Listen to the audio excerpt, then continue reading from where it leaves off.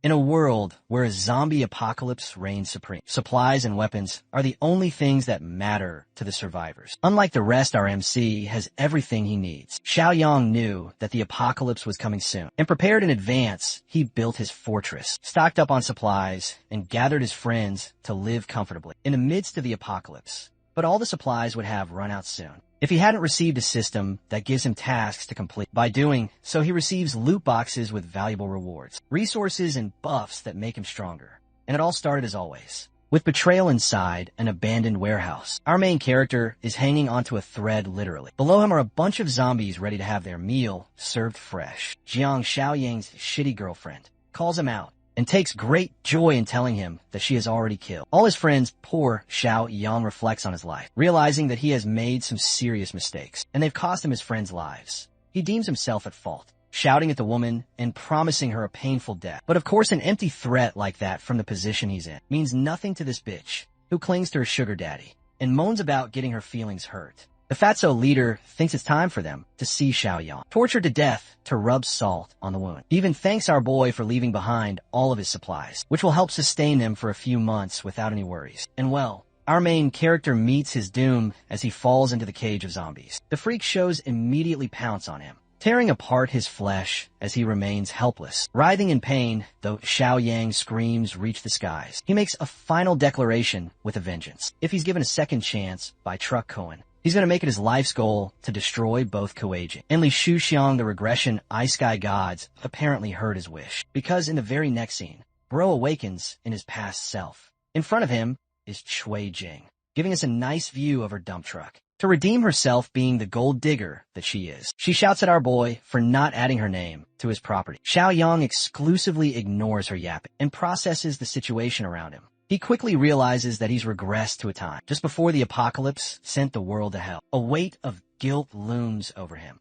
as he recalls the painful betrayal he experienced at the hands of Cui Jing, the fake hoe who graduated from the University of Upology. The betrayal resulted in his family's inheritance getting squashed, as well as his wealth getting destroyed. Damn, I don't even think a zombie apocalypse was necessary. This woman is a walking apocalypse herself. Let's talk about the specifics of what happened. Just like your typical zombie outbreak story, humans suddenly became infected with a virus and began hunting each other down. Thanks to Xiaoyang's excellent connections and reliable friends, he was able to form a safe zone to help the survivors. Everything was proceeding smoothly until one day. The apologist arrived to seek shelter. She pretended to be helpless and lost, and because of her pathetic state, our boy took pity on her and invited her in. That became his most regrettable mistake he ever made. Playing the nice guy cost him. She easily took advantage of the situation and invited her own group inside the safe zone. The fact that this same woman is standing a few feet apart from him and shouting at him to give him money is all you need to know about how insufferable she is. Our boy is giving her the look of death and wants to strangle her, but he knows that there's no point rushing things right now. However, he does shove her outside because she just won't shut up. The door slams shut on Qijing's face, and her confusion is satisfying. To see the same dude who she treated as her slave all this time suddenly has the balls to kick her out without any issues. Back to his apartment, Xiao Yang quickly glances at the calendar, realizing that he's only got a month in preparation before the world-ending apocalypse rears its head on him suddenly. Something strange happens as a system screen pops up, activating the apocalypse system. His objective is to own a piece of land and prepare a year's worth of supplies. Something tells me the system must be taking inspiration from Genghis Khan. Did I mention the reward? It's 10 points, which can be exclusively exchanged for rewards at the store. Seeing the happy expression on his face, you can tell how Xiao Yang's feeling. He's really glad to discover his fancy new system that can help him manage through the apocalypse. Inside the store, there are only 3 items for now: an enhancement potion, a survival kit, and a protagonist supply box, which I find interesting. Each of them can be exchanged for different point costs. Things are already going better for him than he anticipated, as Xiao Yong quickly remembers just how miserable he was during this point in his life, because he wanted to gather every tiny penny for Qijing's dowry. He skipped out on his meals and starved himself to save costs. Imagine doing all of that for a girl that still ends up betraying you. Anyway, he grabs his phone, realizing he should order some food, because the zombies won't let him have any of it anyway. That same night, the scene cuts to him savoring at the sight of his dinner, personalizing his expensive takeout experience. Bro is so eager to taste quality pork that the moment he takes a single bite, he gets the power of the gods and becomes shredded as hell. Just kidding. but that's definitely how it feels because of the amazing taste. So he starts munching down on the food, like a Victorian child who hasn't eaten in days. And the next thing he knows is his phone blasting up. Xiaoyang checks it and realizes that it's a call from Cui Jing's best friend. When Shuya, in typical toxic best friend fashion, she starts mouthing off at him on the phone for dismissing his girlfriend. The chick gets on his nerves so much that he hangs up on her. Instead, he focuses on his objective to acquire a piece of land. His current goal is to build a powerful fortress that can easily be defended, but also shares the facility of water and forests nearby. So the following day, our boy gets to work. He's making way inside a real estate company and talks to a property consultant to assist him with his request. She greets her customer, inquiring about his intentions to buy or rent a house. Before he could answer, their conversation is interrupted by Shawnee's superior, who orders her to work on bottom-tier tasks instead of being at the front. This asshole is actually the company's sales manager, Ju. He shoves her aside and tells her to go work at the back, even though she was perfectly fine assisting a client manager. Ju is a discriminating corporate douchebag who calls Xiaoyang a brokey. From one look at his outfit, our boy quickly defends himself, calling out the disrespectful manager's words. Instead of apologizing, the manager doubles down on his take, emphasizing that people like Xiaoyang can't even afford a toilet and therefore shouldn't be taken seriously. Xiaoyang despises this guy's guts and promises to ruin his confidence. With his next move, bro whips out an American Express card and proudly declares that he's here to buy land. The fact that he's out here to buy land causes all of them to get startled and roaring in shock, realizing that they've struck gold with this customer. The consultant, Xiaoning, nicely tells him to come along, as she'll brief him properly with a detailed account. The whole thing gets under manager Ju's nerves, who thinks that this kid is bragging, without any money to back it up for it. In the next scene, Xiaoning presents him with a list of land options for him to purchase. But our boy's not here to look around from a list. Instead, he plans to speak his exact requirements, so they can get something for him. First off, he wants the place to be near the mountains, with a fresh and flowing water source. A proper transportation system should also be there. And lastly, he'd prefer a factory or a big house situated upon it, with his exact requirements in mind. Xiaoning considers her options. Manager Ju decides to swing in with a recommendation in order to humiliate our boy. It's true that there's a plot in the East District, but it's incomplete and riddled with unfinished factories and other complications. That's why Xiaoning doesn't want to recommend it. However, this arrogant lad doesn't care. He thinks that Xiaoyang is intentionally listing ridiculous requirements because a customer like him never has any intention of buying in the first place. To that, our boy raises a question, wanting to know if the East District plot really does satisfy his requirements. Xiaoning agrees, but reminds him about the unfinished factories and the project leader. Exiting the project, checking the records of the plot, Xiaoyang quickly realizes that he might actually have something going for him. This is a nice plot, easy to defend with a barbed wire enclosure, and difficult to approach or attack. The fact that there are unfinished factories is a bonus for him. Right away, he agrees to purchase the plot and sign the contract. The polite consultant lowers her head in agreement, but she's totally shocked that her customer is about to buy a place with unfinished factories roaming around. Xiaoyang doesn't exactly give a damn and wants the contract to be brought up so he can shove some shit in the manager's mouth. Hilariously, in the next scene, Manager Ju is screaming at the bill, questioning how the hell anyone could leave a giant deposit. It doesn't make sense to cover millions for a plot with a bunch of rundown factories. Here's the best part. Xiaoyang quickly turns up to remind him about the deal. Since he's purchased the plot, the manager has to eat a fresh load of crap as Xiaoyang is walking away. Even the other customers are ridiculing the manager, streaming his reaction and awaiting his performance. They're so ready to volunteer for the task. Let's go back to our boy, recalling his two main missions from the apocalypse system. He's just taken care of one by spending his bride money on purchasing land. His next concern is to stockpile a ton of resources for a year. As he's walking away, Xu Shuang actually sees him and wonders what the guy is doing here. Fuji the whale then glances at the ridiculous scene taking place in front of him. People have Manager Ju on his knees, and they're force-feeding him shit on a live stream.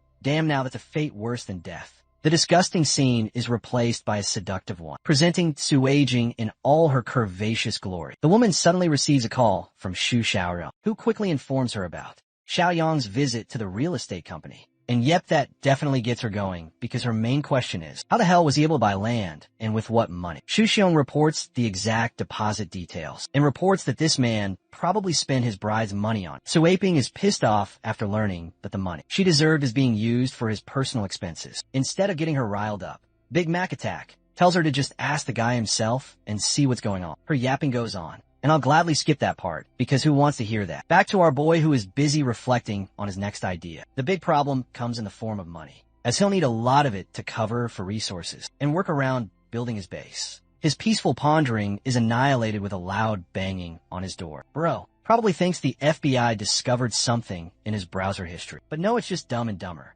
two of the most annoying women on the entire planet, and they're furious with the way Xiaoyang spent Suijing's money, completely confused by the situation. The dude wonders what the hell is going on. Suijing does not spare him a chance to say anything, and straight up accuses him of using her money to buy land. Not just that she claims ownership over the land, he just bought too. As you can tell, Xiaoyang finds her accusations to be ridiculous. First, he slaps her shoulder with a pile of cash, and then he reminds her that he's never going to allow a woman like her to spend even a single cent. In fact, he even brings up his knowledge of Xu Chong and Kuei Jin dating each other in secret, which ultimately surprises her. Even more worst bestie of the year chimes in a cover for her friend, acting innocent and stating that it's just a misunderstanding between a couple. However, our boy isn't convinced and straight up calls her a cheater for playing him against her. Sugar daddy slamming the door on her face. He tells her to get lost instead of feeling guilty over her actions. The one thing that bothers Cui Jing is how our boy was able to discover their secret relationship. That's how you know this woman is very messed up.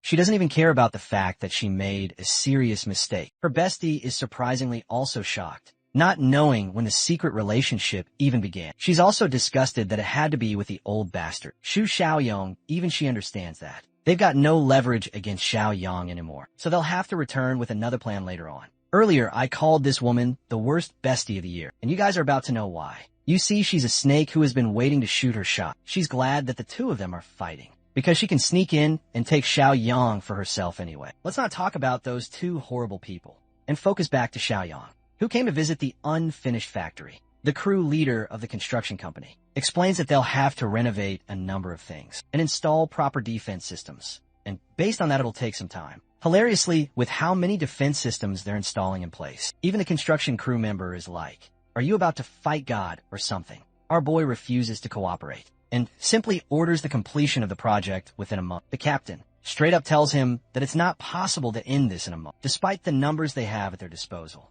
It won't be enough, but funnily enough, the same captain then tells him that the kid will have to pay more to finish his demands in a month. The project will be rushed, so they'll need a minimum of 20 million for the job, without even despairing at the price. Our boy simply smiles and asks to confirm it's really all they want. The leader expresses that Xiaoyang will also have to make an upfront payment of 5 million. To get things started, our boy is actually on board with the plan and explains that he'll get the money transferred in 1 week, as long as they don't waste time and begin right away. The captain is at a loss for words. He's probably wondering if Xiaoyang's the son of Chinese Elon Musk or something else, and our boy emphasizes that if he skips out on the payment or crosses them in any way, he'll name the plot under their name in order to prevent the damages. The attractive deal gets sealed. But right then the conversation is interrupted by Qijing's friend, who acts all buddy-buddy with him and grabs his arm. Asking what he's up to already, our boy is pretty damn pissed off, knowing that in the previous life, this bitch was also involved in a scandal, and she helped Shui Jing to steal his family's property. He eventually plans to deal with her in his own way. But for now, Xiaoyang, how she ended up here, the girl refuses to answer, and brightly questions if this is the plot he's been working on. She wonders if he's going to use it to build a villa on top of it. Done playing a nice guy, Xiaoyang frees himself and tells her that it's none of her business. This pisses the bitch off even more. She can't believe that he's acting so rude, even though her heart is racing for him out of love. Focusing back to his project, Xiaoyang tells the construction crew to expand some space for the gate. Feeling ignored, she frowns at her inability to capitalize on this golden opportunity. She knows that Qijing's relationship is in shambles, but she can still play her cards and steal the land from our boy. I'm starting to feel convinced that our boy is a chick magnet for the worst women ever back at his apartment. Xiaoyang manages funds by using his house as a collateral, but even then that's not enough to cover the initial payment. His biggest concern is getting a boatload of money. He even considers the idea of selling his place a few times to a few different owners, knowing that it won't matter when the apocalypse is going to come anyway. What are they going to do, sue him in a zombie court? His peace and quiet is shattered when an annoying old man bangs on his door, shouting that Xiaoyang opens it at once. Apparently this dude is supposed to be his neighbor, Grandpa Lee, who appears to have some money. The old guy is so rich that he owns the first 2 floors to his name, and now he's looking for Xiaoyang's place too. The only reason our boy didn't sell it in the original timeline is because he thought of this place as his eventual wedding house. But with how that turned out, and how this old fart is constantly shouting at him, he's starting to change his mind. Grandpa Lee scolds the kid for going out clubbing, even though Xiao Yang completely denies such false accusations. Instead of continuing the meaningless argument, our boy simply surrenders the house to the old geezer's name, finally making the leap to have it sold. This brightens the annoying geezer's mood. As he's astonished to hear those words coming out of the kid's mouth, Xiao Yang emphasizes that there's a condition attached to it. Since his new place won't be ready for another 6 months to come, he'll require an upfront payment of 5 million so that he can personally pay off his house loan. It's actually a pretty smart strategy. If he repeats this a few more times with different buyers, Xiao Yang intends to shut the door on him if he declines. But at the last moment, the old geezer caves in and accepts the conditions. However, he wants a contract to be set up, so neither parties experience any issues. Of course, something as simple as a contract never bothered our boy, especially when he knew this geezer would die after claiming the house. Anyway, things are looking good so far. He'll soon get access to 5 million from Grandpa Lee, and with the 3 million he pledged on his own, he now has 8 million to work with in total, thanks to completing the first requirement. He can also now claim a reward for the mission. In the next scene, our boy is Speed running the grocery stores. This man has become the Max Verstappen of a shopping trolley. Even the people around him are starting to question if the kid is mentally ill or some shit. Their reaction is solid, especially when you realize that Xiao Yang has like 7 different carts, jam-packed with stuff inside. The people think that someone must have fooled him with the fear of an incoming apocalypse, forcing him to buy all that. Xiao Yang doesn't pay attention to these fools and ends up completing the second task. He assesses where he should be spending his points. Even though he could boost his stats, it would be more efficient to get the toolbox of the protagonist. Without any hesitation, he chooses it and spends all his points. The result is a beaming mystery box, which unveils a powerful space ring to store his items in a static dimension. Overall, our boy is pretty satisfied to get his hands on a legendary item. He also doesn't have to worry about his food going bad inside the static dimension anymore. If you guys think gathering 1 year's supplies was next, well, the system goes even further and now demands him to gather 10 years of supplies to earn more points, having caught attention from the store's manager. Security arrives to take care of any lunatics causing a scene. Yang Tao is surprised to find Xiao Yang here of all places. To give a bit of a background check, Yang Tao used to be an annoying bully back in her school days. They tormented the weak, including our boy, who refused to accept their orders. Their encounters during school were already rough, and now this guy is out here, screaming at Xiao Yang to return all these supplies back to where he found them. Instead of causing a scene, our boy gives him a fearless smile and points out that nothing has changed regarding Yang Tao's personality, as he's still Captain Douchebag like he was before. He promises to follow up with the purchase too, but in the eyes of the security manager, he thinks Xiao Yang is messing around, and he demands him to pay at once or suffer the consequences instead. An entire hour later, 4 receptionists finally end up concluding the checkout. For all the items, it results in a total of nearly 57,000 yuan. Right away, Yang Tao forces our boy to insert his card and check out at once, acting like he just pulled off some kind of god-tier move. Xiao Yang swipes the card with confidence. To the manager's utter shock, the transfer goes through, flooring Yang Tao's expectations. Humiliated, he takes his men and turns to leave. But our boy's not quite done, as he calls him for one last thing. Xiao Yang expresses that he received unjust rudeness for his purchase, so he wants an official apology, or else he'll return these items immediately. Hearing this gets Yang Tao's blood boiling, who thinks that the kid is pushing his limits and deliberately looking for trouble. But in today's world, cameras are everywhere and people can be easily documented. That's why the other customers, they're holding the rude security manager on the spot, ordering him to give an immediate apology or become famous on TikTok for his stubbornness. Things are working out great in Xiao Yang's favor, who reminds his old classmate that an apology won't hurt him. In fact, it might just give him the push to buy 10 times more. Yang Tao thinks it's an exaggeration, but our boy calmly decides to prove him wrong a second time by showing him his balance. When he swipes the card, the look on Yang Tao's face is priceless, as he's unable to comprehend how this guy has 7 million casually sitting in his account, with no other way to save his face. Xiao Yang pushes the humiliated Yang Tao to offer an apology. The bully caves in and lowers his head, apologizing for his behavior, to embarrass him even more. Our boy pats his head and reminds him not to behave rudely, for no reason as he's leaving. Yang Tao curiously asks what he bought all of this stuff for, using the best answer in the book. Xiaoyang dismisses him by stating that it's none of his damn business, and that he's planning on something big.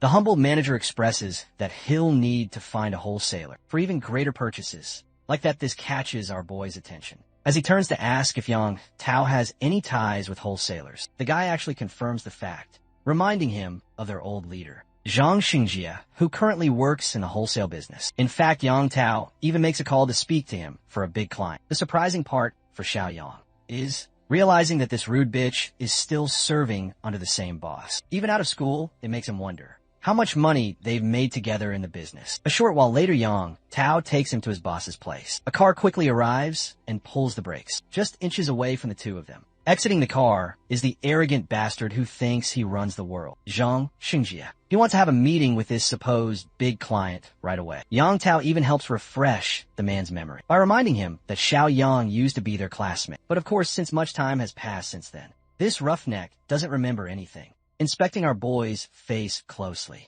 he suddenly realizes he's Xiaoyang's identity.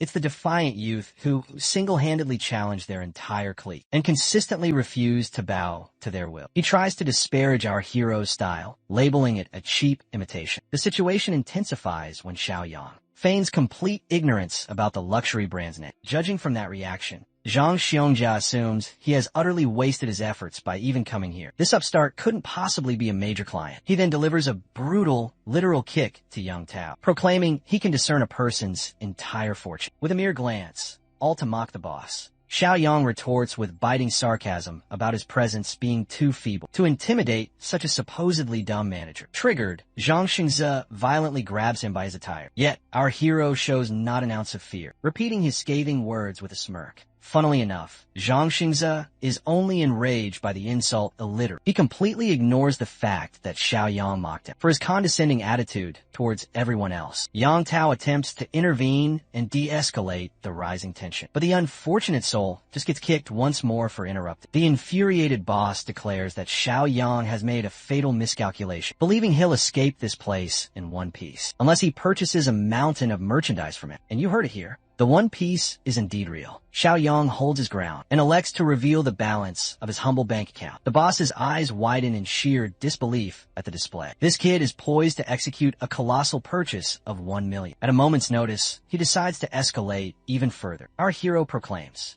that he will, in fact, be acquiring 5 million worth of provisions. The initial million is merely a down payment to set the gears in motion. Fascinated, Zhang Xingjie now asks what kind of supplies he is seeking. The young man informs him that he requires anything and everything edible or potable to be bundled as part of the massive order. Despite a wail of a client standing right before him, this avaricious boss plots to effortlessly swindle our protagonist by offloading a shipment of food nearing its expiration. For him, this is like hitting the jackpot. Deep within the warehouse, Zhang Xingjie unveils the merchandise and dangles a 10% discount if he clears out the entire stock. However, our hero is laser-focused on the quality of the items first and foremost, so he opts to inspect a random bag of peanuts, and in an instant, he exposes how the vast majority of the items are about to expire, laying bare the boss's bottomless greed. Zhang Xingjie genuinely had no idea that Xiaoyang would be so knowledgeable in this particular industry. Panicked, he now offers a staggering 50% discount if he just takes everything from that specific pile. Yet, our protagonist swiftly rejects his desperate offer, declaring that if he's investing 5 million for supplies, they must be of the absolute finest quality available. But he reveals a twist. He has a specific use for these expiring goods. The boss cannot fathom what grand scheme he has concocted, but now that a discount has already been put on the table, Xiaoyang masterfully uses it as leverage in his negotiation. He desires all the near-expiry products, but on the condition that payment will be deferred for 1 full month. Zhang Xingjie seems amenable, but he fears what might happen once the products fully expire, and his client potentially backs out of the agreement. In response, Xiaoyang even proposes to mortgage his own residence to cover the cost. The boss at this juncture is now deeply curious about the kind of enterprise Xiaoyang is operating, one that allows him to procure expiring items without hesitation. Our hero harbors no regrets about his choices. In fact, he leaves a cryptic piece of intel for the boss. In a matter of mere days, even food that has expired will be regarded as an unimaginable luxury. This ominous prediction sent a chill down Zhang Xiang's spine, but refusing to elaborate further in his signature mysterious style, Xiaoyang finalizes the agreement and promises to provide the delivery location shortly. Just then, he answers his ringing phone. Our hero learns that a very eager buyer has made contact with him regarding his house. He concludes his business at the warehouse and entrusts them to manage all the arrangements. As he makes his exit, young Tao is left to wonder if they were the ones who just got played. Even the boss can't comprehend how a regular-looking kid is out here, spending millions of dollars without a single care. In the subsequent scene, the prospective buyer actually wires a deposit of $400,000 for our protagonist's home. He also agrees to the contractual stipulation that Xiaoyang will vacate the premises within 3 months. I trust you all can see the genius of his master plan, can't you? He is unconcerned with the legal ramifications, because the world as they know it will soon descend into utter chaos. Xiaoyang is taken aback by the old man's sheer desperation, who didn't even bother to inspect the property and sealed the deal regardless. He decides to inquire about the old man's pressing reasons, who reveals he's doing it all for the sake of his beloved granddaughter, who must transfer schools and thus needs a new residence for enrollment. They spotted a pleasant-looking house and decided to make a proposal. To playfully test him, Xiaoyang wonders aloud if he should hike the price, now that he's aware of their desperate circumstances. This causes the poor gentleman to flinch with anxiety, keeping his initial price. Xiaoyang reassures him that he would never do such a cruel thing. They promptly sign the contract, and the transaction is officially complete. The old man expresses immense gratitude for the young man's compassion and vows not to impose on him any further. However, this turn of events is secretly heartbreaking for our protagonist, who laments that it is a tragedy that good, innocent people, like this elder and his granddaughter, will likely not survive the horrors of the coming apocalypse, choosing to show one final act of profound kindness. He stops the old man and asks for the address of their current home. In the next scene, Xiaoyang has returned to the construction grounds, inspecting the progress on his sanctuary, of course. The initial payment of funds has been cleared, but the foreman is anxiously awaiting the second installment. Now, our hero promises them the money is on its way and requests a status update on the building phase. From what he can see, a staggering 80% of it is already finished. They've fortified it with heavy-duty doors and structures designed to provide maximum defense. The warehouse also appears to be in excellent condition. It has already been completely sanitized as well. Having received the confirmation he needed, Xiaoyang gives the signal to Zhang Shengjie to dispatch all the goods at once. A short time later, the provisions arrive and are meticulously organized onto each pallet. For the labor alone, the incredibly generous Xiaoyang is paying each worker $2,000 for the job. While the workers are busy celebrating their payday, our hero assists them in categorizing each stack with precision, ensuring the most perishable supplies are stored without any issues. As the evening falls, the entire sorting operation is finally done. Xiaoyang gazes down upon his glorious masterpiece. At long last, he has successfully stockpiled a decade's worth of supplies, earning a crucial 20 system points on top of it. Once more, he examines the system's virtual marketplace and observes that another mystery box has appeared in the available options. The single greatest advantage of the system is that he can obtain access to these godlike powers before the zombie plague even begins to ravage the globe. Spending 10 points, he acquires another enigmatic box, which reveals a legendary skill known as the Mind's Eye. Its primary function is to perceive hostility and malicious intentions emanating from other people, a truly convenient power when deciding who to trust in the coming apocalypse. His previous mission is replaced by a new one, armed to the teeth. This quest demands that he acquire a massive arsenal of weaponry and stock up Baba Yaga style,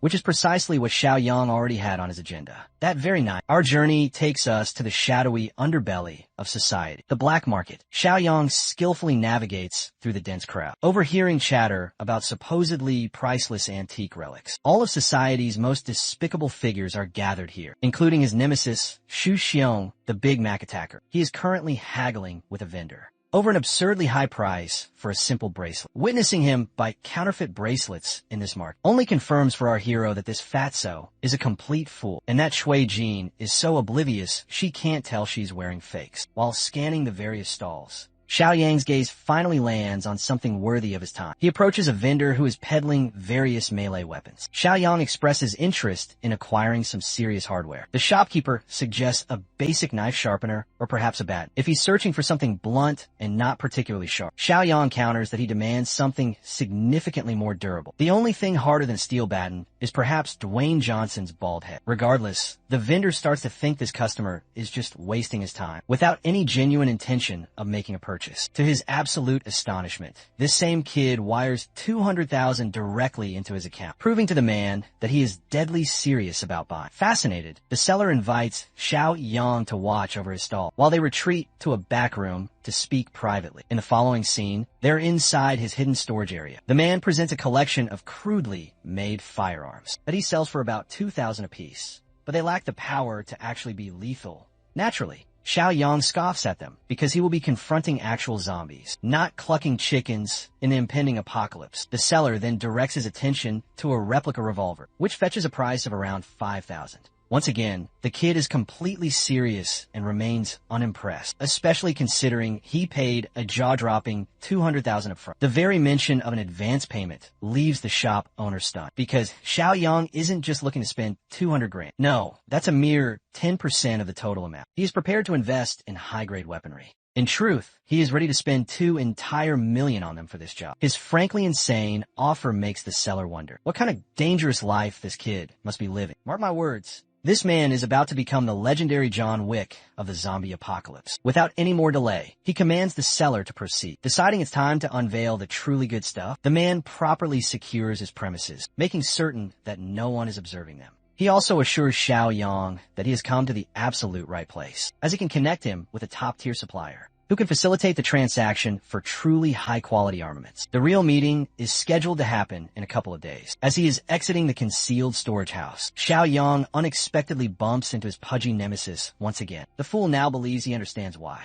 Xiao Yang has been living such a comfortable existence lately. He wrongly assumes that the kid must have sold off a large portion of his family's items on the black market to become so suddenly wealthy. Little does he realize, Xiao Yang is completely unfazed by his petty provocations and merely wants to use this buffoon to test out his newfound ability, activating the powerful mind's eye. He first gauges the true intentions of the weapons seller, who appears to be genuinely on his side. But as for the fatso standing before him, not so much. Xiao Yang fires back, telling Xu Xiong that, just like those cheap secondhand bracelets, he also took in Kuei Jing, who is worth about as much as the fake junkie bought. Someone is definitely going to need some eyes for that brutal burn. A single, sharp remark is all it takes to make Xu Xiong's temper flare. The vendor now asks if the two of them know one another. To this, our hero emphasizes that it's much better to consider him a mortal enemy, now that he and the seller have become good associates. The seller pledges his full support to our protagonist, vowing to beat the living daylights out of the old fool for daring to mess with him. Xiao Yang departs, completely satisfied,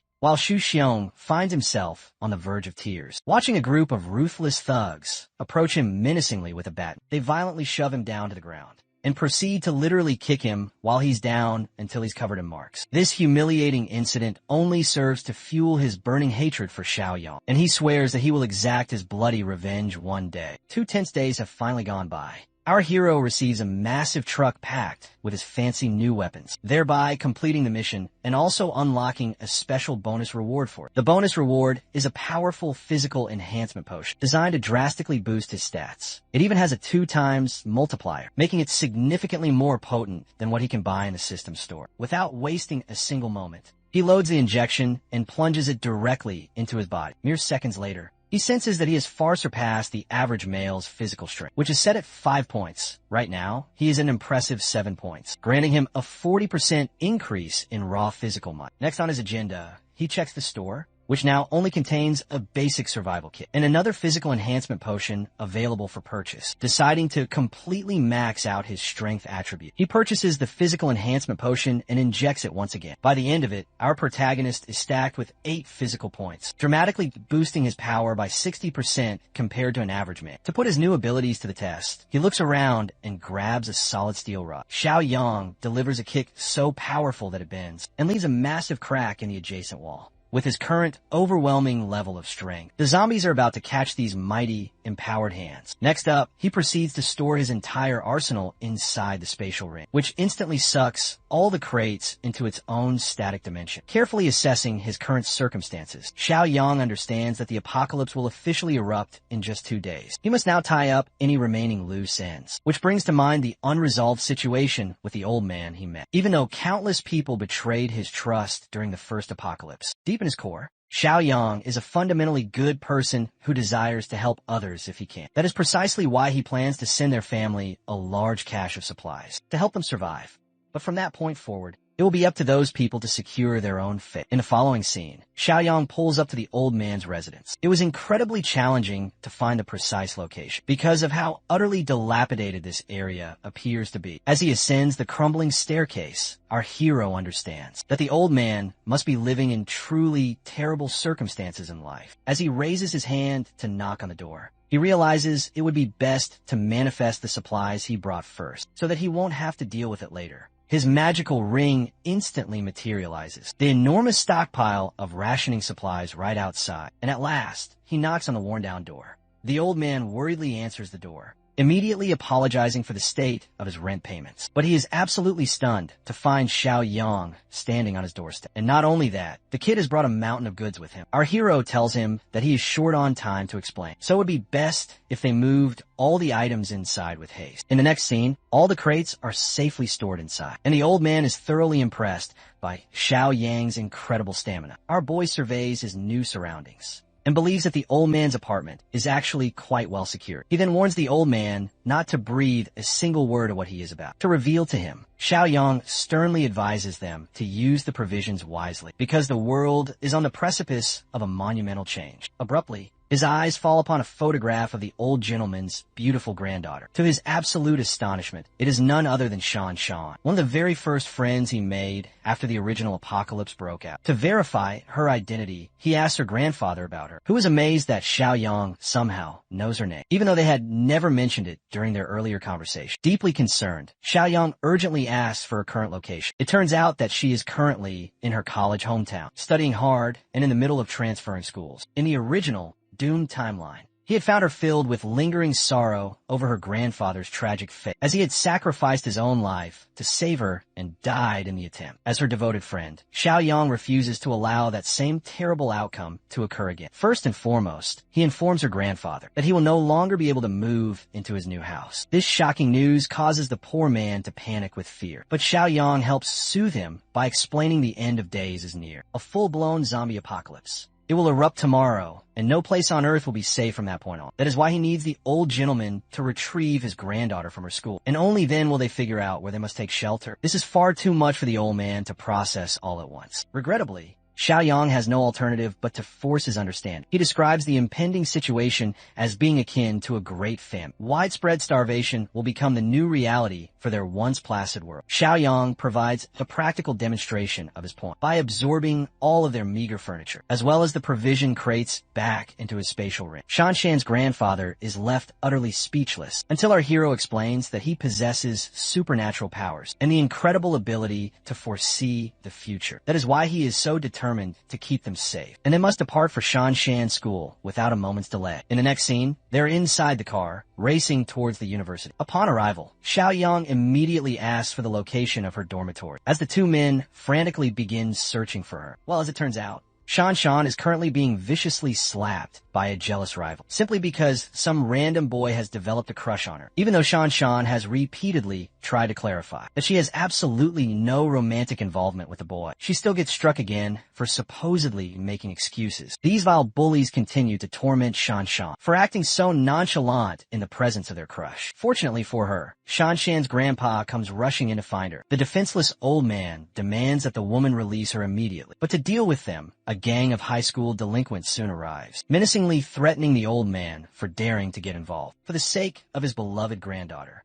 the old man charges him blindly and confronts the three thugs. One heartless bastard is about to smash his head in with a baseball bat, but before the attack can even connect, Xiaoyang seizes his arm with a grip of steel and stops it cold. He taunts the thug for pretending to be some kind of fearsome gangster, when, in reality, they're just a pack of high school punks. The idiots foolishly attempt to clown on him, but Xiaoyang gives a beautiful response by kicking the first guy so hard that his hair practically turns blonde. Just one powerful kick sent him sprawling to the ground, making the other two morons begin to question if they're actually up against a highly trained professional fighter. They stupidly decide to try and surround him, thinking that tactic will somehow make a difference. Our hero gladly welcomes their pathetic attempt. The thug with the club tries to strike him from his blind spot, but completely whiffs his target as Xiaoyang ducks with inhuman ease. Now that he has greatly amplified his base strength stat, his natural reflexes are on an entirely different plane of existence, allowing him to react with blinding speed.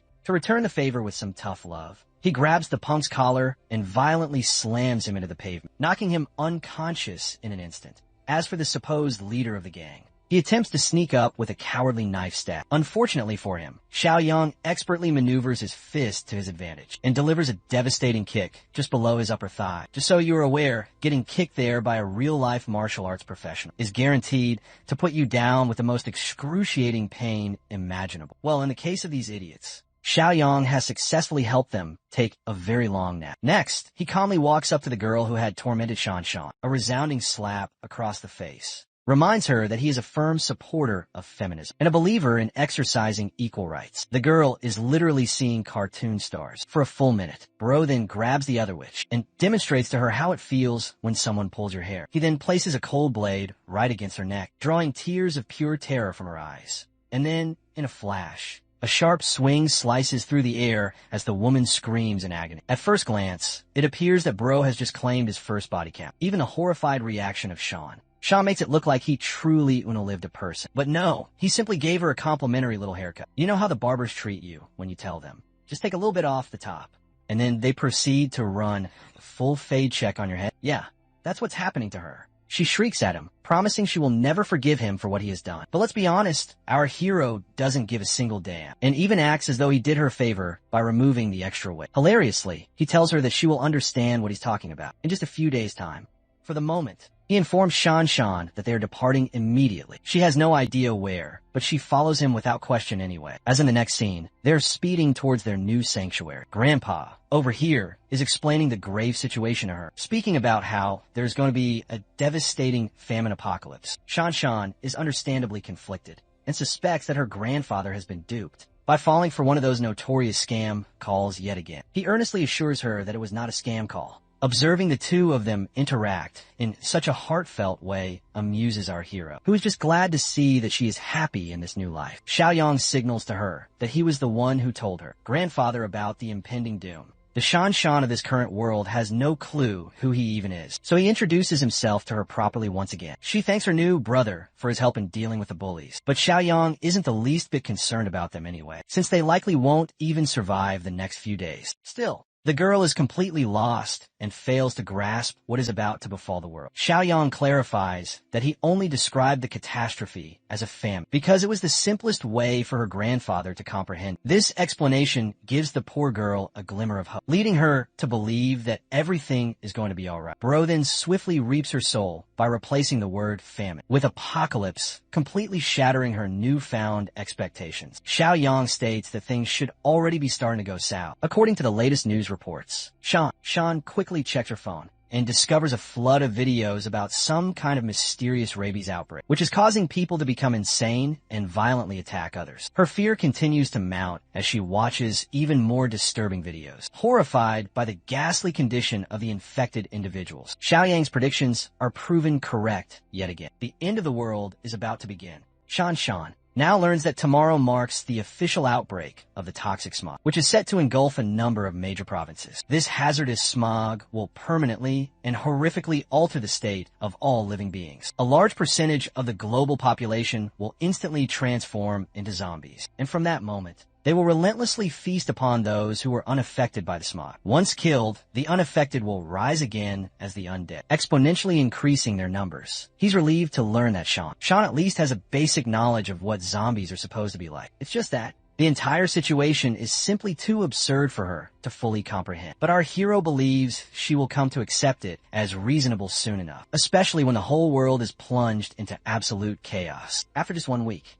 But for right now, they are confronted with another pressing problem: traffic. Xiaoyang is shocked to see that the emergency lane is also completely blocked. The highways are jam-packed. Shan is terrified for her life, fearing that the zombies will find and attack them while they're trapped here. Xiaoyang reassures her that it's not that dire at the moment, as the apocalypse has not yet fully and truly broken out. Still, even though the main apocalyptic event is supposed to happen later, the probability of a small-scale outbreak happening here is also quite high. And speaking of dangerous, a reckless driver decides to ram his way into the lanes by forcing his way through. He ends up slamming directly into our hero's vehicle, who is now furious and retaliates in kind. He tries to block the invading car from entering the emergency lane. The guy pulls up right next to his car and begins to hurl a stream of curses at Xiaoyang, realizing that they're dealing with an arrogant, snobbish rich kid driving a high-end Mercedes. Shan's grandpa advises that they should just let it go, but our hero does not play around like that. He wouldn't mind granting this guy an early demise if he continues to bother them. Out of the car in the following scene. The traffic jam has finally cleared up and the situation has been resolved. After waiting for an hour, Sean shouts for our hero to watch out for the same driver from before, who is rapidly accelerating in an attempt to cut them off. Even Xiaoyang is amazed by this guy's sheer stubbornness. The dude swiftly cuts ahead of them, just so he can mock them. Even Shan's grandpa feels that this is incredibly unsafe, and that they absolutely should not stoop to his petty level. However, Xiaoyang has long since stopped giving a flying damn about these kinds of people, knowing full well that the apocalypse will absolve him of any potential crimes. What he ends up doing is violently ramming his car against the guys, causing it to spin out of control and crash on the side of the road. The spoiled trust fund baby stumbles out of the wreckage and immediately calls the traffic police to have Xiaoyang arrested. He is not the type of individual to let someone walk away after they have slighted him. In the subsequent scene, our heroes have arrived back at the facility that Xiaoyang has invested so much time and effort into. Even Shan's grandpa is flabbergasted that they will be residing here from this point on. He assures them that beginning tomorrow, their lives will be irrevocably and permanently altered. So,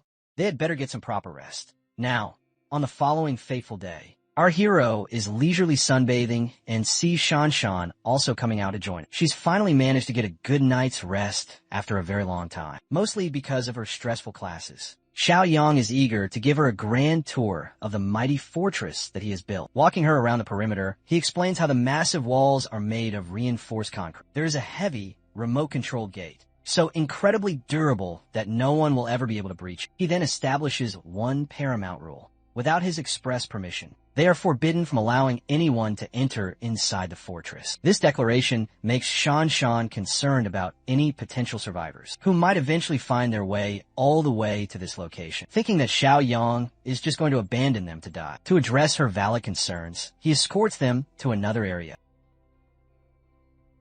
In the crucible of a world's end, it is the shadow lurking within the human heart that forces one to treat every other soul with extreme caution. In this brutal new era, an act of kindness, if not carefully weighed, is a self-inflicted death sentence. To provide for any potential survivors, he has ingeniously established a fortified buffer zone, a place designated for temporary asylum, a sanctuary that can be utilized to aid them even during his absence. Once more, Xiaoyang issues a stern reminder. No one is to enter the primary fortress. With that rule established, he guides them towards the massive food storage facility, outlining the strict protocols for rationing that will govern their existence. As they navigate the cavernous warehouse, he turns to face them for one final critical inspection. Unleashing his eye of insight, he performs a scan of their deepest intentions. Both of them radiate an aura of unmistakable, genuine trust. He is pleased to have found such well-meaning allies. Next, Xiaoyang materializes a portion of his arsenal, declaring that these instruments will be the key to their very survival. Grandpa is entrusted with a shotgun, while Shan acquires a formidable and silent crossbow. His one and only directive is to ensure these weapons never, under any circumstances, fall into an outsider's hands. Alright, it is time for an update from our ever-present systems task list. Xiaoyang's next mission is to locate his former partner, Jiang Qi, who is also a trusted friend from the original Doom timeline. The immediate challenge is pinpointing Jiang Qi's current whereabouts. But have no fear, because the system helpfully indicates the exact city where his friend resides. He leaves both Shan and her grandfather in command of the fortress, once again reminding them not to break the critical rules he has laid down. And then he speeds off on a quest to recruit another vital member for their core team, to bolster and solidify it before the apocalypse truly descends. The scene shifts dramatically to a venue known as the KTV studio. A group of close friends are gathered here, enjoying a night of karaoke. They decide to step out for a quick bathroom break to blow off some steam. It is here that Jiangqi accidentally bumps into a beautiful woman, and he quickly apologizes for causing any unnecessary disturbance. Of course, her arrogant boyfriend couldn't care less about his apologies and sends him flying with a vicious kick. Jiangqi is thrown backward, crashing to the floor. His friend rushes over to check his condition. The nerdy friend, over here, adopts a courageous stance and bravely stands up to the hulking meathead who struck his companion, which only serves to further enrage the volatile thug. He immediately grabs Jiangqi's spectacled friend, toying with him menacingly. Jiangqi desperately pleads for mercy, praying the man will spare his buddy without inflicting serious harm. As this chaos unfolds, a nearby waiter witnesses the entire scene play out. He's already feeling ill with a nasty cold, and now a violent brawl is breaking out right in front of him. He attempts to de-escalate the conflict by intervening. The irritated, wannabe rich thug acts like he owns the place and seizes the waiter as well, who desperately gestures for the two kids to flee immediately. Jiangqi and his friend wisely make a run for it while they still have a chance. They hurry back to the safety of their private karaoke room, having narrowly escaped the dangerous confrontation. Even their other friends are stunned to see them come bursting in like that. Captain Glasses recounts the terrifying situation, explaining how they accidentally ran into some thug's girl and ended up getting their asses handed to them for it. It was only due to the waiter's sacrifice that they were saved. Hearing this tale, the other two friends are completely incensed. They want to march back out there and beat down the perpetrator for daring to lay a hand on one of their own. Jiangqi manages to calm them down, stating that there is no point in seeking out more trouble. Well, things are only destined to escalate from this point forward. Remember that waiter? The poor soul has been beaten to a bloody pulp. The wealthy thug has now returned with 3 more of his cronies, and they have all come here to annihilate Jiangqi's entire group. The lead thug commands his men to seize them all at once. Incapable of mounting a defense or causing any more problems, Jiangqi and Nerd Eyes quickly drop to the ground and surrender. There is only one member in their group with enough confidence to even attempt to fight. But just as he tries to break his silence, the thug leader smashes a glass bottle right over his head. Chun, and I'm not even being racist, that's literally his name, is now left with a bleeding head. The scene cuts back to our protagonist, who has parked his car just outside the establishment. He knew that Jiangqi being here made perfect sense. Chun is down for the count. And if that is indeed his blood pooling on the floor, then someone needs to rush this man to the emergency room immediately. The asshole thug leader now seeks approval from his girlfriend, who believes they should punish the one who initially bumped into her. And that shifts their malevolent attention directly onto Jiangqi, who is about to receive a savage beating. In a shocking turn, Chun surges up from the floor and desperately tries to strike down the lead thug. If it weren't for another man restraining him, he genuinely would have caved his face in. The thug leader is taken aback to witness such fierce bravado coming from a mere college student and smashes yet another bottle on top of his head. I'm starting to feel genuine sorrow for this guy. Chun tastes the hard floor for a second time, and his friends cry out in absolute terror for him. Seeing him go down like that infuriates Jiangqi, who leaps into action. But unfortunately, they are swiftly overpowered and detained. The final member of their small group is quivering like a frightened puppy off to the side. The waiter is fighting to maintain his consciousness, while the rest of the thugs are busy pummeling Jiangqi's group. Unfortunately, his desperate punch is easily dodged. He doesn't even manage to take a single one of them down.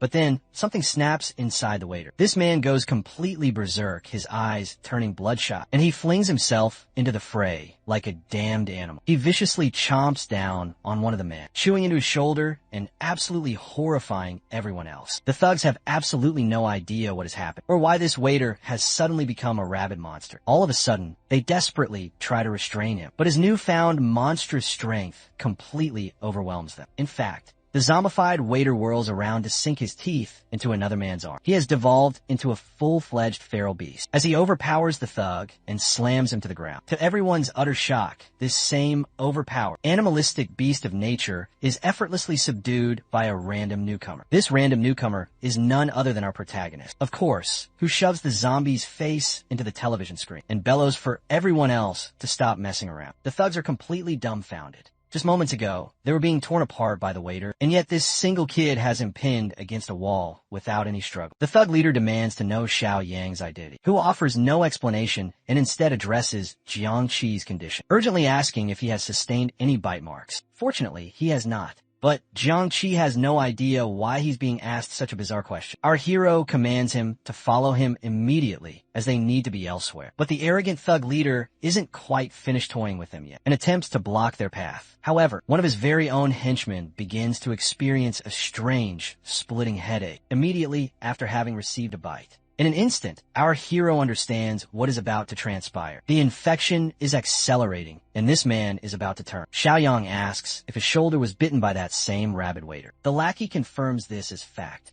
but fails to see the grim connection. Our hero internalizes that this man was, in fact, already infected, and now that he's received a bite so close to his head, it is officially game over for him. Xiaoyang drags the zombified waiter, hurls him into the restroom, and violently slams the door shut. The wild beast relentlessly continues to ram against the door, but luckily, zombies in this early stage lack the intelligence to operate doorknobs. Shifting his attention back to the remaining thugs, our hero prepares himself to deliver a serious ass-kicking, asking Jiangqi which one of them he should take out first. The funniest part is that Jiangqi doesn't even recognize him and is utterly unable to comprehend what has happened. Enraged by the kid's sheer audacity, the thug leader lunges forward to punch his arrogance into submission, humiliating him with a single fluid motion. Xiaoyang grabs his damn face and smashes his head into the ground. The infected lackey from before also rushes to attack him, but he too is obliterated with a single smack to the face, dropping him to the floor, with the man completely unconscious. His friend comes over to ask what is going on,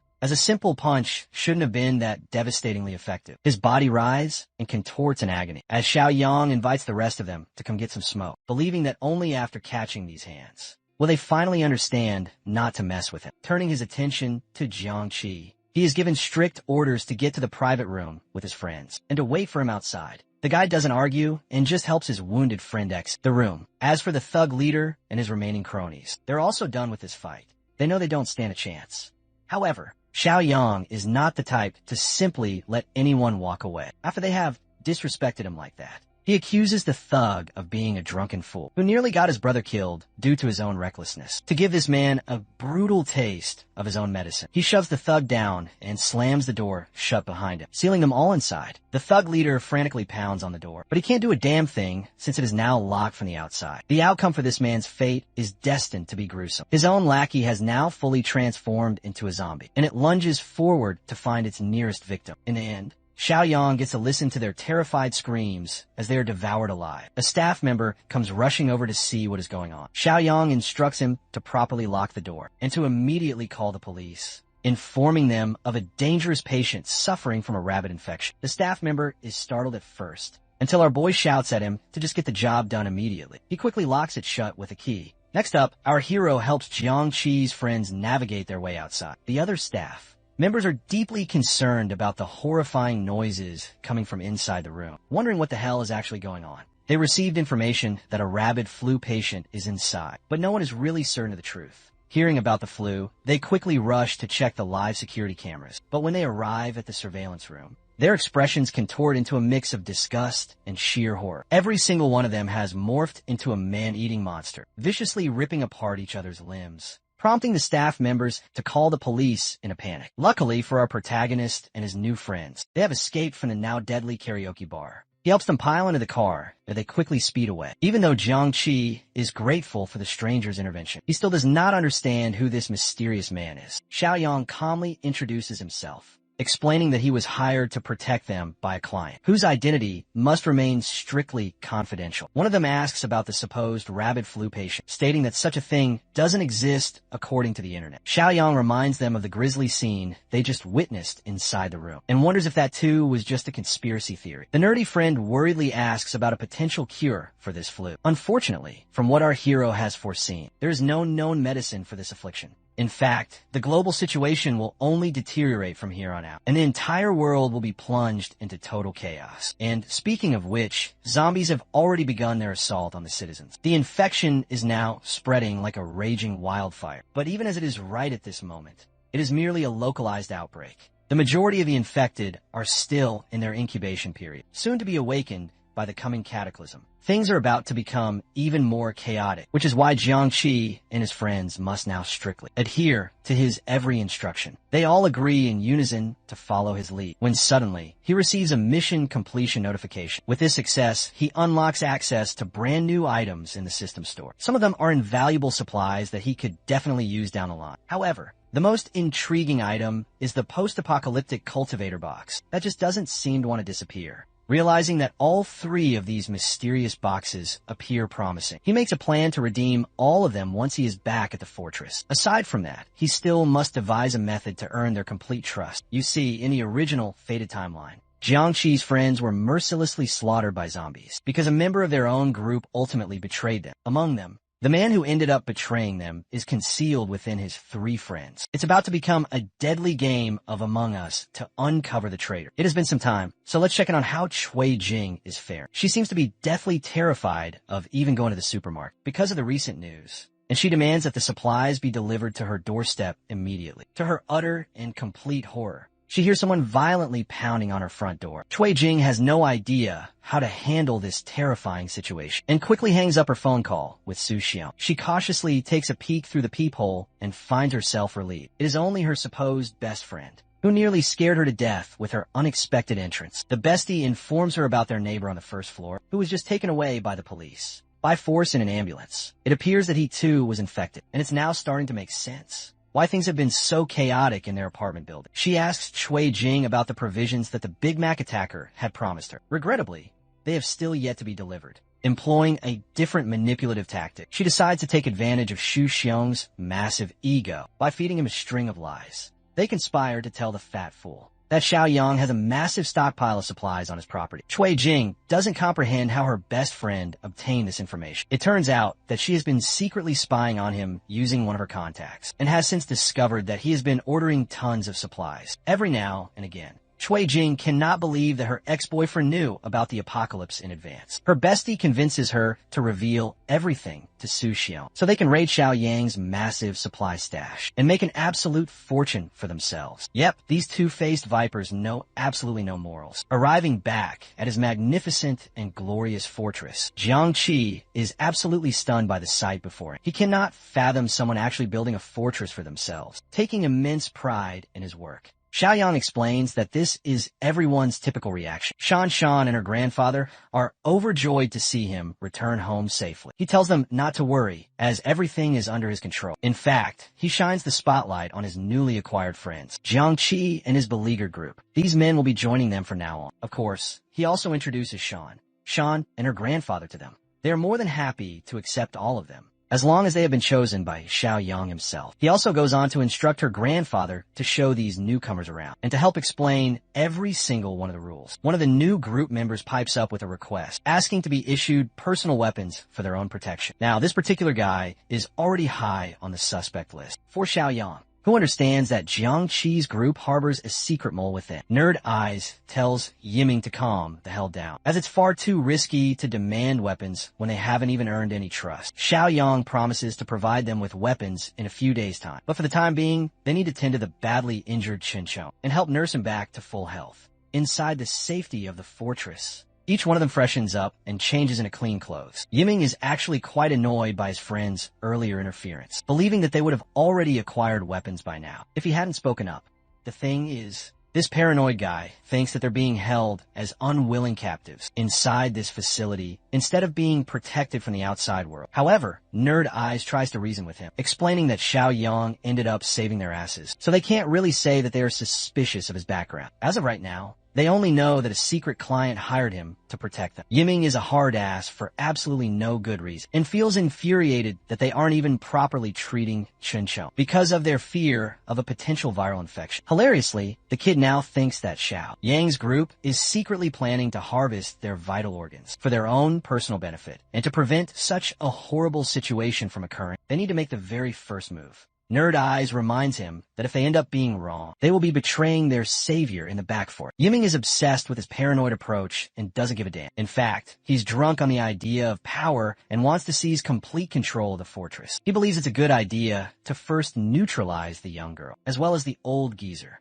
while Xiaoyang is away. With the way he's acting, Jiangqi and his other friend are literally staring at him in utter disbelief. This guy is a complete freak show, and they're only just now realizing. Yiming quickly pretends like he was just joking around, and that he didn't mean a single word of it, relieving his worried friends of some of the tension. Fries, once again, reminds him that if Xiaoyang truly wanted their organs, he certainly wouldn't be letting them roam around so freely. Little do they know, Yiming is a slimy snake and fully intends to act on his own anyway. He is determined to take over the fortress, believing that his own brand of ruthlessness is going to serve him well. In the next scene, Xiaoyang holds a meeting with Shan Shan and her grandfather, who inform him that Chun Chong is resting safely in the infirmary, recovering from his condition as per his instructions. They've made sure to lock and secure everything for safety. Pleased, our hero thanks them and suggests they also get some rest, as they will have plenty of problems heading their way starting tomorrow. One final thing. He advises them to be extremely wary of Jiangqi's other two friends, because he suspects that one of them may attempt to betray them that very night. Our hero heads down to the rationing and provisions warehouse. Here, he checks his system store once again. First off, he taps open the mysterious cultivator box. Then he spends his points on the sugar,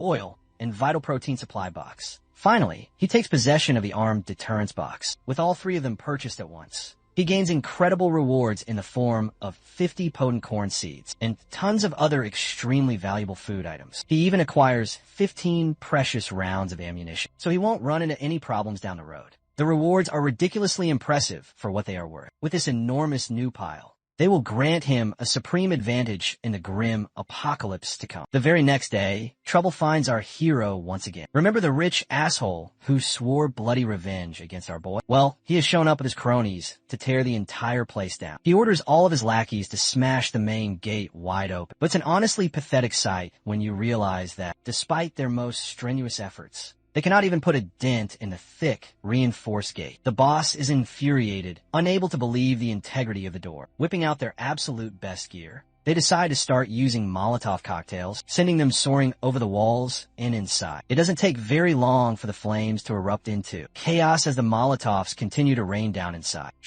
Sean and the rest of the group quickly scramble to put out the fire, with this desperate situation unfolding. She gains even greater conviction in Xiaoyang's earlier words, when he predicted that things would grow far more chaotic from here on. But you know our protagonist, he doesn't like to back down at all. This man has brought out a powerful rifle to deal with anyone who stands in his path. He ascends to the high watchtower and checks out the identity of their would-be assailants. Shan Shan's grandfather is the very first to recognize that it's the same rich bastard they encountered on the highway. His men also spot them from up on the watchtower. The snob roars at them, demanding that Xiaoyang come outside at once, or else he will burn the entire place to the ground, responding with an ice-cold head. Xiaoyang warns them that they have precisely 5 minutes to get lost. His repulsive retort ignites even more white-hot anger from the men, who threaten to use 2 full crates of Molotovs to incinerate the fortress. Suddenly, the system tasks our boy with yet another mission. Grandpa doesn't know what to do and suggests firing a warning shot. By the way,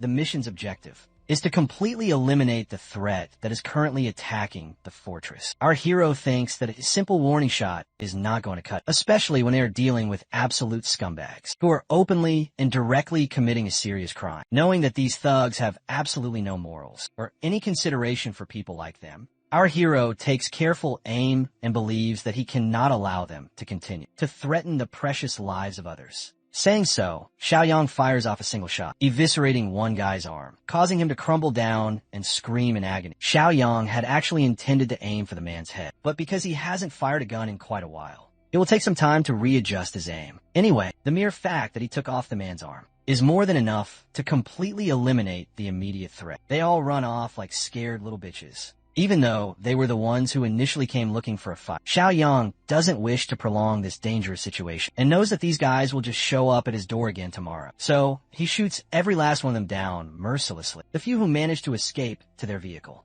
quickly assist their cowardly boss to get inside, who screams at his driver to slam on the gas pedal. I'm telling you all, this man is actually John Wick, and it is so refreshing to see a main character who isn't completely stupid, despite their desperate attempt to escape using the car. Xiaoyang shoots them down using his automatic rifle. It makes the old geezer seriously question the kid's mysterious background. Well, it's a truly miserable ending for these pathetic bad guys. Their car is completely wrecked, and every last one of them is dead. They brought themselves to the doorstep of the Grim Reaper, and the Grim Reaper has now delivered. Next up, Xiaoyang tells Shan's grandpa to use the rest of their group to clean up the bloody mess. But then, a sudden, brilliant thought takes over his mind. Since they are already in the early stages of the apocalypse, now will be the perfect time to let these bodies rot out here and become live training dummies when they eventually reanimate as zombies. So, he halts the cleanup operation and prefers for the dead men to remain right where they are. What our hero doesn't yet know is that Su Xiong is actually on his way too, along with Cui Jing and her treacherous bestie. Cui Jing is becoming quite annoyed by her friend's overly flirtatious behavior in front of the fatso. At long last, they have finally arrived just outside the site. Cui Jing intends to bring her best friend along with her, but suddenly, she gets cold feet and refuses to go. She must come along with them to act as a proper guy, or else they will never know which of the factories is Xiao Yang's place. Refusing to go, Cui Jing drags her outside by force, completely ignoring her whining. The two girls walk up to the location, while Xu Xiong signals for his team to get ready for the main event. When he receives the signal, he will start the car, and then his entire team will join in on the operation. Back to the two girls. The evil bestie over here demands to know why she was dragged along. Cui Jing reminds her that both of them share the same venomous nature, so she's extremely wary of her true intentions. The evil bestie offers up a sloppy excuse, stating that she is intentionally behaving this way, so that they can manipulate Xiao Yang more easily. To their absolute shock, they discover a pile of dead bodies on the ground. It doesn't take a genius to figure out that there has recently been a shootout. Both of them stand there absolutely terrified. They think it's a good idea to retreat, but then they quickly realize that this other party must have also been attempting to steal Xiao Yang's precious supplies. This makes them wonder if Xiao Yang also perished in the resulting firefight. They care very little about what happened to him, as long as his massive supply cache is still around. At first, they ponder retreating and using Xu Xiong to move forward. However, Cui Jing recommends that they press forward and sneak their way inside. The two girls cautiously approach the main gate, but it is so thick and tightly sealed shut that there is no chance they will be able to get inside. This makes them wonder if Xiao Yang actually ended up surviving after all. From high up in the tower, Shan addresses them and questions their true intentions. They both pretend to be closely associated with our protagonist, acting as if they are his dear friends. Shan quickly informs Xiao Yang about the developing situation, causing Cui Jing to become even more frustrated because she now thinks he has found himself a new girlfriend. Her friend reminds her that they are not supposed to be showing such delicate feelings here, especially when they're dealing with heavily armed individuals. Cui Jing is actually completely confident in Su Xiong's ability to handle them because he has brought guns of his own. The only real problem is getting past the impenetrable door, because everything else should be a piece of cake. After that, Xiao Yang comes over to take a look for himself and wonders what on earth Cui Jing and Shuya are doing here. Immediately, he uses his eye of insight to inspect their true intentions. On the outside, these two vixens are acting all sweet and innocent, but he senses deep distrust and malevolent intentions coming from them. They act as if they are genuinely worried about him. But our hero just laughs at their pathetic attempt at a joke. And not only that, he blatantly reveals his knowledge of the fatso Xu Xiong, also hiding nearby along with his entire team of lackeys. Both of these schemers now have a surprised Pikachu expression on their faces, not knowing how in the hell he was able to figure that out. He doesn't even show them a shred of mercy and starts firing off a warning shot. Cui Jing and Shuya cannot believe that he is actually resorting to such extreme lengths. The evil bestie maintains a cool head and reminds Cui Jing to remain calm, because they're now dealing with someone who has a gun. But of course, our hero doesn't want to kill the two of them right away. Be far too simple a fate for the likes of them. And then, one of the fallen thugs' corpses begins to twitch, reanimating into a full-fledged zombie. But he wasn't alone. The entire group was grotesquely rising from the dead. The very same plague from the news reports was now breathing unholy life back into the recently deceased. This is a moment of pure, unadulterated satisfaction for our hero, who desires for these two vipers to suffer the ultimate, horrifying demise. At the gnashing teeth of bloodthirsty, mindless zombies, Cui Jing and Shuya desperately flee for their lives, trying their best to outrun the relentless, prowling, killing machines. They sprint back towards the oblivious Su Xiong, who has no clue about the impending horror. That is, until he witnesses the undead horde hot on their heels. Both of these women are now on the verge of a complete breakdown, pleading for the fatso to act as their noble savior. Xu Xiong never anticipated encountering the infected out here, in this godforsaken place. His strategy instantly shifts as he bellows for his men to retreat. He callously abandons the two women, completely disregarding their desperate pleas. Shui Jing is filled with a rage so potent it defies death itself. The treacherous snake hurls her purse at her own supposed best friend, sending Wen Shuya stumbling and crashing hard onto the cold pavement. Utterly defenseless with nowhere left to run, the newly formed zombies make short work of her, viciously tearing in her flesh and feasting on their prize. As she is being torn asunder, Wen Shuya lets out a final curse at Shui Jing, swearing that she will face an even uglier death when her time arrives. Securing her own escape, the deranged bitch flees the scene, truly believing she made the right choice. By witnessing this horrific karmic justice, Xiaoyang gains more system points for having eliminated another threat. While Shan Shan can only watch in absolute horror, he also receives a brand new mission: to slaughter the lingering zombies surrounding the base. Shan Shan cannot fathom that the infection is this virulent, that it can actually cause the dead to rise again. With this event, the apocalypse has truly officially begun. Xiaoyang explains that terrifying mutations will now run rampant, and that people who are infected will turn into zombies, even after they have already died. Sensing he must update his team, he calls for an immediate and urgent meeting. In the next scene, they're all gathered, discussing their next move. Xiaoyang commands everyone to remain on high alert and to lock down the entire fortress completely, ensuring their bodies have time to adapt to the source of the infection. If their bodies can successfully and healthily adapt, they will be at a much lower risk of a sudden, monstrous mutation. Even so, Jiang Qi is sick with worry for his injured friend. Chun Chong is still isolated within the infirmary, and regrettably for him, his infection is now slowly but surely consuming him. The entire city is now up in flames. Pure chaos is breaking out and ravaging the known world. We shift our focus to Zhang Xingja, who orders his family to stay inside, while he ventures out to the main warehouse to gather whatever remaining supplies he has. He also gives them a strict warning not to open the door for anyone, but things are not looking so favorable for them, as someone is already violently banging on their door. Gesturing for his family to remain absolutely silent, he approaches the door, a heavy golf club gripped tightly in his hand, prepared to knock the soul out of any infected intruder. He realizes it is only young Tao outside and foolishly lets his guard down. That, right there, would prove to be his ultimate fatal mistake, because Yang Tao has brought his cronies to beat the living daylights out of his boss. They kick him to the ground as he desperately begs to be released. Even though the boss had shown kindness to Yang Tao for all these years, his own subordinate ended up betraying him in the end. Of course, Yang Tao reminds his former boss that he was constantly disgraced and tossed around like nothing more than a lapdog. That is the very opposite of being treated with kindness. Zhang Shangji reminds him about the down payment he had personally paid for Yang Tao's sake, so that he could afford to buy a house. Instead of showing any gratitude for that generous gesture, Yang Tao acts as if it shouldn't be a big deal, since his boss has enough wealth to purchase several houses at once. He is here for the warehouse keys, intent on robbing all the supplies. The boss refuses to comply, causing the bastard to attack his family. Yang Tao brutally drags his wife by her hair, which causes the little boy to roar at him for hurting his beloved mother. The poor child can only do so much against them. Yang Tao shows no mercy and smacks the kid with a heavy, open hand. Jiang Xingji roars at him for harming his defenseless wife and child. Being the evil son of a bitch that he is, Yang Tao promises that he will not harm them, as long as he fully cooperates with their demands. In the next scene, they drag him all the way back to the main warehouse. Unlocking it, they step inside, but Yang Tao is severely underwhelmed. He sees that there's barely anything left in stock. The boss reminds him of their recent biggest client, Xiaoyang,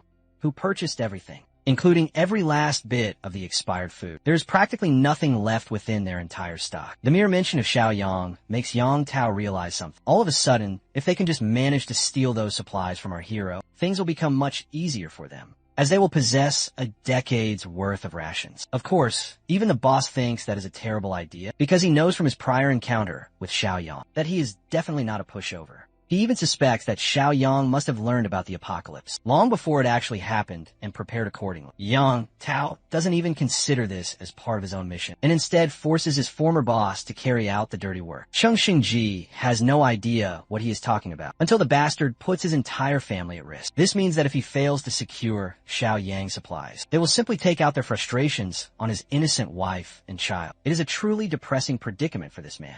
Back at the fortress, things are not looking good for Jiang Qi's friend. He has transformed into a savage animal without any semblance of reason. The group despairs, At the horrifying sight of watching their friend reduced to such a pitiful and wretched state.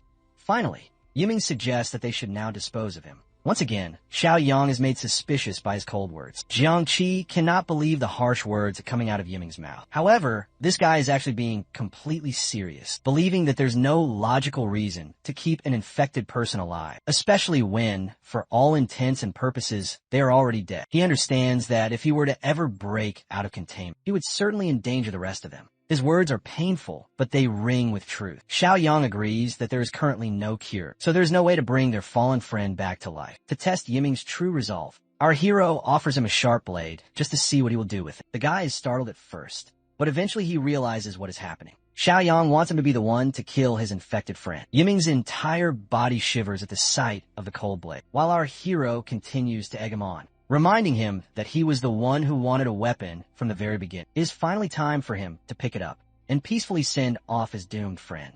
Interrupting their tense conversation, Jiangqi forces the blade out of their hands. He understands the immense weight of the responsibility involved and bravely volunteers to perform the grim task instead. Our hero quickly reminds him that if he follows through with this job, he will become a murderer. It's not a burden to be brushed off easily, but Jiangqi is prepared to place his trust in Xiaoyang's words, and that is why he is ready to do what must be done. Seeing his unwavering confidence, he allows Jiangqi to make his move. In the very next tense scene, he raises the blade and is mere seconds away from slashing his friend's face. But shockingly, Xiaoyang stops him at the very last second, even though they had all agreed on everything.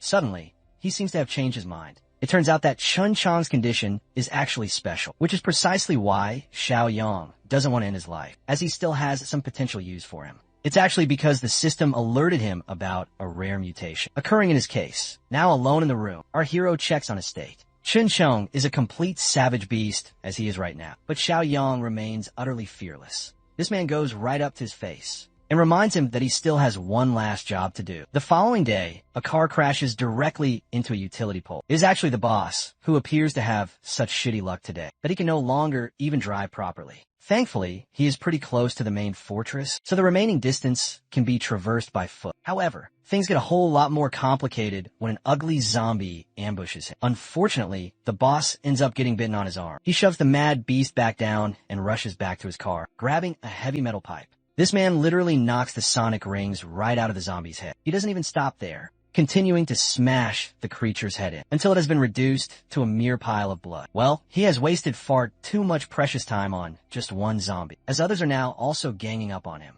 With his condition now compromised, he keeps walking in the direction of the fortress. Speaking of which, our boy has his crew locked and fully loaded. Each of them are armed with weapons to kill the zombies. They're lingering around their base. Shan Shan is struggling with the bulky protective gear that is covering the important parts of her body. Even though it is quite uncomfortable, it is absolutely necessary to wear. Xiaoyang points out that zombies are known for their explosive, raw power, and it can get overwhelming for them, as they lack real combat experience. He's fine with them taking off later on, just outside the base. They are locking down on a single zombie as their primary target. Xiaoyang instructs his team to get ready, as they are now within range to strike. Suddenly, the zombie catches sight of them and initiates its ferocious attack. As it bursts forward towards our hero, Xiaoyang reminds his team of the instructions he drilled into them earlier. Everyone is tasked to cover for each other and maintain a good distance. He quickly and effortlessly dodges the zombie's lunge and shows them a visual demonstration of how to create a perfect opening after you have avoided an attack. The best areas to strike are the creature's temples and the nape of its neck. Think of it just like Attack on Titan. The neck is always their weakness. Surprisingly, for Eyes is brave enough to smash his weapon directly into the zombie's face. But instead of cutting through cleanly with his blade, he only ends up hurting his own hand. I was just hyping him up, and he ended up losing all of his cool aura. In the very same scene, Xiaoyang emphasizes that attacking the hard skull is completely useless. It is the least effective move they could possibly pull off in a battle. It also gives the zombie a wide window to attack the dude, forcing Four Eyes to block desperately with his blade. The creature really wants a piece of him. While he is quivering in fear and waiting for backup, Xiaoyang is at least impressed with how he handled his defense. Next up is Jiangqi, who goes right in to target the monster's neck. The zombie is struck precisely on its weak spot, creating a critical opening for the rest of the team to keep on, bashing it into oblivion. Our boy highlights the vital importance of striking it numerous times to ensure a completely successful kill. Jiangqi looks back to ask how they're all doing, to which our hero replies that they should know the answer for themselves. However, another zombie is rushing to attack him from his blind side, causing Jiangqi to shout and alert him to the danger. The mindless beast is mere inches away from biting his shoulder, but even then, Xiaoyang swiftly turns back and grabs it by the head, displaying absolutely no signs of fear in his calm approach. Once again, he uses this as a valuable lesson to teach them the importance of keeping an eye on their entire surroundings. The rest of them are completely amazed by his incredible reflexes and his quick thinking tactical abilities. Okay, let's go and see what the boss is currently doing. The boss is over here, regretting his entire life's choices, as he spots a number of abandoned vehicles stopped right outside the fortress. This makes him wonder if Xiao Yang has already been killed by some other party. Suddenly, he hears a group of people talking to each other. He recognizes one of the voices as belonging to Xiaoyang and slowly draws closer to see what is going on. Spying on the group from behind a wrecked car, he cannot believe what he is witnessing. Xiaoyang and his new team are hunting down zombies without much of a struggle. But unbeknownst to this very unlucky man, when Shia's zombified corpse crawls out from underneath the car and grabs a hold of his leg. This bitch really does not know how to stay dead. She causes him to trip up and fall, left completely and utterly defenseless. The boss braces himself as the zombie hastens to feast upon it, but right as she is about to kill him, her entire head gets blown to tiny bits. It was Xiaoyang, who came just in the nick of time to save his life. The boss shoves her headless corpse off to the side. While our hero questions what he is even doing here of all places, the boss begins to explain the situation. But before he can even get a word out, Xiaoyang unfortunately spots his infected bite mark. He places the gun right to his head, stating that he is now already a lost cause. The boss desperately begs him to at least hear him out before shooting, even though Xiaoyang is willing to lend an ear to his final request. He is not going to let this guy get any closer to him. Filled with profound grief, even the boss understands that he is done for. The clock is ticking down for him to become a full-fledged zombie. But the last thing he wants is for his precious family to experience the same kind of tragic fate. He reveals how Yang Tao has terrorized his family and is currently holding them all hostage in exchange for all of Xiaoyang's supplies. Even though Zhang Shengjie has done many terrible things in his life, he has never done anything even close to what Yang Tao is doing right now. In any case, his family is completely innocent, but he knows that Yang Tao will not spare their lives. That is why he is begging him for help, for Xiaoyang to show mercy and save his beloved family. The entire situation is highly conflicting for our protagonist. He understands that Zhang Shengjie is a truly selfish man, but at the same time, he did help out with the crucial delivery of the supplies. What's more is that even though his team is well-formed, the current ratio between men and women is unequal. Xiaoyang thinks that some improvements could be made in light of that. He gets even happier after receiving a new system mission to protect the boss's family, allotting him a valuable 25 points for its completion. There's also his current ongoing mission, which is to kill all the undead that are lurking outside of his base anyway. Xiaoyang agrees to take on the responsibility for the boss's family. Upon hearing such words, the soon-to-be infected Zhang Xingzhao collapses to the ground, forever grateful for his selfless actions. But now it is time. Even the boss knows that he will be infected very soon, and he does not want to die a human's death. Understanding his grim situation, Xiaoyang orders Shan to grab a bike from the storage room. She does not get his intentions, but she goes to retrieve one anyway. As for our hero, he tells the boss to isolate himself far from the crowd, in a place where absolutely no one can reach him, even though he doesn't fully explain the reason why. He believes it is the best strategy to use before he becomes infected. Accepting his suggestion, the boss thanks him one final time. In the next scene, we can see Zhang Shengjie racing off on his new bike. He is slowly but surely turning into an infected, and his final thoughts before turning into one are those of his beloved family. With him now gone, Xiaoyang turns his attention to the pile of zombies that they have all killed, pouring gasoline all over the top of their corpses. He decides to burn all of them down to ashes. The team has now officially conducted a proper and successful training session. Xiaoyang has become much more confident in their ability to fend off a bunch of isolated zombies now without any serious problems, as long as they all work together. However, with their current skill level, they will be unable to take on a small horde or even a full zombie wave. That is going to need some more time to adapt to.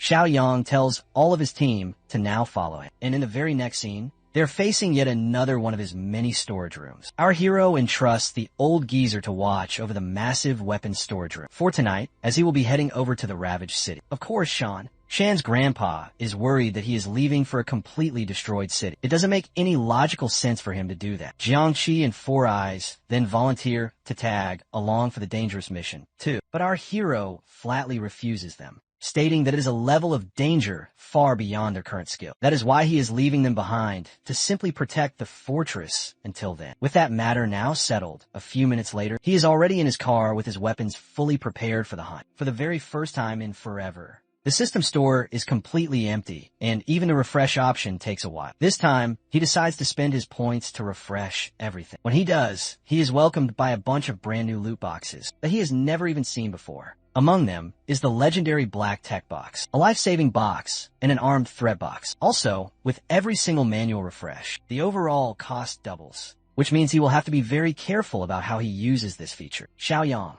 still thinks it is a good idea to spend all of his points on the fancy new crates for the time being. He purchases only the black tech supply box, leaving him with only 6 points remaining. He opens up the box and discovers a new physical enhancement potion, this time with a massive 5-point increase. It is an even bigger jump in power from last time, reaching what could be considered superhuman levels of strength. Xiaoyang injects himself with the potent potion. His body immediately succumbs to the potion's powerful effects, making him significantly stronger than he ever was before. Our hero's current destination is actually the boss's house. His wife and child are quivering in absolute fear, hoping for Zhang Shenjia to resolve this entire mess. After a while, Yang Tao and his goons finally arrive in the room, while the defenseless lady asks what they are planning to do next, forcing his way upon her without a weapon. This piece of absolute filth tells her that they're going to enjoy her, while her foolish husband is away. The poor woman tries her absolute best to fend them off, begging them to stop what they are doing to her. We now pick up the story with these thugs tearing at Xiao Li's clothes, without a single hint of shame, while her desperate son struggles to shove one of them away. Right at that very moment, the guy with the ponytail, known as Li, shows up, asking what all of the commotion is about.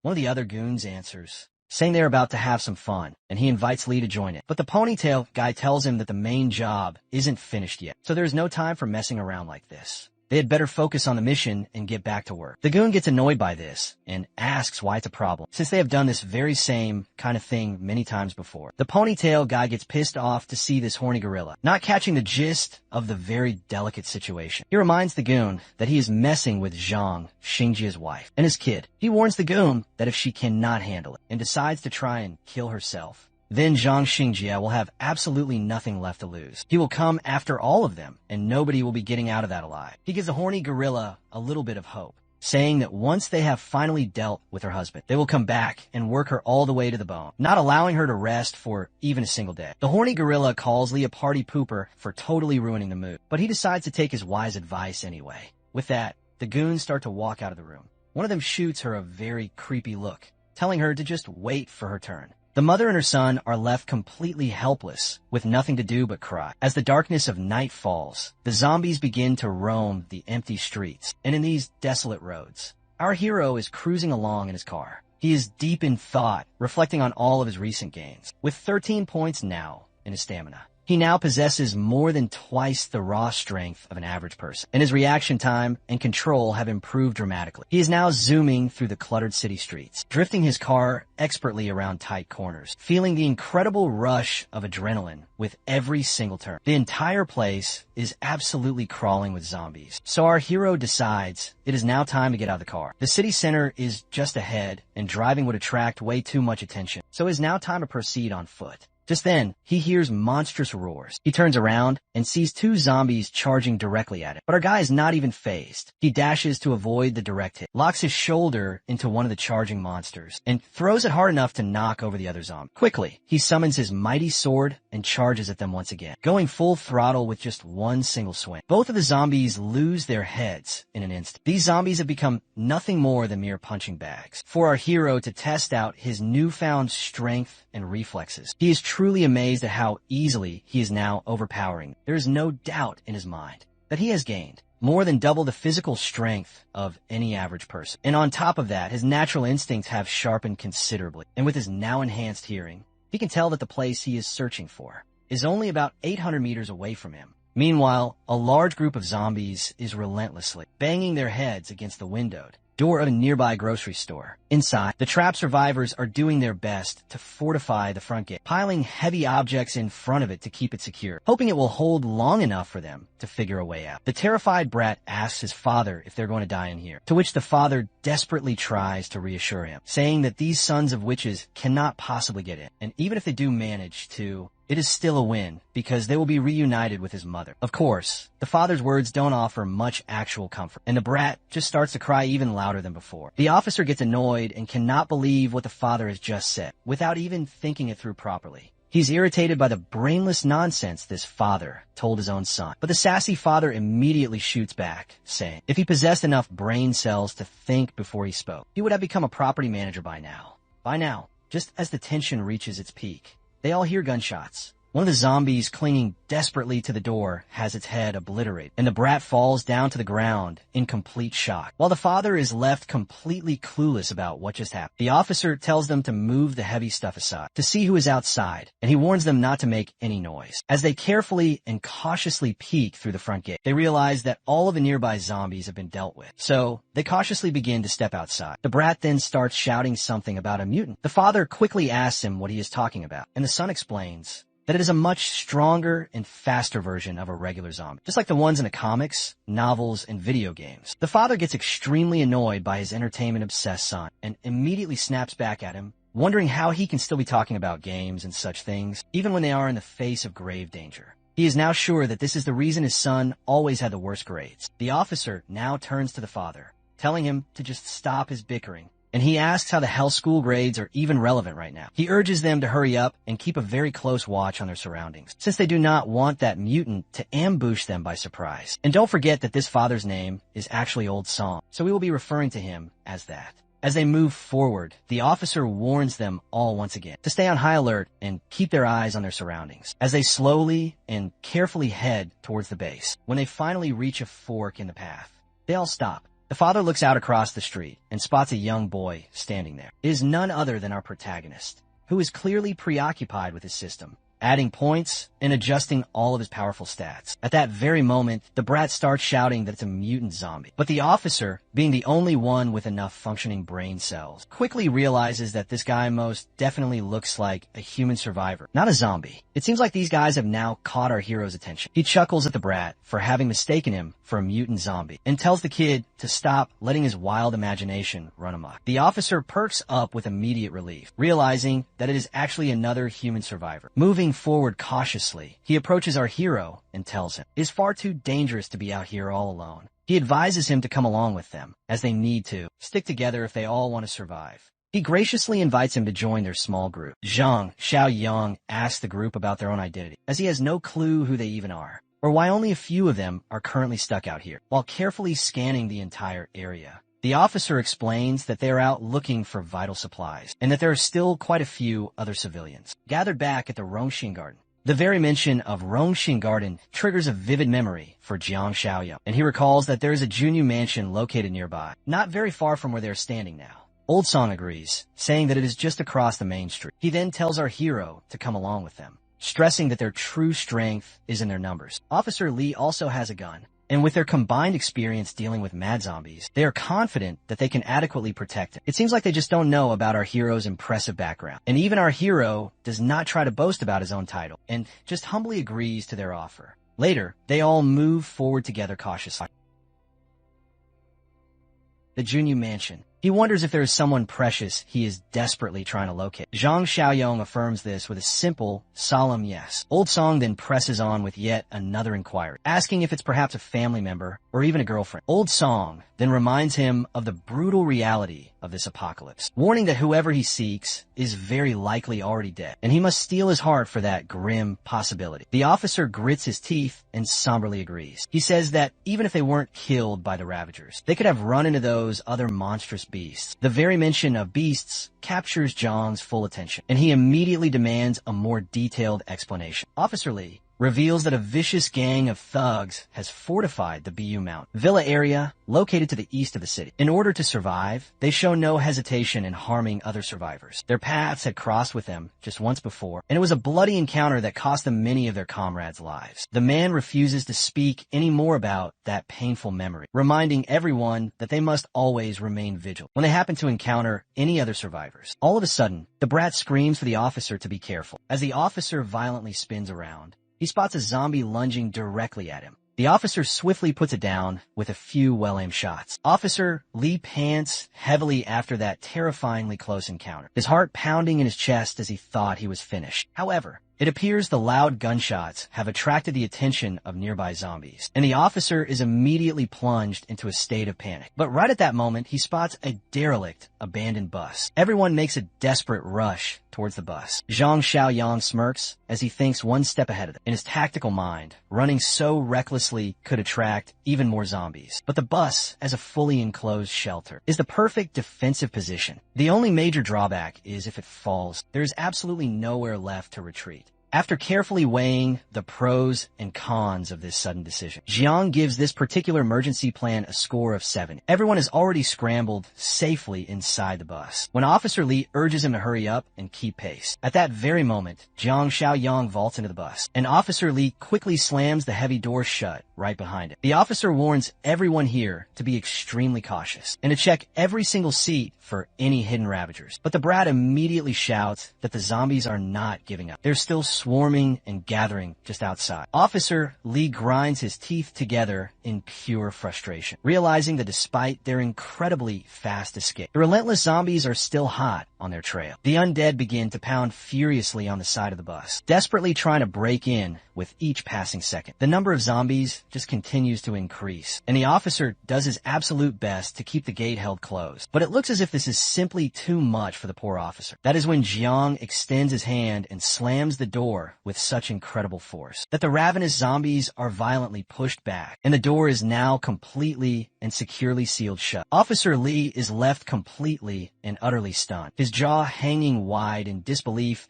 at such overwhelming strength. Jiang Xiaoyang then devises a plan and clearly states that he is now blocking the door to ensure it stays shut. He then suggests that they should now smash the windows and fight back. Surprisingly, the officer immediately agrees and decides to place his faith in Zhang Xiaoyang. At that very moment, they shatter the bus windows, and the zombies trying to cling to the bus are struck hard on the head by Old Song. The others quickly assist Old Song, making sure he does not topple over while hanging out the window. Officer Lee, however, is holding back and not using his precious bullets, as he does not have very many of them left, and wants to conserve them for when things get truly dire. That is when Jiang Xiaoyang pulls out a powerful crossbow and casually tells Officer Lee to use it instead. The officer is completely and totally bewildered, not understanding how this guy seemingly materialized the bow out of nowhere. Jiang casually explains that he had simply picked it up earlier. With that, Old Song and Officer Lee quickly join in, using the powerful crossbow and their own strength to clear out the zombies. After some time, they have managed to defeat every last one of the zombies, and at last, they emerge from the bus they had been using as a temporary shelter. The brat, now feeling absolutely confident and completely full of himself, believes they have just turned a dire, dangerous situation into a safe one. He is now convinced this cannot possibly be a mere coincidence, and that they must be the chosen children of fate in this new apocalypse. Our protagonist then tells everyone to remain extremely cautious, and not to make the same kind of careless mistakes ever again. Meanwhile, back at the fortress,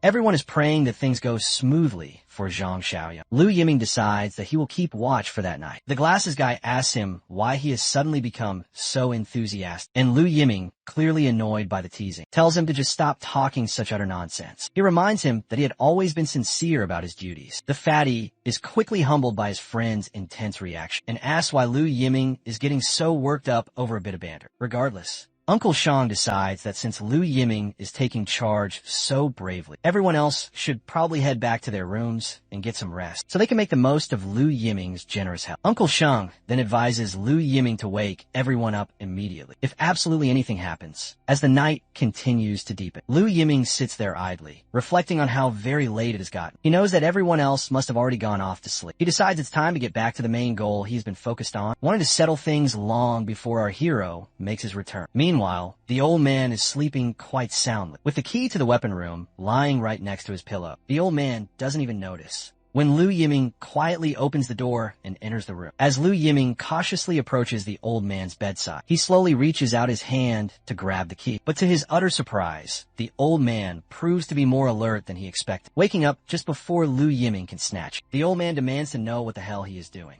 But before he can get any more words out of his mouth, he receives a solid, hard punch to the face from Liu Yiming, with the precious key now in his hand. Liu Yiming runs as fast as he possibly can while the old man calls out after him, demanding that he give the key back. The commotion wakes up the others, and the old man quickly reports to everyone that Liu Yiming has stolen the key to the main weapons room. They all run as fast as they can to catch that conniving bastard, but the idiot throws a bunch of things in their way while he is running. Everyone who is chasing him stops dead right there. It is pretty hilarious, though, because they could easily just jump over these flimsy obstacles, but they all just stand there like typical game characters, refusing to enter what looks like a restricted area. Liu Yiming notices the nursery room on his way past, and figures he might as well just go all the way, since he is already in the middle of this. He heads straight into the room where Chun Chong, the powerful zombie, is lying on the bed, strapped down, as he tries to approach him. The zombie suddenly retaliates with its now free hand. Liu Yiming is completely taken aback, because the second hand was supposed to have been tied down, and he wonders if they had made the straps too loose when they had initially bound this freak of nature. This actually makes him even happier, though, because it saves him the trouble of having to untie the zombie. Meanwhile, the others have finally made it past the obstacles, and what they find waiting for them in the corridor is far from pleasant. They are frustrated that Liu Yiming went out his way just to let Chun Chong out of the infirmary.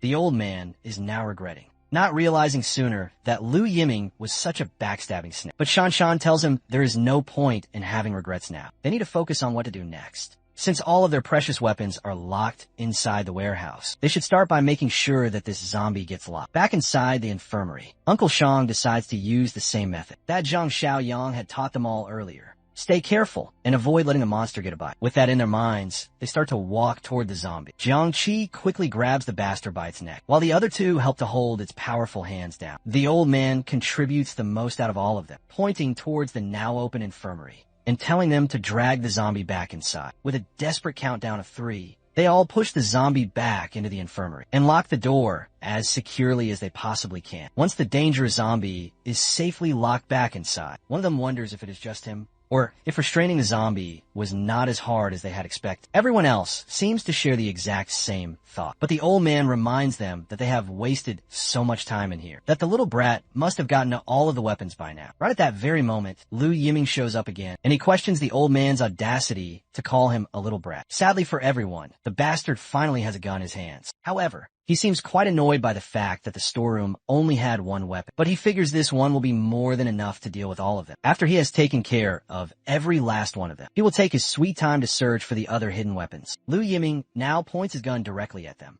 ordering them to move back into the other room. Jiang Qi tries to reason with the heartless bastard, reminding him that was Jiang Xiaoyang who had saved everyone and had given them all a chance to live. But Liu Yiming reminds them that our hero always acts so high and mighty, and saving their lives does not mean they have to serve him like slaves for the rest of their miserable days. The old man also calls this bastard an ungrateful little sucker. Meanwhile, back inside the infirmary, Chun Chong seems to have his very own plans, and it looks like he is about to intervene in this heated argument. But before anything else can happen, the scene transitions over to Rongxian Garden, where Officer Li is giving very precise directions to our hero, telling him exactly how to reach the Genie Mansion. He warns that the layout of this residential area is extremely complicated, making it very easy for the zombies to hide. So he will need to be extra careful. Officer Li then tells Jiang Xiaoyong that once he has found the people that he is looking for, he should immediately return to Rongxian Garden to meet up with everyone. He advises Jiang to take the side gate of the community and not the main gate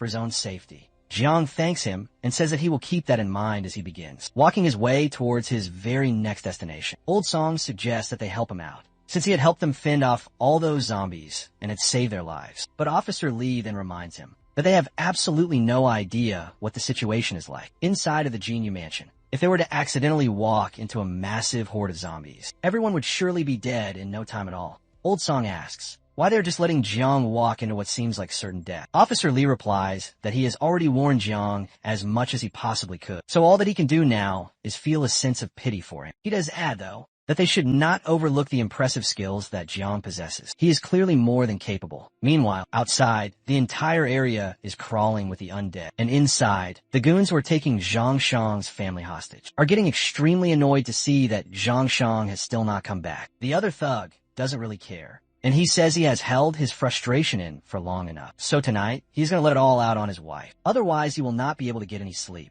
It seems like these idiots are just waiting for a dead man to return. One of them, though, seems smart enough to realize that Jiang may already be dead, since he had gone out all alone. The other disgusting thug adds that when they finally clap her, they will make sure to tie her up, so she will not have any chance to kill herself. They have no idea when things might finally go south, so they decide to make the most of the time that they have left. Meanwhile, the lady trembles as she hears the goons plotting against her. Ponytail finally gives his friends the green light to go ahead, but he does tell them to be careful and not to let anything bad happen to the woman, especially not while they are doing anything naughty. Suddenly, Ponytail notices something very unusual just outside. As we peek outside with him, we see that all of the zombies have mysteriously just dropped dead. While this reason may be unknown to that particular bastard, we know exactly what is going on. Ponytail decides to take a look outside himself, wondering if it could possibly be a rescue team. But before he can go any further, his life's chapter ends right there and then.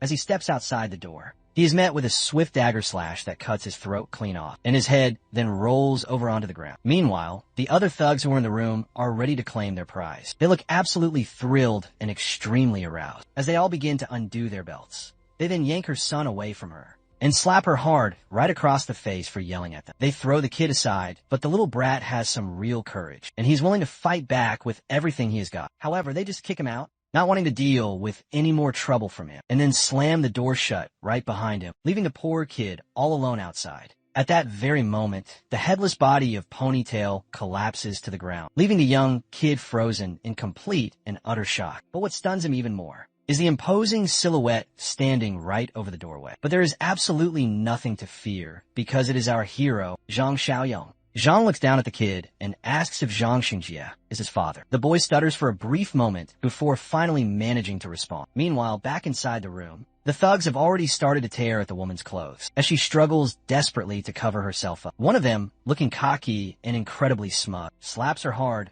right across her face, demanding for her to scream out loud as they continue to harass her. But the poor woman stays completely silent, as she does not want her beloved son to hear her suffer. Eventually, the thug just decides to go right over her, and then he will let his other buddies have their turns with her. But before he could do anything at all, the main door slams wide open. One of the thugs thinks it must be the little brat who kicked the door open, but before he can even react, his head is cleanly sliced right off, and he goes completely silent instantly. His friend, completely clueless about what has just happened, asks him why he is standing there just like a fool, and then tells him to just go and kick the brat out.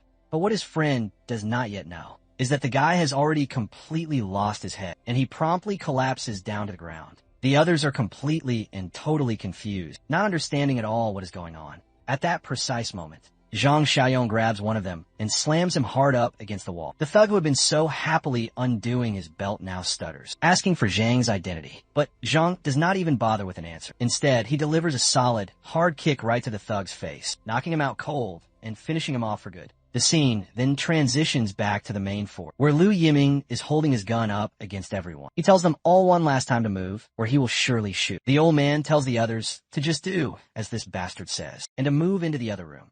However, Shan Shan decides against this particular idea. The old man, though, insists that she follow his orders, since Liu Yiming has the gun, but he reassures her that he will think of something else later. Liu Yiming just smirks disgustingly at them, and reminds them that there is nothing left to figure out. He then threatens them, saying they have not yet seen his true ruthlessness and decisiveness, and that he will definitely establish his own dominance here. He decides to take the old man down first, since he is the one who has been yapping the most. The other two who are standing behind the old man try to talk him out of it, but just as they are speaking, they all hear a strange sound. Suddenly, the main lock on the infirmary door begins to move, and with a loud, violent swing, the door opens wide. To everyone's complete and utter shock, it is Chun Chong, who had somehow used the key to free himself. They find it completely ridiculous that Chun Chong managed to unlock the door, all by himself, in his berserk state. It is now crystal clear that Chun Chong has a bone to pick with Lu Ming, and he now locks his deadly, focused glare onto the bastard. Lu Ming quickly points his gun, determined not to let a monster who can open gates and will continue to live. He pulls the trigger, but to his absolute despair, the gun completely jams, and he realizes he is about to get royally screwed. Before he can even react, the monster lunges directly at him, tearing him apart and finally killing the bastard, who has kept everyone on edge for the past few chapters. Not only does Chun Chong take out Lu Yiming, but he also drags his now lifeless body back toward the infirmary. No one knows what is happening, and all that they can do is watch in complete and utter disbelief. Chun Chong, on the other hand, then grabs the key to the infirmary door, tosses it aside, and he then locks himself back inside, leaving everyone standing there completely and totally bewildered. Meanwhile, Zhang Xiaoyang is now done taking down all of the thugs, and has finally freed the wife. He then calls the young kid over to him, but the protective mother holds her son close to her, asking Zhang what he now plans to do with him. Zhang does not bother to explain, and simply tells the kid to come over. The kid finally decides that he will trust him, assuring his worried mother that it will be all right. When he finally reaches Zhang, our hero hands him a dagger and tells him to go and kill these bastards. The thugs quickly realize what is coming for them next, so they immediately start begging for their pathetic lives. Even the mother tries to protest this, saying that he is just a child. But Jiang states that he is no longer just a mere kid, and that everything completely changes from this very moment. He then tells the kid that from now on, he is the one who is responsible for protecting his mother. So he needs to gather up all his courage and eliminate the monsters who hurt her. The disgusting, leering smirks of those thugs flash in the young boy's mind. Fueled now by all of his anger and courage, he charges directly at the bastards. And in the end, he manages to take them all down, finally avenging his beloved mother's suffering. The mother looks on, horrified, as she watches her own son, while the kid himself is now consumed with pure anger. He knows that even after having killed these bastards, his own father is not ever coming back.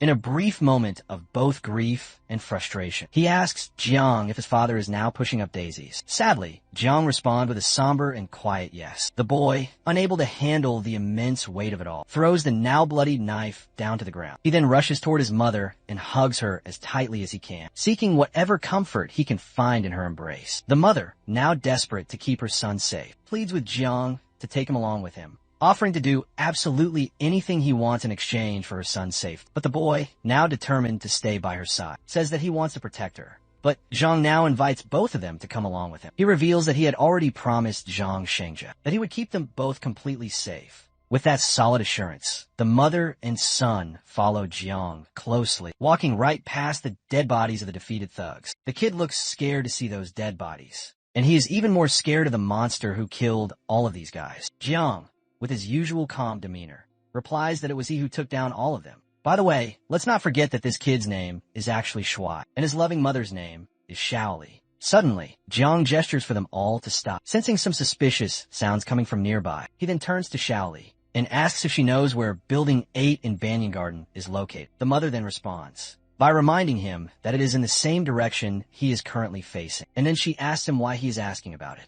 The scene then shifts abruptly to Building 8, where a group of armed looters stands just outside, demanding supplies from everyone who is inside. They try to assure the residents that they will spare them if they just surrender all of their resources. Inside, our team is now hiding in the various apartments, debating whether or not they should just give in. Officer Lee quickly and vehemently shoots down that idea, saying that the looters are nothing more than animals who won't keep their word and will surely kill everyone except for the women. The thugs outside just continue their shouting, giving everyone inside just 10 short minutes to cooperate or risk being killed. Inside, one of the women thinks about going outside to try and beg the looters to spare them, but the other woman protests this, refusing to become a mere plaything for those vicious animals. But the gorilla then silences both of them, telling them not to worry so much. He assures them that they are not planning to surrender, and he tells them all to guard the main hallway, confident that the looters will not be able to get past them. Meanwhile, the gang leader of the looters outside smirks to himself, thinking about how very well armed they all are. His lackey, however, knows that their strength alone isn't enough to force their way in, as the leader of the survivors inside is also armed, not to mention that they are all hiding, making it even harder to try and force their way inside. But the leader just smiles as he then says that they do not need to try and force their way through. Instead, he orders his men to cut off the main water supply to all the first floor apartments, and he then waits to see just how long they will all hold out. While these conniving thugs plot their devious tactics, Jiang Xiaoyang stands nearby, watching these guys sneakily. Shuai innocently asks if these are all bad people, to which Jiang responds with a positive. It is both humorous and somewhat ironic that Shuai is asking such an innocent and simple question, especially considering that he is the one who just killed 3 grown men with a single dagger. One might expect some solid character development from the young kid, but he still seems to possess his childish and innocent charm. Jiang then reminds Shuai that these are the very same kinds of people who had bullied his mother, and that is precisely why they need to be dealt with. Meanwhile, Officer Lee tells everyone to guard the main stairs and to stay hidden, as he plans to check out what these guys downstairs are currently up to. Officer Lee then walks over to the window and sneaks a quick peek outside, noticing that all 7 of them are currently armed, with 3 of them packing actual guns. But then, a loud bang echoes throughout the entire area, catching Officer Lee completely off guard. The rest of the group is just as confused. As we already know, though, these guys are getting ripped apart by bullets fired from Zhang Xiaoyang, and one of their own men goes down. The others are left completely clueless about who just took them all out. That is when Officer Lee spots Jiang Xiaoyang, a gun in his hand, making his way forward with deadly intent. My guy starts to do some open fire, and one of the other goons takes a direct headshot. When they finally spot him standing right in the middle of their ring, they start to shoot back with their own pistols. But Jiang just keeps on walking forward, completely unfazed, as not a single one of their bullets even comes close to grazing him. This only makes him smirk at the pathetic sight of these amateurs. He then raises his own gun, aiming at the boss of the lackeys, who is hiding behind the concrete block, but his bullets just hit the concrete block instead. The frustrated boss then shouts at his lackeys, telling them to all start firing while our hero is busy shooting at. The lackey eventually stands up completely straight, fully determined to take Jiang down all by himself. But Jiang quickly shifts his own aim,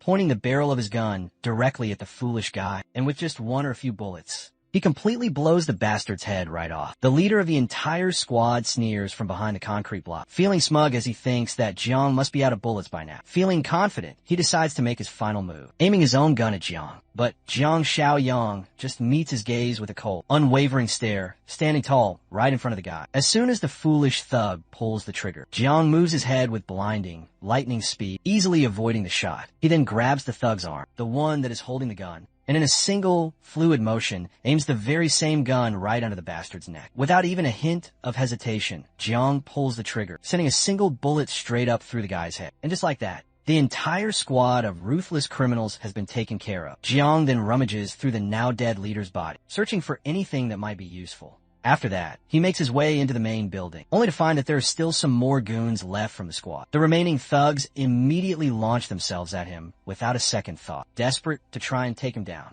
But Jiang does not even flinch. He stays rooted in place, completely and utterly unfazed. And all that breaks the silence are 3 quick, successive gunshots, each one perfectly placed, dropping the remaining thugs on the spot. Watching all of this unfold, Shuai is over the moon with excitement, clearly and deeply impressed with how our hero handled the entire fight. He cannot help but admire him even more. Right then, a new system task appears right in front of our hero, revealing to him his very next objective, which is to now recruit all the survivors from Rongshan. Completing this new task promises a significant reward. Zhang Xiaoyang asks about these people, and Officer Lee then responds, explaining that they are all from the Biguishan Villas, which is located to the south of the main city. Officer Lee then quickly calls over the 2 yellow-jacketed men, Lu Chao and Chen Ji, telling them to brief Brother Yang about Biguishan, since they had run all the way over from the south. The 2 yellow-jacketed guys then reveal that the people there are a full-on gang, very well-armed, well-resourced, and holed up in the Biguishan Villas. They have taken in nearly all of the survivors from the entire south. This information makes Zhang Xiaoyang pause, thinking back to his previous fated life. And if they were the ones who had seized control. He presses the yellow-jacketed men for more intel, asking if they are implying that Biguishan is the solitary remaining stronghold in the entire south. The yellow-coated man reveals that was not always the situation, but that vicious gang possessed an arsenal of weapons, and the smaller settlements were powerless to defend themselves. As they conquered each and every location, they slaughtered half of the innocent population and then abducted all the young and beautiful women, along with anyone else willing to become their complicit slaves. Jiang Xiaoyang is now absolutely certain of who is behind this, and when Officer Lee hears his incredibly confident declaration, he asks him what he could possibly mean by that. Jiang replies that the 3 thugs they had just eliminated were each carrying their own handguns. He instructs them to hold onto the weapons and to check for extra magazines, because there are likely many more of them still out there. He also hands them his own rifle and tells Officer Lee to keep it, and that he will leave them with 5 full magazines. Jiang explains that the Baekishin crew will not let this go, and with these weapons, 10 or so men should not pose an issue. Now, he tells them all to hold out here for a couple of days, while he goes to reorganize things back at his home base, and then he will return to deal with that shitty crew. One of the other men, standing there, is completely shocked and asks if Jiang is seriously planning on taking on Baekishin. He points out that their numbers are probably in the dozens, if not even more, and it is no small feat to go up against them. Officer Lee tries to convince Jiang that it is not worth the immense risk for them. He suggests that they should all just find another place. But our hero reassures Officer Lee not to worry about a thing, because he already has some personal beef with the Baekishin crew. Besides, in just a few short days, he plans to come back with a bigger vehicle to evacuate everyone. To the east of the city, near the Old Tea Leaf City District, he is constructing a mighty stronghold there and will need more people to help him with it. Jiang then turns and simply walks away, offering a casual goodbye and telling them all to take care of themselves. He also takes Xiao Li and her son Shui along with him. The scene then transitions to a much darker and more ominous, foreboding setting. Dead bodies lie scattered about, and outside, a lone guard stands on duty. The place he is currently guarding is none other than Bu Shan. Inside the luxurious mansion, we see the people who run this gang. One guy, with his distinct orange hair, is the boss of this whole place, and he demands to know why they have not yet dealt with the supplies at the Genu Entertainment Center. Shaoli, the large and overweight man, responds during a tense meeting, saying he has already sent his people over, so they should have been back by now. But little do they know, those people have already been completely wiped out. The other man, known as Kai Ge, addresses the portly man directly and reminds him that there are quite a few high-end affiliates who are living over at the Genu Mansion. They cannot just simply take the supplies from the entertainment center without any dire consequences. Shaoli then assures him that his people have already been instructed to bring back anyone who is alive. The main boss looks absolutely furious and openly voices his deep disappointment with Shaoli, frustrated that he still has not completed a single task that was assigned to him. Feeling the immense weight of Wen's simmering anger, Shaoli humbly promises that this time, everything will be handled absolutely perfectly, while Kai Ge just smirks menacingly in the background, obviously pleased to see Xiao Li sweating under all the pressure. Once Xiao Li steps outside for some much-needed air, one of his lackeys takes notice of his sour mood and asks him why he looks so utterly defeated. Xiao Li snaps back at him, asking if the 7 men he sent have yet returned. The lackey informs him that he had sent people an hour ago to check, and they have now reported back that the entire squad has been wiped out. This news leaves Xiao Li both stunned and absolutely terrified. He simply cannot believe that regular, normal civilians from Roshin Gardens could possibly take down 3 fully armed men. In a state of pure panic, he commands his lackey, Diosi, to gather everyone who can properly handle a weapon. This time, he is determined not to let the mission fail. Meanwhile, Zhang Xiaoyang finally makes his triumphant return to the base. As soon as Shan Shan hears the distinct sound of the approaching car, she quickly realizes that it must be Brother Yang who is returned. When Jiang enters the boundary of his mighty fort, the mission complete window immediately pops up, notifying him that the mission has now been completed successfully. Shan Shan happily greets him, overjoyed to see him back safely. But Jiang quickly notices that Lu Yiming is now missing from the crowd. Our protagonist feels absolutely glad to see that. His initial hunch about that snake was completely spot on. Everyone else is completely shocked when they realize that Zhang had known about Lu Yiming all along. Zhang then points to Xiao Li and her son Shui, asking the others to show them to their new rooms, and then to all meet him back in the infirmary. Once he is alone with his trusted party, Zhang explains that he had known from the very start that Lu Yiming had possessed ill intentions. While he openly admits that he wasn't entirely sure that it was him, he was certain that one of Jiang Qi's friends was a complete scumbag. Jiang Xiaoyang then tosses a big gun over towards Jiang Qi as Bleachhead catches it and begins to examine the bullets. He quickly realizes that they are just harmless rubber bullets. The old man's mind suddenly clicks, and he quickly asks about the kid, Chun Chong, who is still inside the main infirmary. Jiang strides confidently over toward the infirmary, casually mentioning that Chun Chong is not just an ordinary zombie. Instead, he is a very rare mutant, a fact our hero had already confirmed some time ago. He had asked the zombie to just blink 3 times, and to his complete surprise, the zombie had complied. Jiang explains that after the main apocalypse began, those who were infected by otherworldly sources have a very slim chance of becoming extremely rare mutants. These mutants usually possess far greater intelligence and more potential than any of the regular zombies. They may even manage to retain fragments of their past memories. And Chun Chong is exceptionally rare, even among the rare. Jiang then opens up the door, and the very first thing they see is Chun Chong standing right over the head of the man who had been causing so much trouble. The zombie quickly waves his hand upon seeing Jiang. Jiang then orders him to stop holding himself back, saying there is no longer any need to restrain himself and that he should get rid of this bastard. Now, as the mutated guy begins dragging that snake out, his bleached-head friend asks him if he even remembers him, and the zombie's feet falter as he stops and looks back at Jiang Qi. No one can possibly figure out what is going on in the zombie's mind. Abruptly, he swings his hand at the bleach head, who barely dodges it in time. It seems that Chun Chong is just messing around with his old friend, which explains to Jiang Qi how even as a powerful zombie, he still cannot keep his hands to himself. Later, Zhang Xiaoyong is staring at his system screen. Zhang Chai has now unlocked a hidden achievement titled Mutual Companion, and the achievement has now been completed, adding more valuable system points to Zhang's total. Jiang is surprised to see that he has now unlocked a hidden achievement. A nice, unexpected little bonus. Curious, he decides to check if the shop has anything new for it. Upon looking, he notices a new level 2 box labeled High-Tech Supply Box, something he has never seen before. However, it is extremely expensive, and Jiang hesitates to spend his hard-earned 50 points on it. Instead, he opts to open the remaining 2 boxes first, figuring they will not take up any more precious space. As he opens up both of them, he receives 2 very unexpected items. The Lifesaver Supply Box grants him an interdimensional infection blocker, which offers a rare chance to block otherworldly infections, but cannot reverse any mutations that are already fully complete. The Armed Deterrent Supply Box surprises him even more, as it contains a Barrett M82, a powerful sniper rifle, along with a full bundle of bullets. Jiang is completely amazed at his own crazy luck. Not only does he receive a game-changing weapon from a mere level 1 box, but the new infection blocker is a real, bona fide deal breaker. The very idea that it could potentially stop someone from fully turning into a mindless zombie greatly excites him. This amazing stroke of fortune fills him with confidence, making him even more eager to now open the powerful level 2 box. He can barely even contain his own excitement.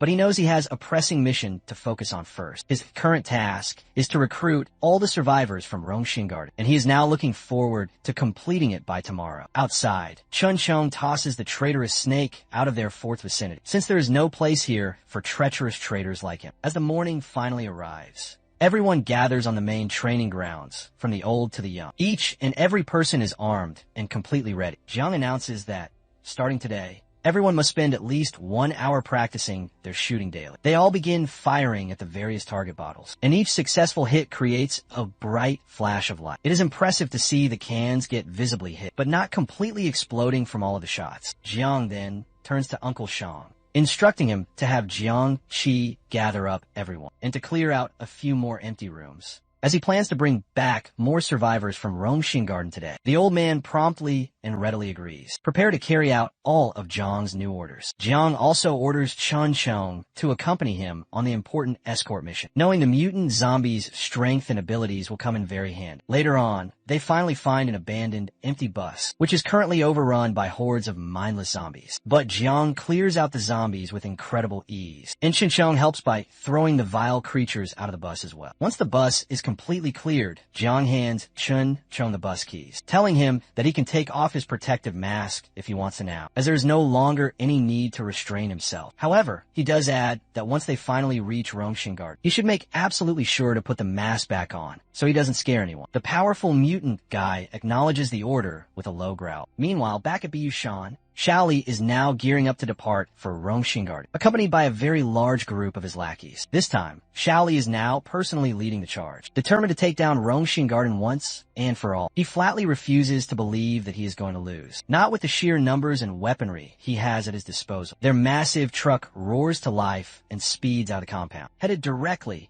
for Rongxin Garden. After cleaning up and then hijacking a random bus that was filled with zombies, Zhang Xiaoyang hopped right into the driver's seat and quickly got to work. He saw a few more zombies that were clogging up the main highway and did not even think of stepping on the brakes for a single second. Our hero mode right through those mindless, pathetic monsters, like the absolute gigachad that he is. With his greatly enhanced reaction speed, he then used the bus to expertly drift, and swerve through the plethora of abandoned cars that were now blocking his own personal freeway. Back in Garden, the high-rise building seemed deceptively peaceful from the outside. Inside, the small group of survivors, led by the extremely reliable cop, Big Bro Lee, are currently munching away on their precious rations, very careful not to burn through their limited supplies all at once. Their quiet mealtime was abruptly interrupted by the loud sound of a car engine coming from just outside. The kid reckoned that brother. Xiaoyang must have finally come back to rescue all of them. Thankfully, Big Bro Lee has a very good head in between his broad shoulders. He grabbed his AK-47 and immediately signaled for everyone else to be completely silent while he first checked out the developing situation. With the utmost caution, he slowly peeked his head up above one of the windows, with a very clear line of sight to the outside. What he saw was not their would-be savior, but a large group of thugs who were hungry for their revenge. They were all checking their weapons and looking for building number 8. Upon their final confirmation, the thugs all took up arms, and upon confirming their main target's location, Li Shuxiang ordered all of his men to now move out. Big Bro Li was completely stressed out, just when he thought they could finally leave their hiding spot to join Brother Yang's safe and mighty fortress. The bastard from Bitchway Mountain had to show up. Old Song raised up his pilfered pistol, now ready to face off against the scumbags who just cannot learn their lesson. Now that they have a few more guns distributed among their group, the survivors have now gained quite a bit of much-needed confidence. Big Bro Lee yelled at the fake tough civilians not to get so cocky. Right outside is a whole entire battalion that completely outnumbers and outguns them by a mile. He reminded everyone to strictly stick to the original plan, and as he headed up to the main rooftop, he then set up an effective ambush. Outside, the Beachway Mountain Battalion gauged if they had now reached the optimal distance to completely terrify the survivors that were holed up inside the building. Led by Li Shuxiang, they all collectively raised their scoped weapons, carefully aiming at the numerous windows of building number 8. Old Song peeked out through the window and immediately screamed at everyone inside to now be careful and to take immediate cover. The silent morning was suddenly interrupted by the sound of automatic weapons, firing wildly into the high-rise building. Every single window that was within range was completely shattered, pushing Old Song back even deeper. After the very first wave of terrifying warning shots, Xu Xiong ordered one of his lackeys to hand over the megaphone, while he then negotiates a potential deal. The others must keep on aiming and wrecking the windows, with the intent of shooting anyone who dares to show their face. Xu Xiong arrogantly then spoke into the mic, demanding the full attention of the survivors who were hiding inside. Before he could put out another threat or another single word, the lackey right beside him got his skull completely pierced, and his brain scrambled by a single powerful bullet. The thugs all froze in abject fear. They were not expecting to be targeted by any hidden snipers at all. The next thing you know, another bastard fell down to his ass, after receiving a clean and perfect shot right to the leg. Up on building number 8's main rooftop, the muzzle of the powerful AK-47 spreads the potent smell of gunpowder into the air, while the thugs all scramble to try and find some cover. Big Bro Lee has posted himself up in an optimal spot, with a very clear vision of all of his enemies. Beachway Mountain never could have possibly anticipated that the survivors would have long-range automatic weapons currently in their stock. Xu Xiong blamed the intel that they had received for the fact that the survivors had only had one single pistol. Even if they had pilfered the weapons of the 7 idiots that died last time, there should have only been 4-piece shooters. The panicked thugs all turned to their boss for their next move, now afraid of getting picked off by the completely unseen threat. The simple answer for them was to now retreat. You see, these bastards are not exactly the sharpest tools in the shed. They all took that order literally and scattered like a bunch of headless chickens, running out from their cover, instead of waiting for the signal to all run together, as you would expect. Running out in the open streets with a deadly sniper around is a sure recipe for disaster. The cop who was on the rooftop was as ruthless as he was accurate. With that, Xu Xiong berated his dumbass lackeys for running to their deaths. He then counted down to 3, and the remaining bastards all retreated, as if their very lives depended on it. That's because it did, while his lackeys all skedaddled in a panic. Bosley remained safely hidden behind his cover wall. It did not take long for the sniper on the roof to adjust his aim, and to kill off all of the retreating thugs. One by one, racking up a series of headshots and body shots one after another. From the very beginning, Boss Lee's strategy was to use his own men as fodder, until the deadly sniper finally ran out of ammo, so that he could then safely run back to his getaway car. A certified scumbag move. As he had expected, the sniper had now run out of ammo and had to reload with a fresh new clip. For a brief moment, Shu Shang's fat ass managed to reach the car completely safely. From a whole entire battalion, they're now down to just 4 people. And unfortunately, for the very last one who lagged a few seconds behind, Li Shuxiong is now in the driver's seat, and he cannot be bothered to risk getting domed. While waiting for yet another expendable unit, Catboy got his brain pierced by the high-caliber bullet, and it was immediately lights out. The other 2 that were fortunate enough to have hopped into the cargo bay lowered themselves down, now afraid, to suffer the very same fate that everyone else in their entire group had just gone through. Back out on the main road, Zhang Xiao, Yang's magic school bus, is still blazing its way through the clogged freeway, like he was currently playing Mario Kart. Our hero was as cool as a cucumber, while he expertly navigated his way back to rescue all the survivors, given that the roads are now pretty much completely abandoned at this point. Seeing another car speeding up in the exact opposite direction was quite a big surprise. Even though he could have, Xiao Yang chose not to meddle with them or to chase after them. He is now focused solely on the mission at hand. Currently, obtaining more points is of paramount importance to him. After just a few minutes of smooth cruise control, he had finally arrived at the front of building number 8. Chun Chong, the friendly neighborhood zombie, and Xiao Yang got out of the bus and immediately saw the brutal aftermath of the shootout. The young man was incredibly impressed to see that the rifle he had left behind had come in so very handy. He also connected the dots, realizing that the car he had just seen must have belonged to the fleeing raiders. Chun Chung looked at all the fresh and bullet hole-ridden human corpses that were scattered on the ground and immediately started salivating while growling just like a ravenous animal. Xiao Yang just smiled and asked his zombie pal if he was feeling hungry. He then gave Chun Chung the green light to go absolutely crazy on the fresh carcasses. It is better that he gets this human meat feast, instead of just leaving it for the mindless zombies that are around the area. As soon as he heard that he was now free to stuff his jaws with more sustenance, Chun Chung smiled like a completely fucked up looking kid in a candy store. Xiao Yang lets this boy run completely free, as long as he meets him back under Building 8. After the feast has concluded, Chun Chung did not waste a single second and bit down on the sinewy neck meat of the nearest dead thug. He savored the rich taste of both blood and flesh touching his tongue. As soon as he had swallowed, an invigorating feeling spread all across his body. Meanwhile, Jiang Xiao Yang strolled right through the bloody battlefield, as if he were just taking a leisurely walk in the park.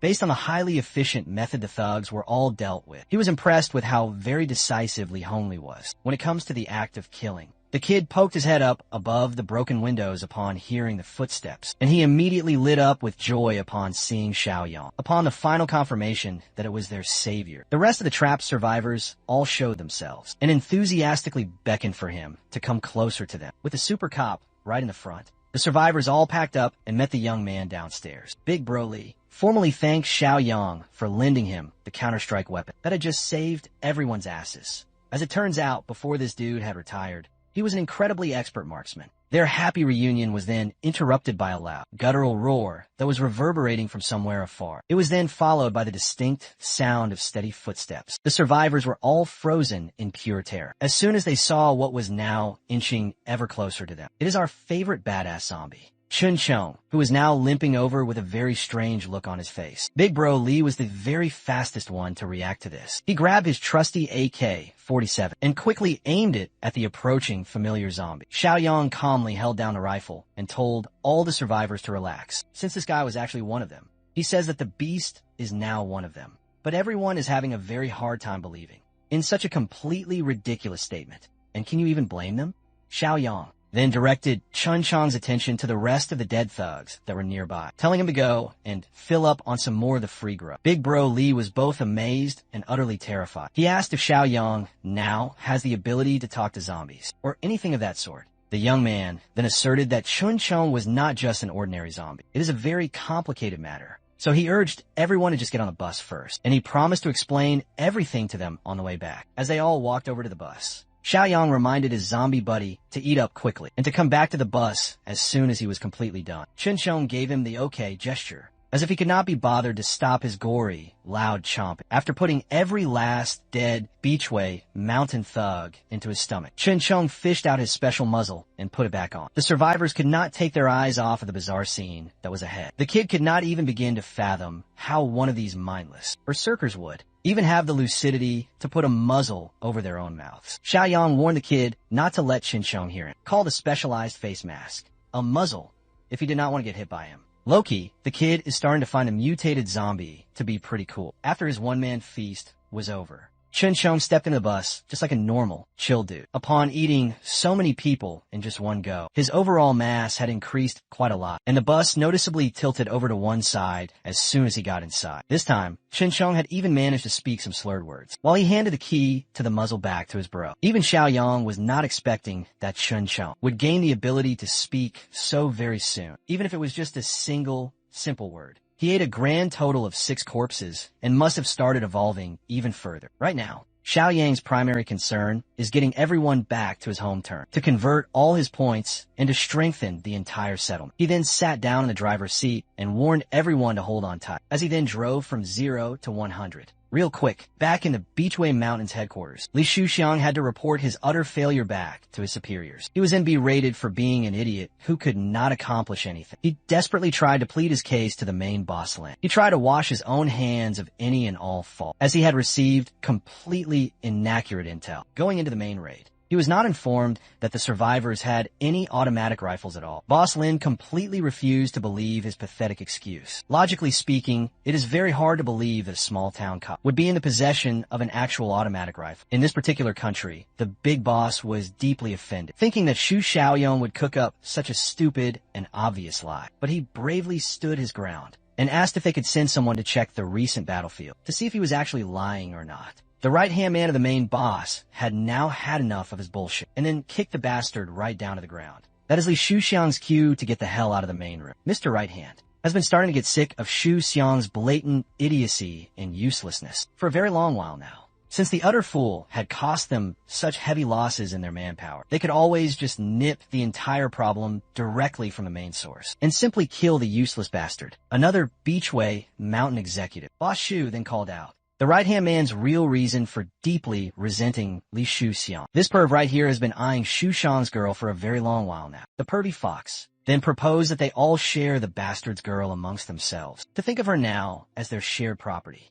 Boss Lin then smiled. He seemed to be on board with that very idea, but he insisted that they do not have to rush anything. They have to find a perfect and ideal opportunity first, unbeknownst to all the corrupt and vile thugs. Li Shuxiang had never actually left. He was just listening in to their disgusting and vile conversation from right by the entrance. He gritted his teeth together in pure anger. Bro really needs to find a way to snake his way out of this one. A few hours later, he went back to his own lavish house and threw a childish tantrum, out of pure frustration for his own sheer incompetence. He then completely wrecked his own place, just like a dumbass. His girl then came out to check up on him, trying to console the fat, useless bastard. Li Shuxiang simply told her to just start packing, as they have to leave this place as soon as they possibly can. She then asked where they would possibly go, and he could not give her a straight answer. The only thing that is certain is that this place will not be safe anymore, and that they need to plan far ahead. Boss Li then called his personal assistant, Qingzi, and the loyal lackey ran in just like a good little boy. He ordered Qingzi to go and gather all of their remaining men, as they now prepared to depart at the stroke of midnight. His girl could now sense that something was obviously very wrong, and she did not like it one bit at all. Anyways, back to the people who actually really matter. Xiaoyang has now pulled up to his compound, parking the big, hijacked bus into one of their many indoor parking areas. The survivors from building number 8 all hopped out of the main vehicle and marveled at the sheer, immense scale of Xiaoyang's doomsday fortress, with them all now safe and sound. The survivor recruitment mission has now been successfully completed. He was tasked to rescue just 5 of them,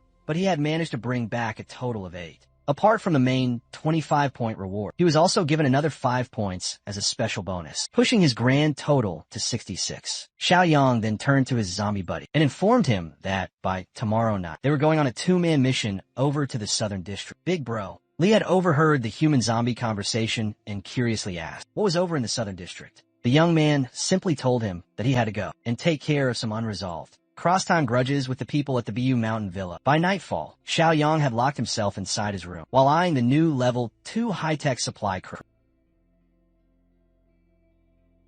Without a second thought, his finger descended upon the item's icon. His heart pounded with anticipation for the rewards locked within his first level 2 cache. As the transaction gloriously confirmed, his hard-earned points catastrophically nosedived to a mere 16. An ethereal, brilliant glow then enveloped his entire form. Zhang Xiaoyang prayed to the heavens that his immense gamble would not be in vain. Thankfully, the level 2 high-tech supply box delivered beyond all expectations. The gods of fortune had indeed smiled upon Zhang Xiaoyang, bestowing upon him a legendary physical enhancement serum. This colossal syringe housed a truly miraculous concoction, a drug capable of amplifying his physical prowess by a staggering 20 points. With unwavering resolve, he plunged the massive needle directly into his veins and unleashed the potent contents into his very lifeblood. The searing agony that followed was far more intense than he ever anticipated. His physical stats now soared to a formidable 33 points, a truly monstrous level. This newfound power was equivalent to over 6 times the might of an average human, but it didn't merely grant him unimaginable brute strength.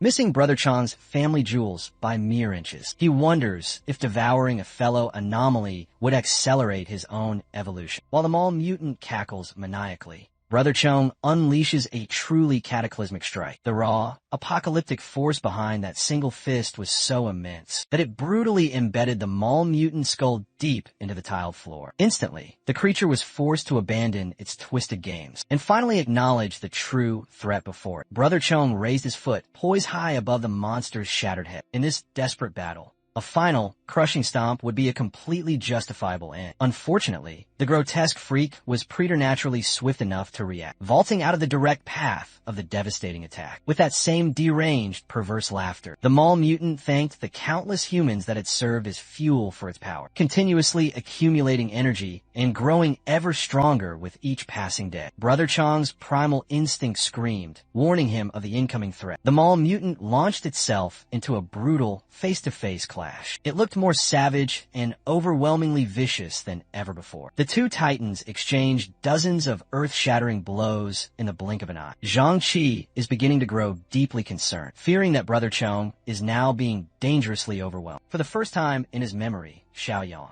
on the other hand, was glad they had embarked on this perilous trip. If they had allowed this mall mutant to continue its hunt for a bit longer, it might have evolved into a completely unstoppable, godlike entity to shatter the deadly stalemate and tip the odds. The young man stepped forward and conjured a goddamn AK-47 from the void. He casually instructed his ally, Brother Chong, to immobilize the raging beast for just a single, crucial second so they could finally end this battle. As always, the ever-reliable super mutant did exactly as he was told, and focused all his might on negating the mall mutant's blinding speed. The deafening symphony of gunfire echoed throughout the entire mall. A singular, high-velocity bullet pierced through the monster's forehead, cracking its skull wide open and turning its brain into bloody mush. Nevertheless, a single, devastating gunshot directly to the head was somehow not enough to end the super mutant's reign of terror. Still, that powerful shot managed to seriously wound the beast. It now completely shifted its murderous focus to the young man wielding the powerful gun. Zhang Qi simply could not believe what his eyes were seeing. He had never before witnessed a life form that remained alive. After receiving a clean, perfect headshot, if a single bullet won't do, then why not add one more? And then perhaps a few more. Better yet, just switch that thing to full auto and let it work its magic. With a storm of high-caliber bullets chunking the mall mutant, the beast looked like rotten green cheese by the time it finally collapsed. It shivered violently as the final remnants of life fled its wretched body. Xiaoyang then proposed that his companion, Brother Chong, should try consuming the super mutant. Who knows, perhaps it would provide a monumental surge of power, much to the young man's pleasant surprise. Eliminating a dangerous high-level element, such as this beast, also counted towards improving his overall community score and advancing his most current epic mission. Since they were now in a relatively untouched, stocked supermarket, they might as well acquire a few things. They can't leave this place empty-handed. Now, can they? This is where Xiao Yang's legendary storage ability truly comes in hand. There's absolutely no need for them to haul truckloads of supplies. He can simply absorb it all and transport it in a separate pocket dimension. It's a little bit crass. But instead of letting the fallen straggler bodies reanimate into zombies, they might as well provide Brother Chong with a nice little dessert after he's done munching on his monstrous main course. But while Xiao Yang was away, some treacherous rats were trying to play. The cruel boss, Rue, and a few of her loyal subordinates have set off to follow the tire tracks and to scout out their newfound enemy from a safe distance. They carefully and meticulously assessed the enemy's stronghold's capacity and capabilities. Boss Rue's most loyal right hand evaluated that the fortress has a decent number of standing personnel, but they appear to be very poorly armed. Their only significant advantage is that imposing, sturdy warehouse, if that's truly all they possess. It's a complete mystery how they managed to take down Zhang Qinya, Lin Guangkai, and the entire might of the Beichua Mountain Villa. Boss Rue foolishly reckoned that the rats must have used some kind of sneaky tactics. Perhaps they lured a massive horde of zombies inside, or something equally underhanded. Filled with her usual arrogance, Boss Rue is already thanking the high heavens for spoon-feeding her some juicy, unsuspecting prey and a brand new base of operations. For the time being, they must head back, regroup, and gather all their weapons and people before they finally strike. When the fortress expects at the absolute least, the small scouting party turned around and drove off. Heading in the opposite direction, Xiao Yang's group is heading back. Zhang Qi excitedly tells Wan Wan that their base camp not only has mattresses, but also possesses the luxury of hot water for proper cleansing showers. It's not every single day that you see other cars on the desolate highway nowadays. The entire group tensed up as they readied their deadly weapons. Two unknown cars were heading in the opposite direction. Neither of the parties slowed down, but for a split, tense second, Zhang Xiaoyong and Boss Rue's powerful auras clashed and checked each other. A new, grand mission has been initiated, Villain Nemesis, Volume 1. Xiaoyong must now repel the impending invasion to be rewarded with 50 points. He immediately had a strong gut feeling that the designated invaders must be those very same people, suspiciously driving around the perimeter of the area. To confirm his suspicions, he sought out Shen Shan in a tall watchtower to ask about any unusual activities around their fortified perimeter. As far as the observant young woman was aware, there was indeed a car that passed by in the far distance, but did not get close enough for her to ring any alarms. That was more than enough confirmation for Xiao Yang to finally act. So he immediately called for the reliable Uncle Sheng and Old Li to gather everyone for an incredibly important announcement. Meanwhile, the southern suburb coal plant's dark business is running smoothly. With the insidious help of a choppy, alluring radio broadcast, a new group of survivors found themselves trekking towards the ominous plant. The broadcast falsely claims that this is a designated safe zone, where a settlement is seeking new manpower for future development. This particular group of survivors were incredibly vigilant. If they had managed to survive for this long, they must be extremely capable. Finally, they spotted a vehicle driving towards their supposed destination. The car pulled up, carrying Boss Rue and her vile goons, fresh from their secretive scouting mission. They welcomed the new survivors who were lured in by the false, optimistic radio broadcast. The very instant the new survivors saw her considerable assets, all of their common sense completely vanished from the room. They just desperately wanted to be a part of whatever she was running. The cunning Boss Rue also knows exactly how to flaunt and use her womanly charms to completely drop any sort of resistance. With a predatory smile, she invited the new group into her base camp. While they were walking together towards the ominous coal plant, the survivors exchanged a knowing, utterly perverted look. They were then escorted deep inside the camp and were wide-eyed at just how spacious and tidy everything looked. They had finally found a new place that they could truly call home. One of the new survivors then excused himself, claiming that he had to urgently use the restroom. The sly Boss Rue offered to personally take him to their indoor bathroom, and the poor, lustful bastard immediately folded. She did not just simply lead him to the urinals. The wicked Boss Rue stayed over while the foolish guy peed. Her cold, calculating eyes lingered on his package the entire time, as if she were clinically scanning the offered goods.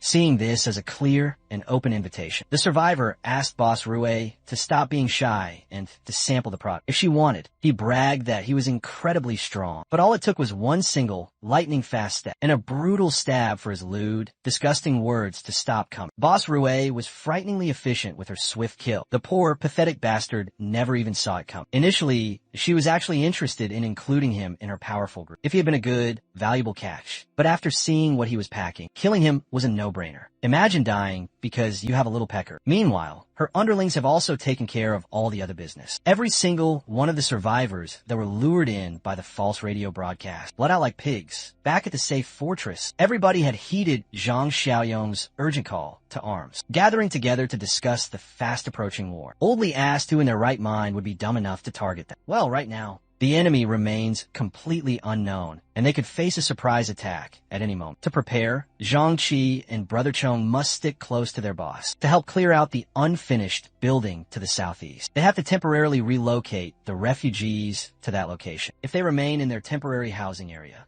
they will be completely exposed during the coming attack. Shun Shan and a few of the others volunteered to join it. Even the two twins, who looked absolutely nothing alike, were swept up by the tense air in the room. Even the young Lil Shuai bravely volunteered to join, much to the great annoyance of his protective mother. Of course, eager to make a vital contribution, Ning Wanwan also generously offered to help with the clearing operation. While they venture out on their mission, Uncle Sheng and Old Li will hold the fort and guard the main base. Everybody else will immediately gear up. And so, with the determined Xiao Yang leading the charge, a small but powerful army was formed to mow down any obstacles for the upcoming war. Upon entering the large southeast building, all absolute hell broke loose as the army picked and popped every single zombie within the vicinity. It was a truly intense, bloody hunt, one that would forge their killer instincts for what was about to come. After the first major wave of undead, Xiao Yang signaled for a quick break and a check on everyone's condition. Once more, he sternly warned them that the coming days would be extremely turbulent. For now, though, they will settle inside this southeast building for a thorough clear. When the rescued refugees were invited inside, they bravely voiced their willingness to help in the coming fight. The more he really thinks about it, that a significant increase in their fighting numbers would be very good. So he promised to send over some additional handguns and bullets. Later on in the day, when the enemy finally attacks the main southeast building, and the central fortress will coordinate through their walkie-talkies. Back in the desolate coal plant, Boss Rue is overseeing their discreet, cannibalistic operation. Her number 2, who looks like a damn Full Metal Alchemist character, and her number 3 are just eager to get their own share of the new meat. The cruel Boss Rue is still incredibly pissed off by the fact that Beachway Mountain got wiped out. From this point on, they would have to find all the food for themselves. Of course, number 2 and number 3 were not very happy to hear that. Thankfully, they already know exactly who to visit for some payback. In the east suburb, tomorrow morning, Boss Rue and her number 2 will lead a strike team to wipe those normies out. Back in the safety of the fortress, the operation halted for the coming night, and Zhang Xiaoyang was finally free to check on the almighty system. With a solid 46 points in the bank, ready to spend, he's incredibly eager to check on the new daily crates. Opening the store, he was completely surprised to see a level 2 awakening power supply crate, worth a hefty 25 points. There was also a new level 2 farming crate and a level 1 sugar, oil, and protein crate. Just the 2 level 2 crates would cost him 40 points altogether, but he's more than willing to splurge a little. Upon opening the most expensive crate he has ever purchased, he was granted the legendary Overload skill. It allows him to temporarily boost his physical stats by a massive 25%. But after the boost ends, he will enter a severely weakened state with his already truly astounding physical strength. A 25% boost would undoubtedly push him into the realm of the superhuman. He would essentially be capable of unleashing a raw strength, 8 times greater than that of an average normal Joe. Xiao Yang is just absolutely itching to try this new ability out on some unlucky person or something. The long night passed quietly, and a not-so-quiet day soon started. A whole massive fleet of cars, trucks, and bikes embarked from the southern suburbs coal plant, heading towards the east for one final, fateful time. Boss Rue quickly reiterated the attack strategy to her eager boys. First, they will drive straight through and kill the exposed refugees outside. Once number 2 goes in to finally break down the door, everyone else will come in with their heavily modded vehicles, using them as cover for overwhelming suppressive fire. Speaking of their number 2, this starving, strange weirdo can't even be bothered to put on a shirt, while the enemy force inches ever closer. The fortress is on its highest state of alert. Oldley took his designated position at the highest possible elevation. It has a slightly worse view than the main watchtower, but he would be completely invisible from down below. Xiao Yang strategically put him up here because Oldley had worked as a military sniper for a few years before becoming a cop. Oldley sheepishly scratched his head and corrected him. He was just a temporary fill-in sniper for only a few short months. Nevertheless, he was good enough to consistently hit his mark from within 500 meters, as long as the fickle wind decided to play along. That would be more than good enough to play a crucial, decisive role in this battle. You see, Xiao Yang had tasked Zhang Qi to bring something incredibly heavy. Up to the rooftop, the young man eagerly opened a massive, heavy crate, where a pristine, legendary Barrett sniper rifle was cozily stashed away. Oldley was completely taken aback. How could a young man like him even get his hands on something like this? Refusing to give a direct answer, Xiaoyang simply explained that they only have 10 rounds in total, so each one must be used with extreme prejudice. Old Li took the big-ass, powerful gun, feeling its immense, literal weight, and the heavy, crushing responsibility that now came along with it. Everyone else is now ready and posted up in their respective defensive positions. According to Xiaoyang, the enemy might appear at any given moment today. Shunshan, keeping her sharp eyes peeled at the top of the watchtower, spotted something highly unusual and quickly relayed the info to everyone. Looking through his powerful scope, Oldly confirmed that a massive fleet of enemies was coming in extremely hot. Back in the heavily modded car, Boss Rue's clueless goons were puzzled by the sudden disappearance of the refugees outside the main wall. Instead of stopping and observing before they decided to go in, the arrogant Boss Rue ordered her boys to put the pedal to the metal and to push. Without stopping, they're already close enough to have been spotted. Stopping now would just completely kill all of their precious momentum. And so, the invading fleet charged furiously forward, aiming to take precious cover by the fortress wall. As soon as the enemies entered their effective firing range, Shunshan gave everyone on the wall permission to open fire. Everybody spread out around the top of the wall, pulled out their blickies and their powerful AKs, and rained down a storm of hellfire on the foolish intruders. The arrogant coal plant people did not account for such heavy, overwhelming firepower. Instantly, a hail of bullets pierced through their windshields and their flesh. This was supposed to be a devastating surprise attack, but they were the ones who were completely and utterly startled. Boss Rue flatly refused to believe that her brilliant plan had been exposed so incredibly early. It was far too late for them to pull out now. She had to throw all caution to the wind and ordered her remaining goons to keep on charging forward. While most of them were dropping like pathetic flies, for what it's worth, it was actually somewhat effective. They managed to reach the bottom of the wall with some of their troops still alive. The most important thing was getting number 2 and his gigantic automatic saw close enough to breach the main gates. When he was finally met with the stubborn, reinforced door, number 2 hacked and brutally slashed his way through the thick, heavy metal. Shunshan quickly relayed the presence of this powerful anomaly, trying to break down their door to everyone within the vicinity. The brave people in the watchtower raised their rifles and put their trigger fingers to heavy work to make sure that number 2 could continue to do his job. Boss Rue and her remaining goons returned a heavy fire with their pea shooters and their submachine guns. Under this heavy, suppressive fire, the inexperienced bunch up in the watchtower were effectively pushed away from their positions.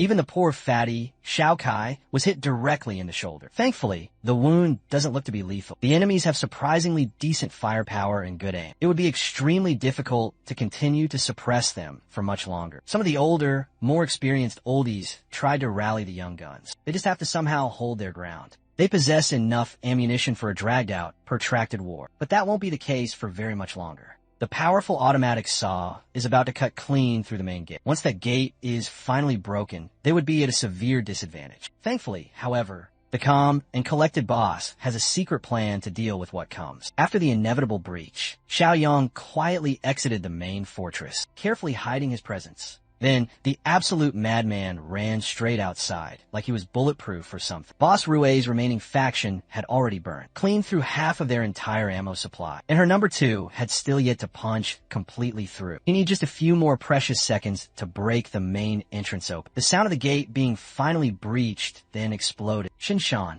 and the rest of the watchtower group quickly descended to provide crucial support below. Meanwhile, the evil Boss Rue is smiling quite deviously. It was rough, but she's finally successfully in. Now it's time for them to see how these rookies handle the absolute terror of an evolver who has been strengthened by consuming human meat. Using her number 2 as a massive moving cover, she ordered her remaining boys to follow and stay close behind. The powerful anomaly ditched his now useless automatic saw and muscled his way through to make the new opening even bigger. With a clear and perfect sight line of the charging enemies, Xiaoyang gave Old Li a heads up for his time to finally shine. Carefully controlling his steady heartbeat and his deep breaths, Li Hongli locked his sights onto the approaching big guy. Once that massive, big-ass head came into perfect view, Old Li's crosshair snapped onto it like he had a built-in aimbot. Number 2 roared. He sounded more beastly than he did human. The terrified survivors who laid eyes on this monstrosity would certainly agree. As soon as that powerful beast finally breached their gate. They were completely demoralized. They tried their very hardest to deter its charge, but the bastard had a seemingly impenetrable skin. Their measly, pitiful bullets were completely ineffective. Number 2 barged right in and tanked the entire rain of lead, without even needing the protection of a Kevlar vest, no matter what the caliber was.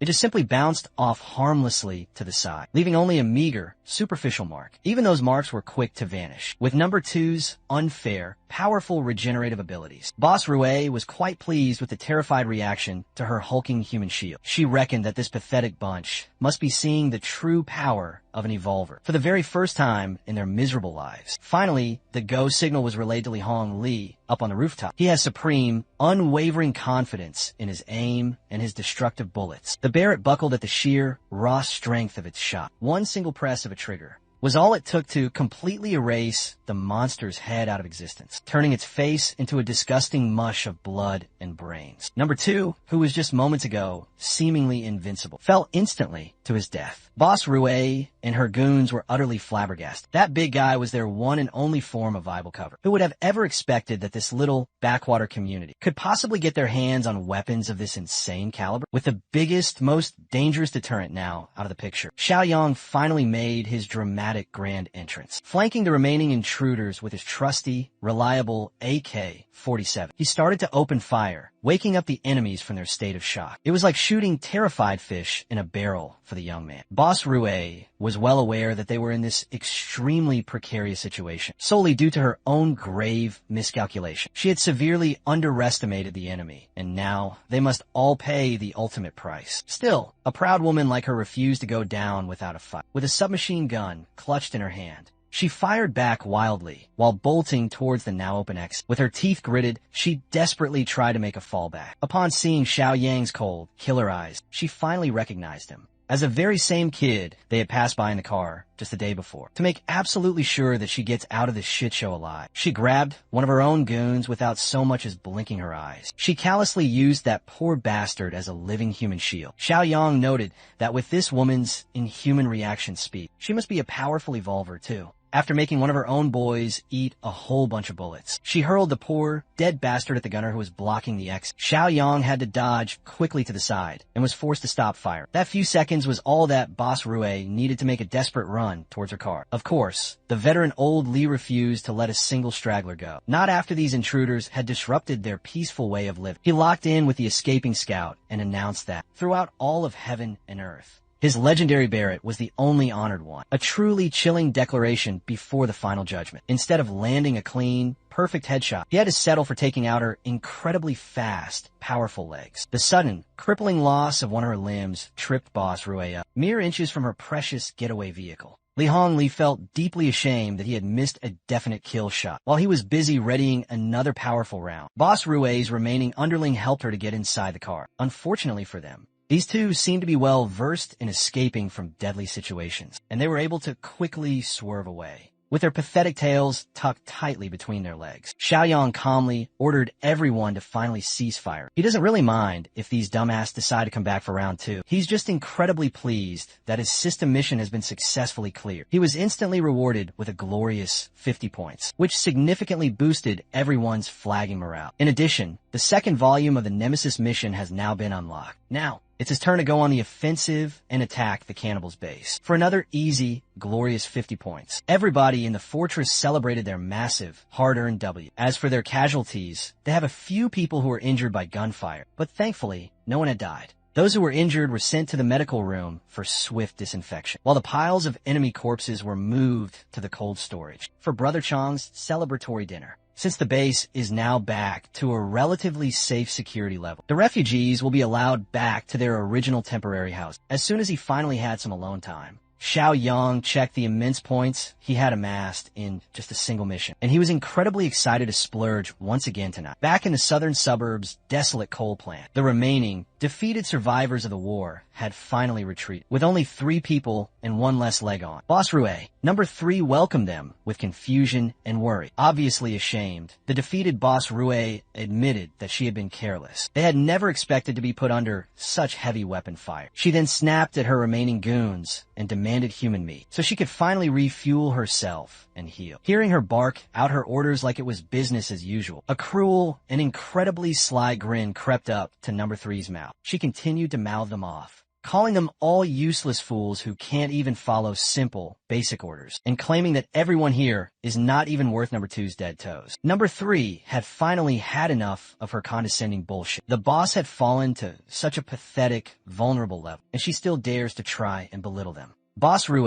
had made a truly gigantic, fatal mistake yet again. She did not expect a full-blown rebellion at all. Panicking, she tried to desperately order her men to take Number 3 down, but not a single one of them moved a muscle. Even the 2 survivors who had just dragged her to safety pretended as if they did not hear her. With Boss Ray now missing a leg and Number 2's recent death, Number 3 can easily usurp all the power for himself as the new strongest. Besides, he had already planted the insidious seed of rebellion in everyone. The Brothers of the Coal Mine had long since been deeply dissatisfied with the tyrannical way she ran things. Now, they have the perfect opportunity to change their leadership. Even now, the pathetic Boss Ray still thought she could make the boys stand down. But as they began to crowd around her with clear, malicious intent, her formerly bossy attitude quickly began to crumble. With Number 3's commanding lead, the coal plant bastards unleashed all of their pent-up frustrations on their cruel former boss. They laughed and they cheered as they brutally bashed Boss Rue's entire body with their heavy metal pipes. They jeered cruelly at her miserable, pathetic groans and screams, since she is still an evolver with an inhuman, resilient body. This brutal torture went on for a very, very long time. When she eventually croaked, Number 3 could not stop smiling while he wiped her blood off his hands. One of the goons foolishly called him Boss 3, and he nearly pummeled that poor guy to death for it. From this point on, he will not tolerate any goons who won't call him by his new, proper title, Big Boss. Well, the boys are now wondering about their next big move as a new group, with the evil witch and Number 2 both out of the picture. The coal plant's total combat strength has been greatly reduced. Everyone's biggest collective fear is not the powerful Eastern Fortress, but the one they now call the Tentacle Man. The new big boss decided that they would just completely abandon the plant and instead seek refuge with the mighty West Steel Group, a merger of sorts.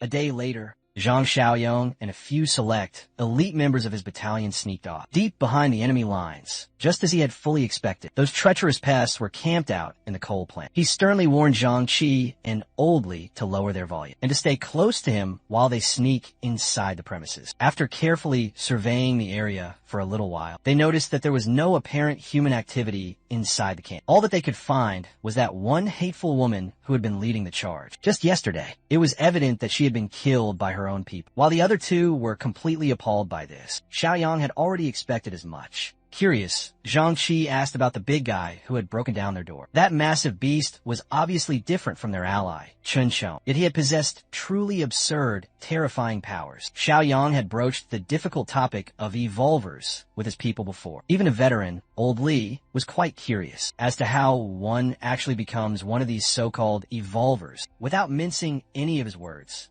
Xiaoyang gravely shared that one can evolve by eating other humans. This small tidbit of truly shocking information would make anyone shudder. Xiaoyang elaborated that to gain an ability similar to a mutant, the most direct and simplistic method known is the act of cannibalism. Since he also possesses inhuman, godlike abilities, Zhang Qi worriedly asked if he had also gone down that same awful, dark route. Going forward then, do they all have to cast away their own humanity and eat other people, too? Xiaoyang quickly, while feasting on human flesh, offers the most direct path. It is far from the only forbidden way. Fishing something out from his pocket, the young man unveiled a small, crystalline object pulsing with an ominous red light. Ultimately, both evolvers and the undead are 2 branches of the same corrupted tree of life, and these life forms need only to absorb this strange, exotic energy to ascend in power. Within every normal person, a minuscule amount of this exotic energy naturally resides, but this power is faint and widely dispersed throughout their very flesh and blood. Evolvers and the truly rare mutants, on the other hand, can condense this potent energy into crystalline cores. As this apocalyptic era unfolds, even common zombies will soon begin forming these exotic cores within. Even if that is the case,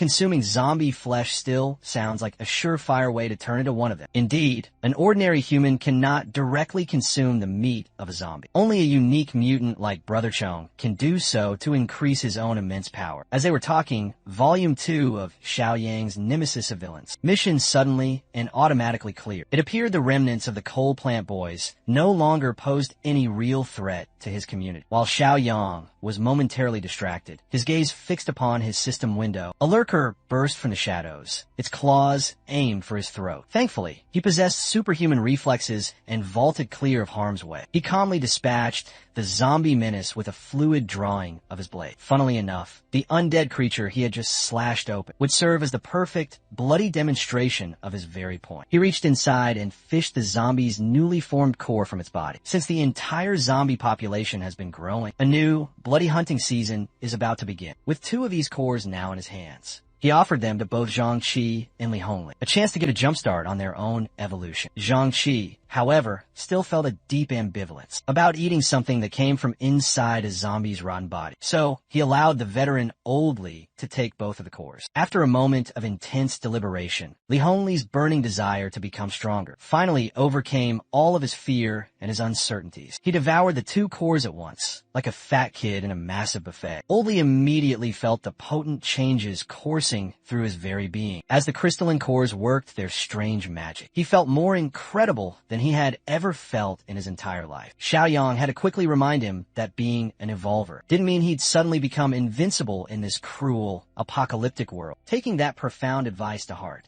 Old Li firmly assured the young man that he would not grow reckless. With the immediate crisis now averted, it was about time to head back to camp. While our good guys were on the way back to their home, the cowardly bastard were just now pulling up to the West Steel Mill. As they dared to enter the perimeter, one of the watchdogs immediately stopped them from going any further. The self-proclaimed Big Boss, number 3, casually introduced himself as the official representative of the coal plant. Still wary of this strange group, the watchdog told them all to wait while he went to report to the West Steel Mill's supreme leader. After much deliberation, the coal plant boys were finally permitted inside. The neighboring faction's stronghold, of course. The big bosses of the steel mill immediately asked him what was up and where Jing Ruo and their powerful number 2 were. Number 3 quickly made up a story about being suddenly attacked and tragically losing both Boss Ruo and the big boy. Hearing that small bit of valuable information piqued the deep interest of the bald, imposing steel mill boss. He ordered his men to take the so-called coal plant brothers and their new 3rd boss to one of their designated safe houses. Meanwhile, Baldy convened with his partner and quietly devised something truly devious. Number 3 and his remaining goons were stashed away in the so-called safe house. Even now, he's still foolishly correcting his men about his new grand title. He was so completely focused on such trivial, unimportant things that he did not even notice how sketchy this whole situation that they had put themselves in truly was. One of his boys quickly pointed out that they were likely not in some sort of hospitable safe house. If you were to look around, they're surrounded by thick iron bars and locked doors. This place is basically a prison. Before they could even figure out what was really happening, the same watchdog from outside barged directly into the room. He sternly commanded everyone to come back outside. When they were finally granted an audience to speak to the steel mill bosses, again, it looked like the entire plant was now present. Number 3 carefully chose all of his words and asked what was now happening. The lady boss immediately deduced that number 3 had done something truly underhand and had betrayed Boss Rue,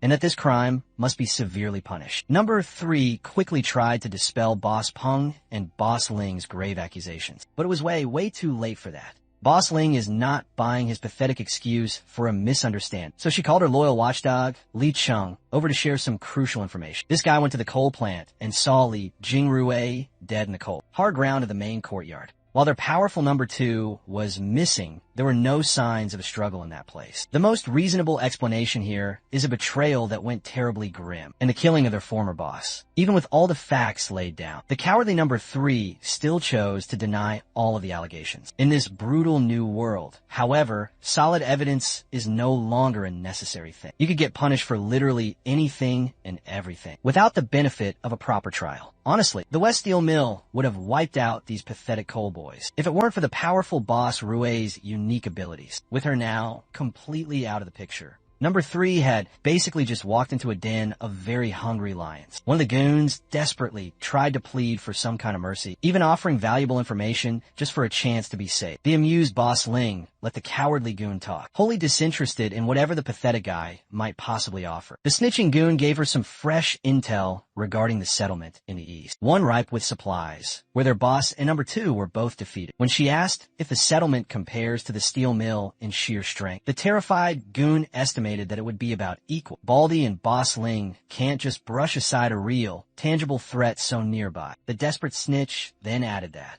those Eastern Fortress people don't know how to become evolvers just yet, and that not a single person there has yet evolved. Li Chung listened intently to the cowardly snitch, and was quite puzzled at the very mention of evolvers. Baldy Peng is having a very hard time believing that Jin Ruwei would actually lose to a pathetic bunch of normies. So the snitch quickly explains that they possessed extremely heavy weapons, the kind that could kill someone like number 2 in a single devastating shot. Boss Ling was quite pleased that they had gained a bunch of useful intel. Still, she is utterly ruthless and is not in the business of rewarding rats. When she passed down the final cold kill order, the coal plant brothers' blood ran completely cold. They screamed and they begged pathetically for mercy until none of their terrified voices could be heard. The very last bit of the coal plant faction was brutally wiped out. Baldy Peng is now quite worried. Now that they know about the dangerous eastern threat that is so nearby, Boss Ling thinks it would be prudent not to attack them right away because of those dangerous heavy weapons.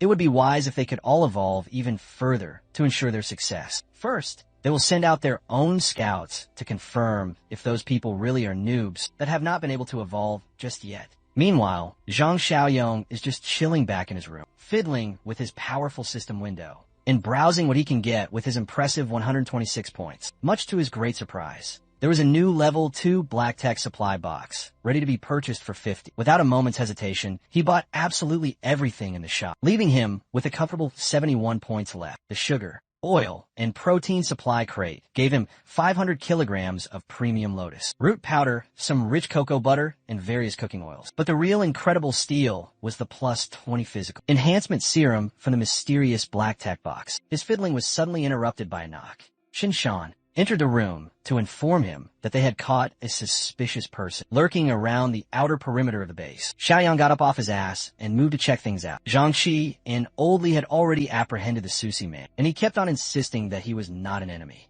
He just wanted to talk to the fortress's main leader. Once Xiaoyang had arrived, Mr. Seuss finally opened up his mouth. He politely introduced himself as Shu Axing from the West Wind Steel Mill. At the mere mention of that strange place, Uncle Song was immediately alerted. As far as he knows, West Wind is located in the southwest. It's one of the largest, most powerful steel mills in the entire area. And just like the infamous coal plant, it has now become a survivor settlement. That particular spot is about 3 kilometers away from the coal plant. If it's really that far away, then why would Mr. Seuss here come all the way to their fortress? Shu Axing puffed out his chest and asserted that in this chaotic new world, all of the survivors should really stick together. So, his wise leader had sent him to find more settlements for recruitment purposes. Xiao Kai refused to bite on such an obvious, pathetic lie. This strange man has been lurking around in wide circles and drawing a detailed map. When a map was then pulled out of his very own pocket, Su Axing smiled incredibly awkwardly, just to make absolutely sure that he's not being played for a fool. Xiaoyang activated his powerful ability, Mind's Eye, seeing straight through Su Axing's pathetic soul. It's blatantly obvious that this dude is looking at him with utter disdain. You see, our boy is certainly not soft. He pulled out his gun and shoved it against Axing's cold forehead without batting an eye. At this critical point, everybody knows exactly how things work in this new apocalypse. It's incredibly disrespectful that this guy thought he was an idiot. If Xiaoyang does not hear the absolute truth, Mr. Seuss can kiss his own brains goodbye. Seeing the young man's dead serious, cold gaze, Axing gulped nervously. Still, he doubled down on his lie and insisted that he was not lying. His powerful faction is just trying to be extremely cautious. Xiaoyang pulled Zhang Qi aside and asked if Axing had ever seen Brother Chong before. Thankfully for him, he hasn't. So, Xiaoyang ordered his men to let Mr. Seuss go and to let him walk on his very merry way. In addition, the wise young man even returned his hand-drawn map. Shu Axing was completely overjoyed, thinking that his phenomenal acting had actually worked. He bolted out of that walled fortress before the boss could possibly change his mind, as he watched the obvious scout run away. A very sly, knowing smile crept up on Xiao Yang's mouth. He's already calculating how many glorious system points he would soon get from that pathetic West Wind steel mill. Or whatever, from that fateful, decisive day. 5 quick and deceivingly peaceful months have passed in the West Steel plant. A growing anxiety about their people disappearing one by one is plaguing everybody's fragile mind. They know who the culprit is, but they can't do anything at all about it. That terrifying tentacle monster is active again, and they don't know how to even respond. Some of the lowly garbage boys heard a strange sound from their trash pile and were completely mortified. Before one of the terrified garbage boys could report back to the mill, he met his bloody, untimely end at the tip of a razor-sharp blade. That same watchdog from before. Li Chung overheard the desperate screams for help coming from the trash heap. The one garbage boy who had managed to escape with his life reported the brutal killing of his buddy directly to Li Chung and blamed the terrifying tentacle monster. Any mention of that fearsome beast must always be taken very seriously. This time around, it's attacking them in broad daylight without any warning. So Li Chung immediately grabbed his gun, told the civilians to go and hide, and called for any evolvers with escape abilities to follow him. When they arrived at the foul trash heap, they immediately spotted a highly suspicious figure. Choosing to be cautious, Li Chung warned his men not to engage and to just escape when they are inevitably spotted. Upon a much closer inspection, he finally figured that the monster they had all been fearing so much was not there. Looking down at the ground, there were some unusual track marks. Maybe the monster had caught his prey and just quickly ran off. Ever since Beachway Mountain and the southern coal plant were completely deleted, the total number of disappearances continued to steadily increase. Before, the monster would shop around at different various settlements. Now, the steel mill is its one and only hunting ground. But Li Chung could feel it in his gut, that the tentacle man had absolutely nothing to do with this particular incident. Back in our hero's fortress, the advancements made in the past 5 months are now clearly visible to all. Zhang Xiaoyang had already survived much longer than in his last tragic run. If this pace continues, rebuilding a new civilization might no longer be just a distant pipe dream. Currently, his total community score has soared to a respectable 38. It has been many months now, but the system mission to take care of the West Steel Mill still hasn't yet appeared. In those months, the rest of his trusted inner circle was hard at work. Seeing that Shan Shan and the boys are back from their latest outside mission, Xiao Yang flexed his incredible superhuman abilities just a little bit and jumped from the very top of the wall and down into the ground. Zhang Qi reported that their recent hunting operation was a massive success. With their current growing strength, there's no way that someone could now fight or even track them. The young Lil Shuai had also started joining in on the hunts with the grown-ups. The capable Wan Wan has been looking after him out in the field, and he's growing up to be a truly formidable young fighter. Today, he even managed to take down a zombie completely on his own. As a major part of Villain Nemesis, Volume 3, the Fortress Battalion has been regularly going out, hunting down zombies to eliminate all threats and to help potential new allies, while taking every single mutant core that they come across. Until now, Xiaoyang has been completely confused by the potential allies part. Maybe it's referring to the dangerous West Steel Mill. Since the system is not giving him the final go signal, Xiaoyang decided to take the initiative and infiltrate the mill completely by himself. Of course, the cautious old Li was strongly against this very risky idea. Uncle Song has been dealing with multiple of their scouts, snooping around their territory for many months now. It is highly likely that they have very bad intentions. Xiaoyang calmly assured the oldies that with his immense strength, even someone as powerful and monstrous as Brother Chong would never be able to truly hurt him. Besides, they might as well finally find out whether those people are friends or foes. For now, Uncle Sheng, old Li, and everyone else in his trusted inner circle will be in charge of the main fortress and the nearby growing town that is housing all the refugees. Well, the fortress itself will be just fine, but everyone is just incredibly worried about their powerful leader. Without this capable young man, their entire settlement will surely crumble. Back inside the dangerous steel mill, Li Chung has returned from his wide sweep of the vile trash heap. He just wanted to talk to the two bosses, but he was barred by some of their guards from even entering. Li Chung snapped and grabbed the rude guard by his throat, lifting him clean up into the air. When he suddenly realized that his temper had gotten the best of him, he snapped out of it and regained his full control. He put the guard back down and immediately profusely apologized. Truthfully, Li Chung is getting deeply worried about his own constant outbursts as of late. Over the past few months, he's been losing all control of his emotions. When the bosses had finally heard his voice, They granted Li Cheng their permission to finally enter. Li Cheng cautiously entered the boss's private room and found the absolutely shredded muscle mommy, Boss Ling, all alone in her expansive office. Li Cheng proposed a completely different theory, one that would explain the recent mysterious surge of disappearances in their area. After carefully examining a recent bloody crime scene, he had found a woman's footprints. What he's really saying is that they might be attributing the recent deaths and disappearances to the Tentacle Man when there's a completely different killer on the loose. Boss Ling did not shut his interesting theory down right away, but advised him to keep a tight lid on it for a little while. One Tentacle Man already has the entire settlement absolutely terrified. They can't afford to increase the people's growing anxiety, to the point of them being too afraid to even step outside. Li Cheng tried to oppose his boss, but seeing her face zooming so incredibly close to his own, he folded and blushed like a young, innocent schoolboy. He awkwardly excused himself, bidding the beautiful Boss Ling goodbye. Li Cheng is a very strong man, but when it comes to his powerful boss, he just can't seem to think straight. Out of a different, hidden room from Boss Ling's office, a voice mocking her for being careless suddenly rang out. She snapped back that she would gladly hand the job over to someone else if her methods were to be so easily criticized. The taunting voice in the other room belongs to the one and only Baldy Pump, who is currently chopping up the cold corpse of that garbage. Boy for just earlier.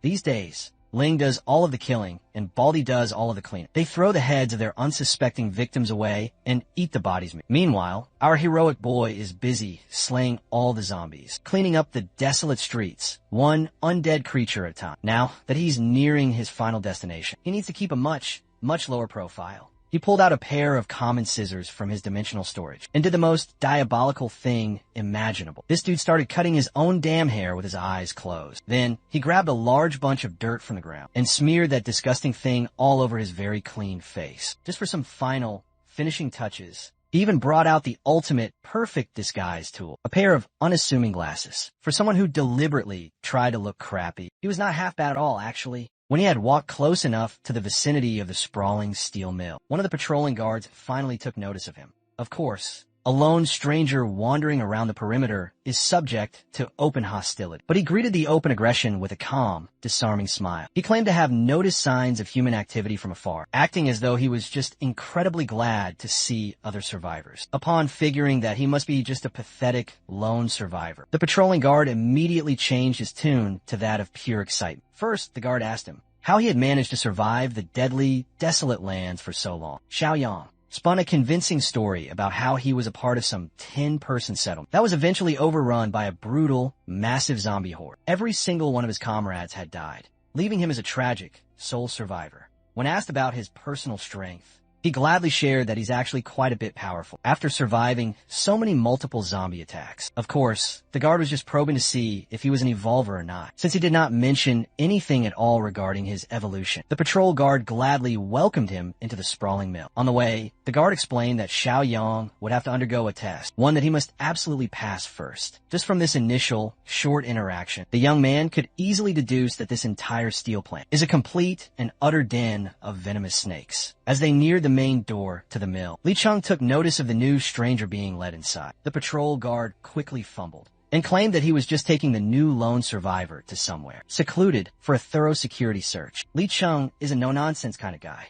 If he can do a body search, it's better to just do it right here and right now. So Li Cheng took complete charge and asked the stranger to hand all of his weapons over before going inside. Xiaoyang pushed back just a little bit, claiming that he was a bit reluctant to go and completely unarmed into such unknown, dangerous territory. Li Cheng understands that people can be foul in this new apocalypse, so being cautious is a very good thing. However, it's the strict protocol for any outsiders to either be disarmed or kicked out. Keeping up with his very reluctant act, Xiaoyang handed his single blade over. Don't worry, he has about 1 million of these safely inside his pocket dimension. Afterward, Li Cheng gave him a very thorough body check to make sure there weren't any more concealed weapons on him. Xiaoyang was a bit surprised to see someone with a bit of a moral backbone in this completely rotten place. It's certainly a bit different than the savages over at Beichui and the coal plant, seeing as this lone stranger had survived the outside world with only a single dagger in his person. Li Cheng curiously asked if he was, in fact, an evolver. Xiaoyang played dumbly and cited that he felt a lot stronger as the days went by. Just to make sure, Li Chung escorted him towards the bosses first. For now, Xiaoyang has to wait inside the so-called reception room. Honestly, it looks a lot more like a holding cell. He could immediately tell that the doors were heavily reinforced, fitting for a dark prison cell.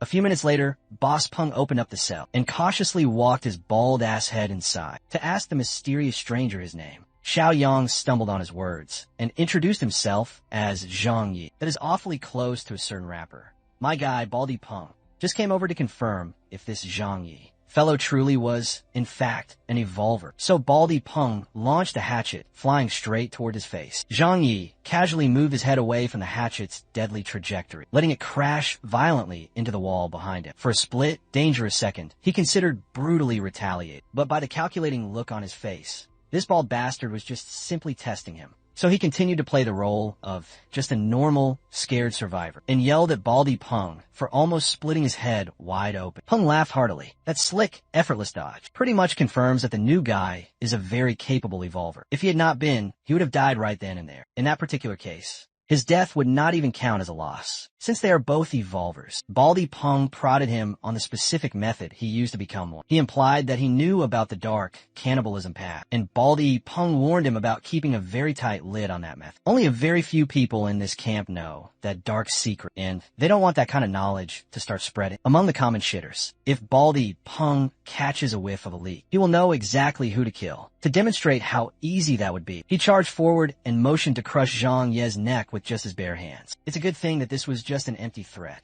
If this bald fuck had actually tried to bum rush him with a real weapon, he would have certainly fought back. It could have gotten really, really bloody. Still, killing this baldy right now would make it very hard to get his whole glorious 80 points. As a final reward for the mission, Peng was quite impressed that Zhang Yi had reacted fast enough to draw a weapon. While the new kid has some above-average skills, Baldy claimed that he's on an entirely different, higher level. So any thoughts of opposing him should just be buried deep down. After their little tryst inside the cramped holding cell, Baldy Peng ordered his underlings to treat the Zhang Yi fellow with a newfound respect, give him a fresh change of clothes, and let him wash up before a follow-up meeting with the rest. After he had finally washed up with the other so-called revolutionists, Baldy Peng introduced Huang Ling as his official co-lead, while Li Chung and Huang Bin were the two main settlement officers. The latter, Huang Bin, will be in charge of showing the new newcomer all of the ropes. Boss Ling praised Zhang Ye's incredible luck in finding the strongest settlement in the entire area. Here, mere survival is no longer a major concern. Still, to eat well, one must contribute their own value to the larger group. Zhang Yi solemnly swore that he would do his absolute best and follow all orders. Everything is now going along very smoothly. He had arrived at just the perfect time for Huang Bin's patrol. After picking out Akiang and axing for this particular patrol, the party rolled out.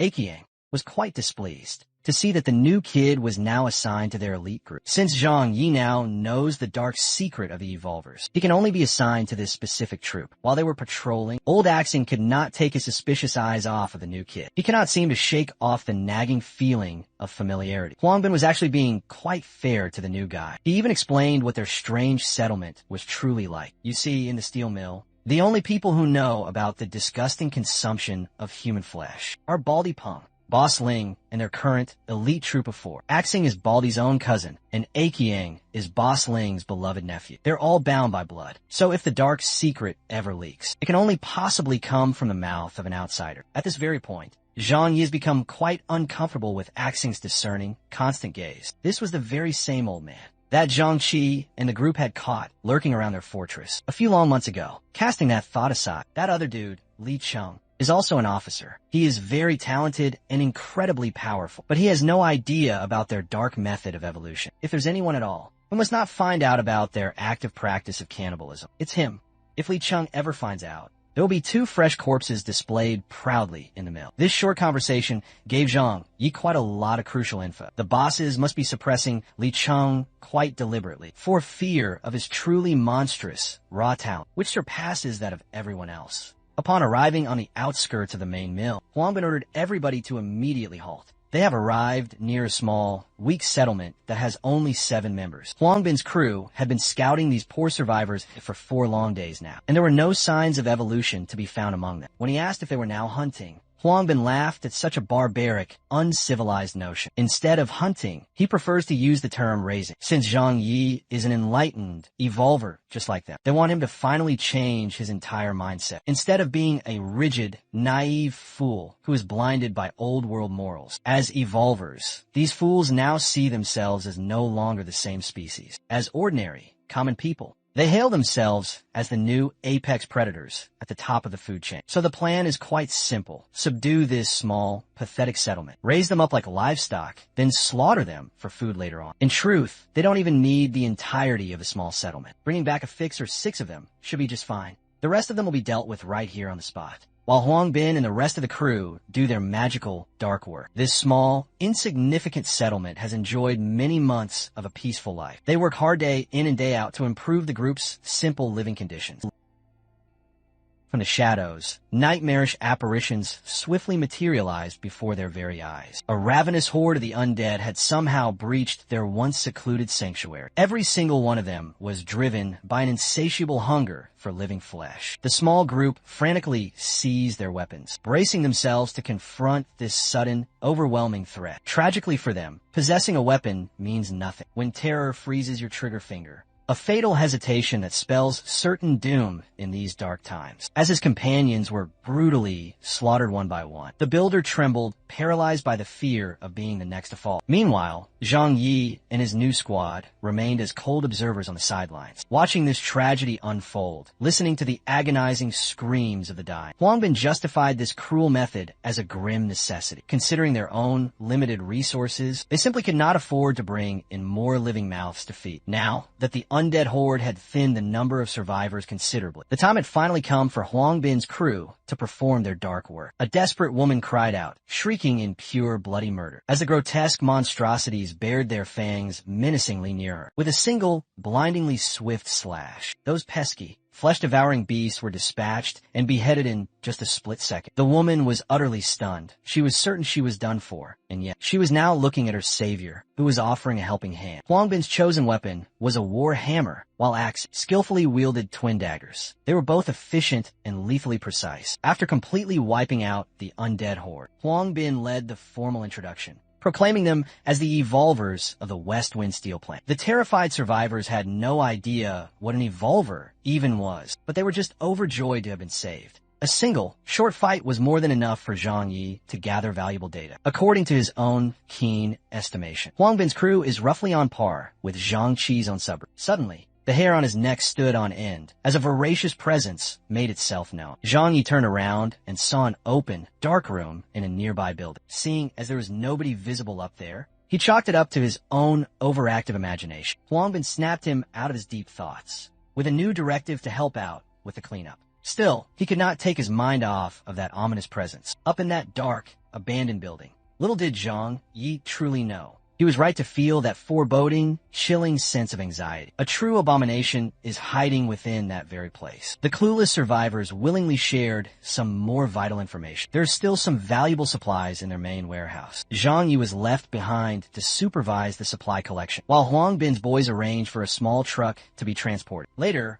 aside from all the supplies, he also has to pile up the cold bodies of the freshly killed survivors, while those who were lucky or unlucky enough to keep their very lives followed Huangbin as if he were their messiah. This particular setup actually works out quite well for Zhang Yi. It's the perfect, opportune timing to do his own thing. While they were walking towards the ominous steel mill, the naive survivors kept singing Huangbin's undeserved praises and expressing their immense gratitude. One of the clueless girls turned to Aqiang to ask if they had a bath. Back at their camp, the absolute creep swiftly grabbed right onto her and bragged that their mill had hot, running water and even body wash for a very deep cleaning. Suddenly, the entire mood turned for the worse. When Axing's spidey senses started tingling intensely, Huangbin took immediate notice of the old man's reaction and raised his guard. He yelled at everyone to stay on high alert, hoping to get ahead of whatever danger was about to come. The vile Aqiang continued sticking close to the poor, scared girl, even though she was now clearly feeling extremely creeped out. Axing might possess a much sharper intuition, but he can't seem to pinpoint where the danger is coming from. Akyang chided that the old man was just feeling paranoid over nothing. But Shu Axing always trusts his powerful instincts. Something is most definitely out there, lurking, as if it were a dark, self-fulfilling prophecy. Axing was the very first one to fall from the threat's deadly sneak attack. Something incredibly sharp pierced straight through his neck. The poor guy didn't even know how he had died.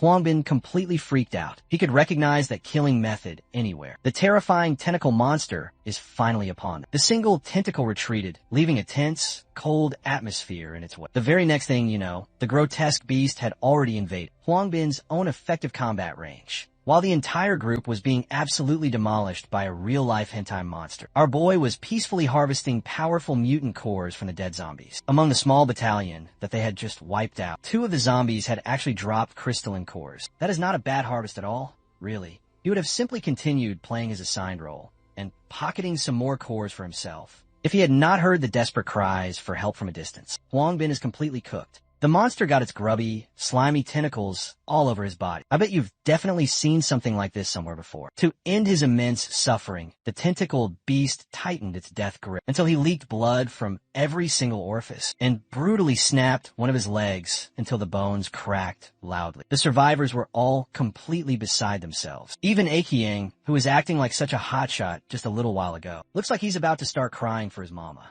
as if sensing that he was the only remaining credible threat. The monster's aggro completely shifted to the only evolver that was left. Akyang slowly backed up, pure terror paralyzing his entire body. To save himself from a truly grim and agonizing fate, he grabbed the wrist of the very same girl he was trying to rizz up and chucked her into the tentacles to keep the horrible beast busy. Well, the monster is not one to reject such easy prey. Now I know you've definitely seen something exactly like this. Only this particular time, it wasn't just squishy sounds and moans. It ended in a painful and crushing final suffocation. But this is not the end of the line for Miss Survivor. Her real, true savior just made a flashy, grand entrance, slicing the very tentacles that were smothering her to little bits. Perhaps Zhang Yi and his one trusty knife would actually stand a chance against the fearsome monster that everybody is so incredibly afraid of. Zhang Yi looked at the tentacle man from head to toe, and he wasn't really impressed or the least bit petrified. Well, that's because this is just one of the tentacle monster's sons. At least, that's what the steel mill people call them.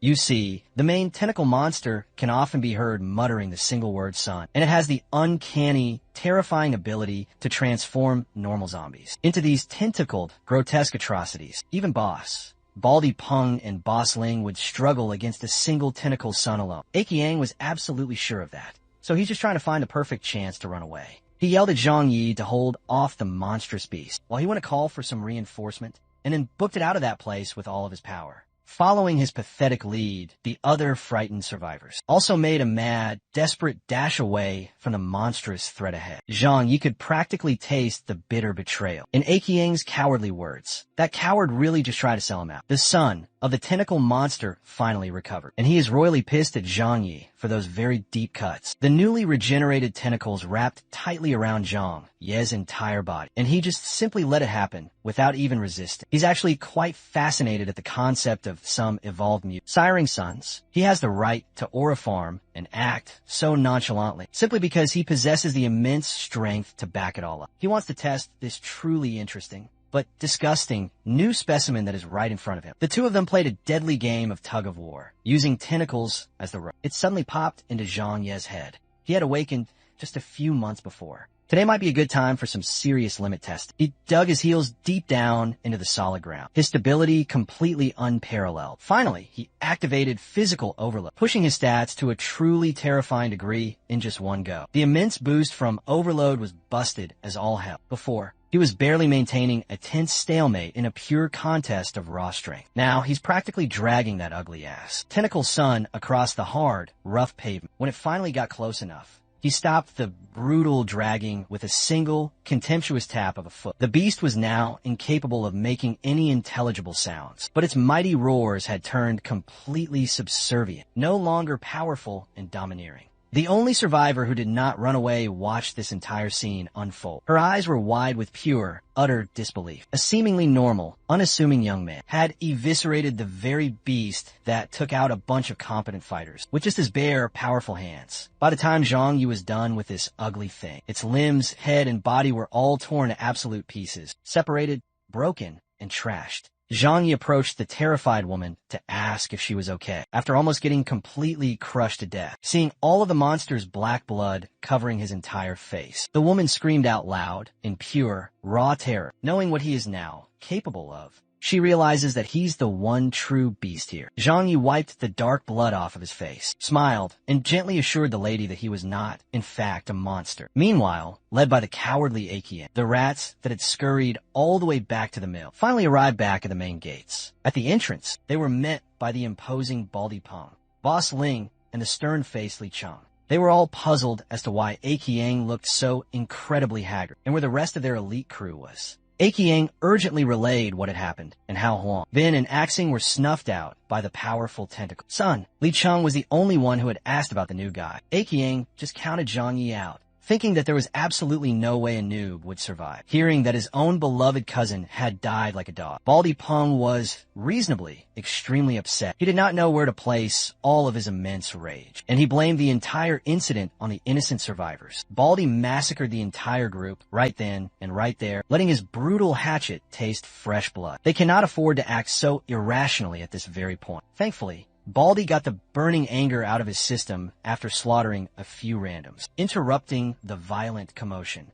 A large bundle of bloody tentacles hit the ground, stealing everyone's attention. They all looked up to see the very familiar face of the newest addition to their once proud mill. Zhang Yi and the lady he had just saved arrived not long after Baldy's outburst. Li Cheng was equally pleased and incredibly impressed that the rookie had come back alive. Not only that, but he had pulled up with the biggest possible flex, a girl on his arm, and a bundle of bloody tentacles as undeniable proof of his kill. He explained how he had killed that meager tentacle son and had avenged the boss's fallen relatives. After pulling off something this impossibly big, the co-leads are now beginning to reevaluate this new guy, breaking the tense, thick silence. Zhang Yi requested some vehicles and some men to come with him to clean up the mess and retrieve all of the spoils while he was doing his newly assigned job. The bosses were grilling Akiang about what really happened this time. This damn roach still refused to believe that Zhang Yi had soloed and killed a monster that was strong enough to one-shot the rest of their Evolver crew. As far as Akiang knows, even a team-up between Baldy and Bossling would still result in a drawn-out, bloody bloodbath against that terrifying thing.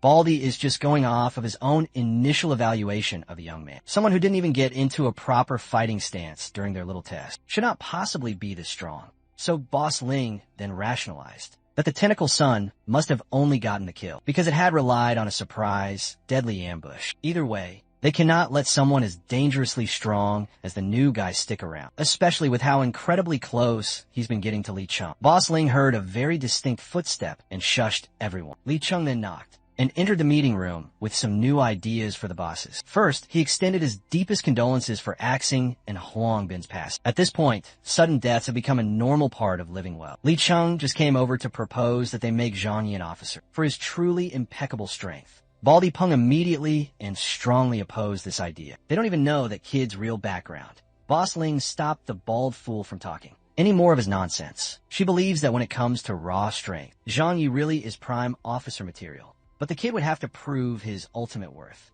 to convince the entire skeptical steel mill. Li Cheng then countered that killing a tentacle son should already be enough solid proof. Well, since they're on the topic, they could just try to give the young man a crack at the real thing. If Zhang Yi could actually kill the tentacle monster itself, they would be killing two enormous birds with just one stone. Li Cheng heedlessly argued how completely unfair that would be. Even the two bosses combined can't accomplish something so incredibly difficult. Boss Ling calmly assured Li Cheng that this was not a suicide mission. The entire steel mill will mobilize together and take decisive action. It's finally time for them to eliminate this problem once and for all. As soon as he returned from hauling all the supplies and the dead bodies, the bosses gave Zhang Yi the complete rundown of what was going down. He was quite surprised that these people were willing to devise a plan, with him at the very center, when he'd been here for such a short amount of time. Boss Ling tried to appeal to his sense of pride, telling the young man that he might just be the strongest fighter in the entire settlement. Baldy Peng then added that if the mission actually succeeds, they're going to give Zhang Yi here the coveted third leadership seat. He then sarcastically asked Li Cheng if it was okay for the new kid to now surpass his own rank. Li Cheng gritted his teeth and sullenly gave his approval. With everything now settled, the plan is set to proceed in 2 days. Zhang Yi was quite impressed with their incredible acting skills. He might have actually fallen for their sincere proposal if he did not possess the unique ability to read their dirty, black souls. Through his mind's eye, we've spent enough time in this treacherous steel mill. Back in the Eastern Fortress, everyone was completely freaking out. Their powerful boss, who's currently undercover deep behind enemy lines, is giving them a call. Old Lee and the rest of the gang quickly picked up the walkie-talkie and listened intently. This absolute dude, Xiao Yang, posted up on top of some heavy machinery from Maximum Aura while relaying the master plan to take down the entire mill. In 2 days' time, they will all convene at the South Suburban Park. It is finally time to wipe out the final remaining threat in this entire area. Once and for all, Old Lee took immediate charge of the finer plan. Everyone agreed that Uncle Sheng should stay out of this incredibly risky mission on account of his old age. Furthermore, he is essential in holding down the main fort. This upcoming mission has much higher stakes than the ones they have ever done before. The premier fighters must all bring their A-game. Brother Chong, Shun Shan, Zhang Qi, and everybody in that elite crew are going to be absolutely crucial. In the corner of the crowded room, little Shuai asserted that he wanted to come along and fight too. His worried mom immediately shut him down. War is for the grown-ups. A young kid has no business getting himself involved in such a desolate, bloody business. But she had never actually seen her son in the field when the crew did their dangerous hunting runs. Little Shuai is no mere slouch. Even among the elite core team, this kid is certainly no weakling. Old Lee needs every single capable hand he can possibly get. Besides, in this new day and age,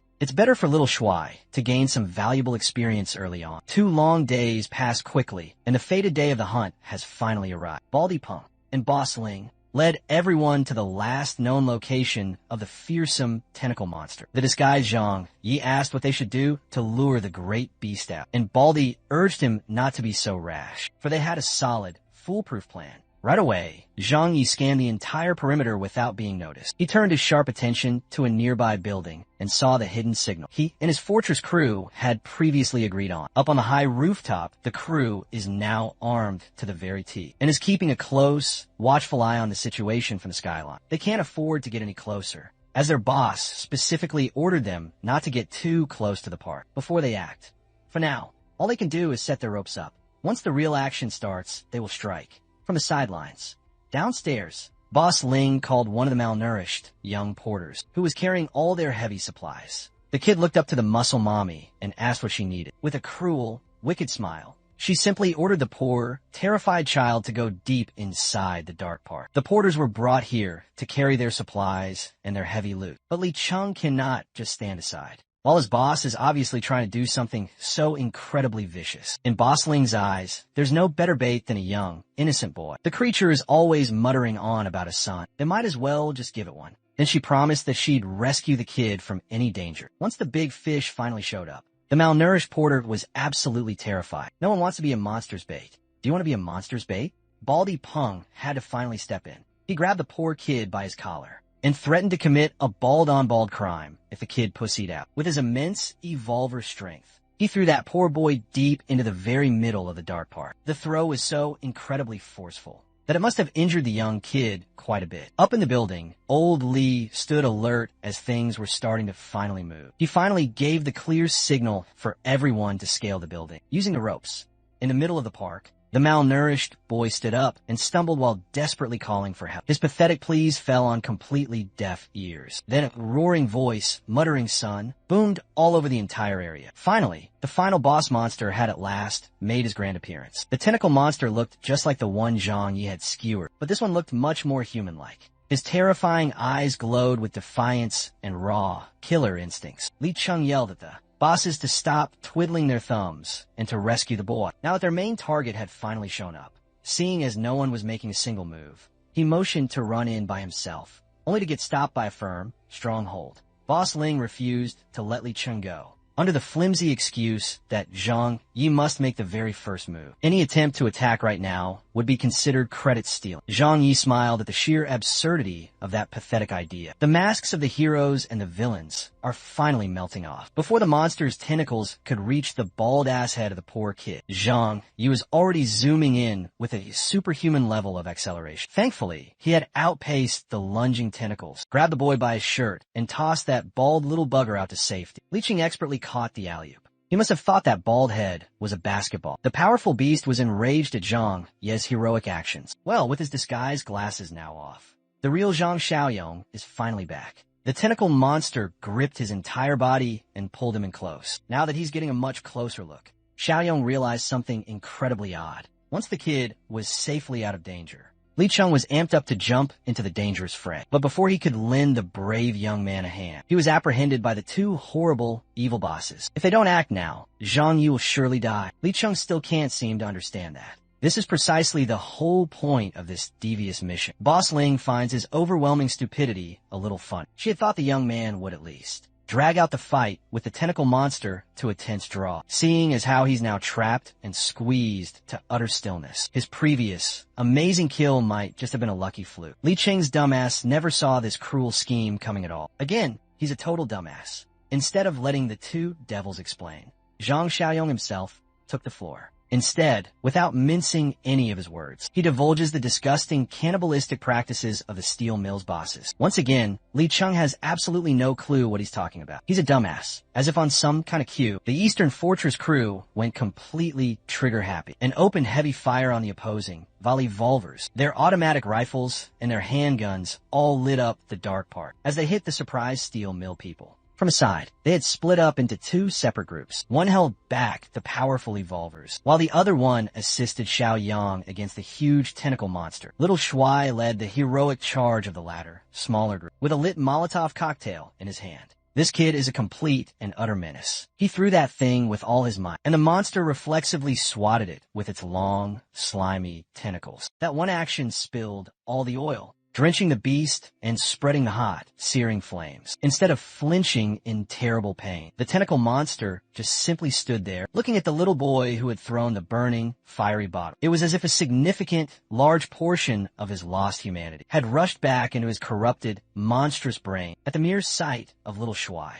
His attention had completely left the powerful human he was currently holding with his many tentacles. Meanwhile, the kid is cursing the beast for tanking his flammable, homemade bomb. Hearing little Shuai curse so loudly enraged the tentacle monster more than anything else, since he can now articulate his words so clearly. The crew is definitely up against some kind of evolved super mutant. Thankfully, they have someone just like that on their own side as well. Brother Chong immediately sprang into brutal action. His powerful legs were so fast, they were fast enough to make the tentacles miss, and hit nothing but the hard, cracked pavement. Meanwhile, the steel mill villains have now been forced to retreat and take cover. Behind the trees, they watched on in total disbelief, while a completely different mutant went toe-to-toe against the very one that they all so greatly feared. The very concept of a mutant fighting alongside other humans is utterly, completely ridiculous to them. Brother Chong was doing a great job at dodging, but he was not getting close enough to dish out his own attacks, either. For just a second, he was cornered and forced into a deadly tentacle prison. With his immense brute strength, he easily broke free by tearing those phony tentacles into little bits. However, all of those suppressive maneuvers were just a clever distraction. The real, lethal attack was coming from directly behind him. If it wasn't for his comrades' urgent warning,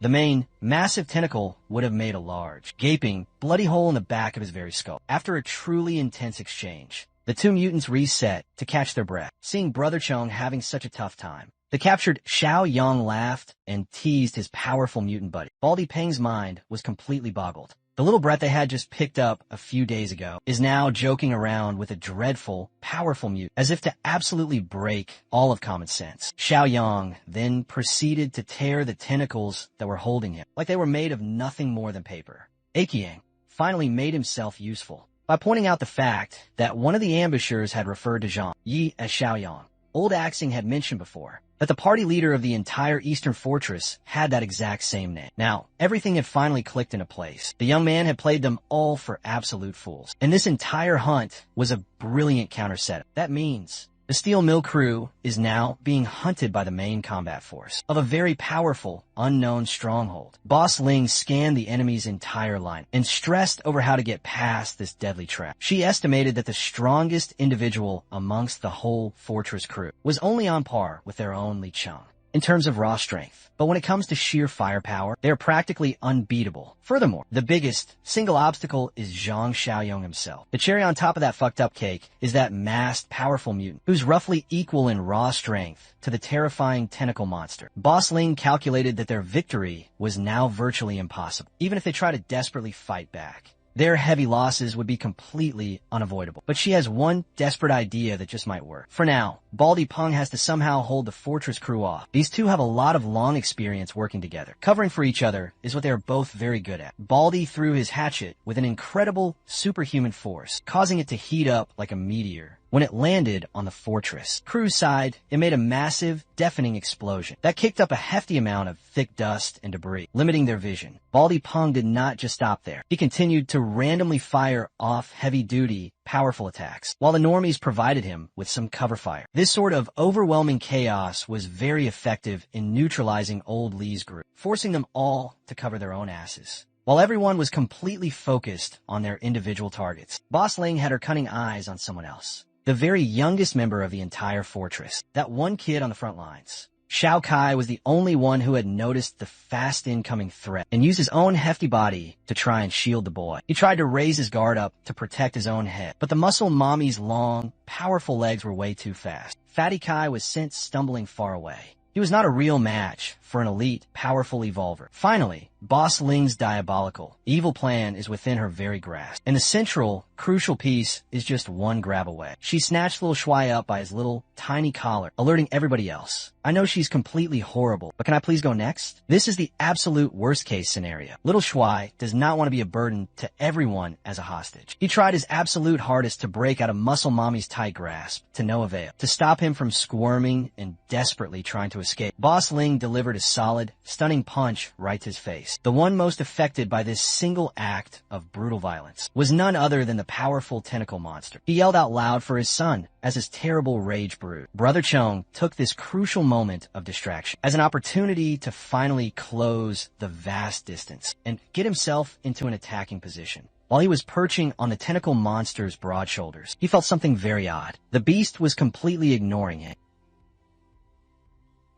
This divine command only served to plunge the mighty mutant into deeper confusion. However, our hero, Xiaoyang, perceived the truth. This creature was prepared to sacrifice its very existence for a purpose far greater than itself. To interfere at this crucial moment would be an act of absolute folly. Her cruel hand coiled around little Shuai's fragile neck. The villainous Boss Ling hissed at the entire fortress crew and vowed to snap the boy's head from his shoulders if they did not immediately surrender their arms. The ever-noble Li Hongli pleaded desperately to trade places with the young kid. Seeing the sheer desperation etched upon the fortress crew's faces, Boss Ling reveled in the power her hostage now granted her. If any harm were to befall little Shuai, how in the hell could they ever face his mother again? Boss Ling repeated her vile, venomous command. All she demanded was a complete and total surrender of weapons, and for the ambushers to retreat, at least 100 meters away from her men. Old Lee chose the path of caution and slowly lowered his gun, commanding everyone else to do the very same. They possessed absolutely no leverage now. Muscle Mommy was not yet finished barking her orders.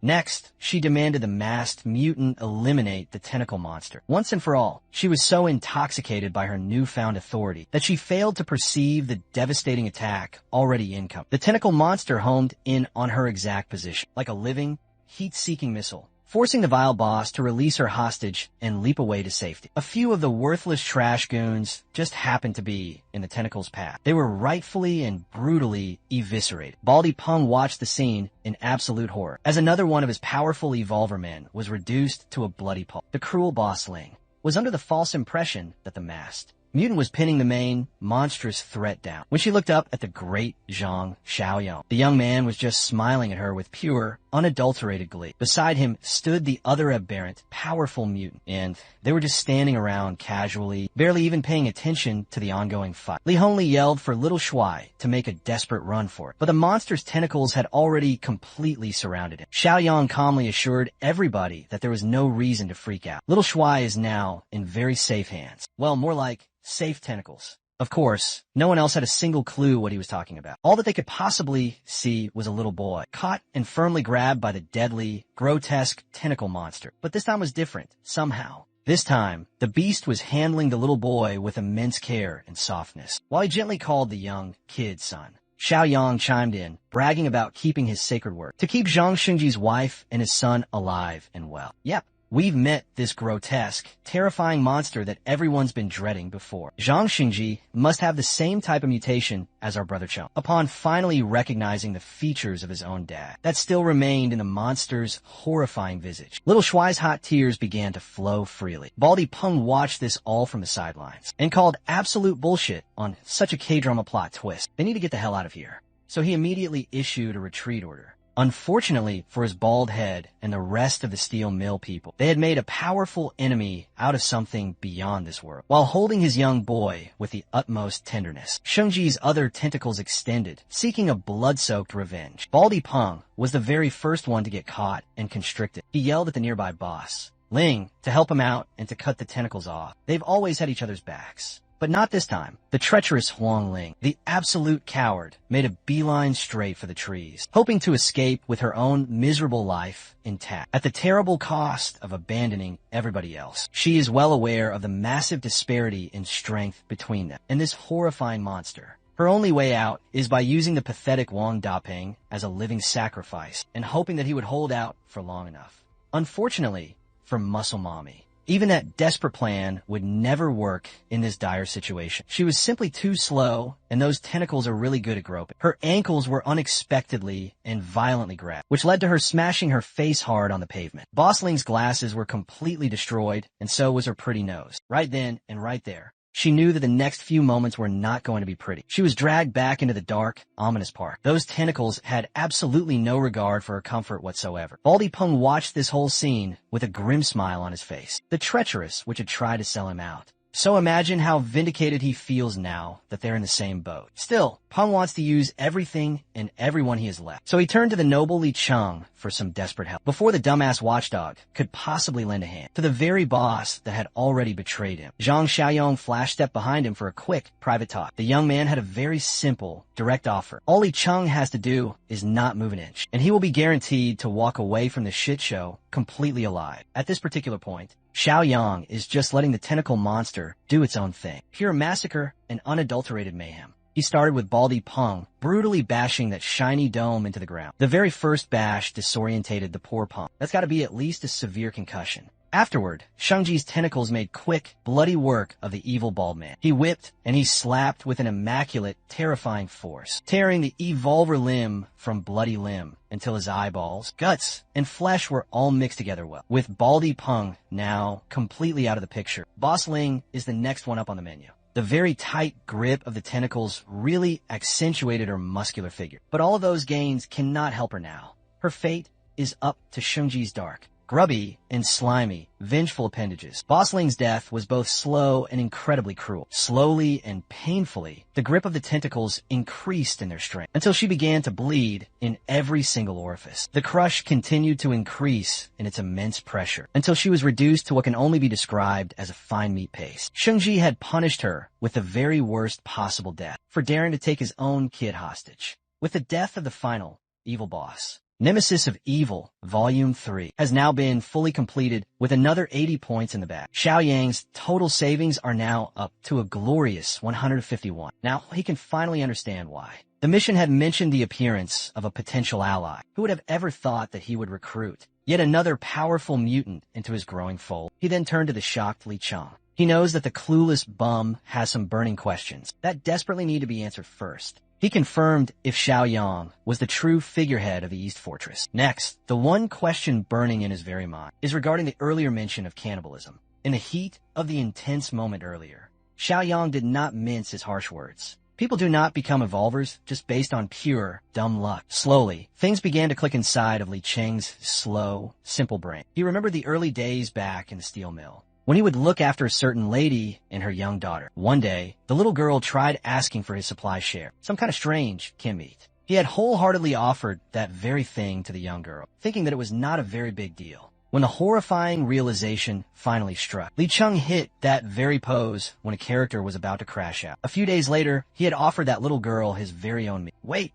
don't call the damn FBI. The first batch of the alleged tentacle monster attacks then happened. The Lady Li Chung had been looking after had lost sight of her dear child. He's now realizing that all of those so-called tentacle monster attacks were just an elaborate, vile excuse to thin the herd and to slaughter their very own people. It made him feel physically sick. Those fucking chem meats, distributed among their decent fighters, were filled with human flesh. Those evil steel mill bosses had turned him into an evolver by deceiving him into unknowingly being a cannibal. Li Chung wanted to absolutely rage. He pounded on the puddle of blood and goo that used to be his vile boss. He punched and he screamed his very heart out, letting the dark, crimson hue paint his entire body. When pure exhaustion finally hit, he looked like he just came out of the womb. He then turned back to Xiaoyang, baring his fangs, and he asked if the young man had also gotten his own superhuman powers through such an abhorrent, disgusting practice. Li Hongli stepped in to diffuse the tense situation and to clear the air. They're not cannibals. They know far more than the average survivor. With Xiaoyang's intel, they know of other, better ways to gain true power. He passed a fresh mutant core over to Li Chung. It's better to show him the secret than to simply explain. Mutant cores are not as common as disgusting human flesh, but they are far more potent and they carry no side effects. As far as side effects are even concerned, Li Chung must have experienced all of the symptoms, too. After evolving through the act of cannibalism, the evolver tends to have a hard time regulating their intense emotions. They become much more prone to violent outbursts and committing violence. Unfortunately, for the poor Li Chung,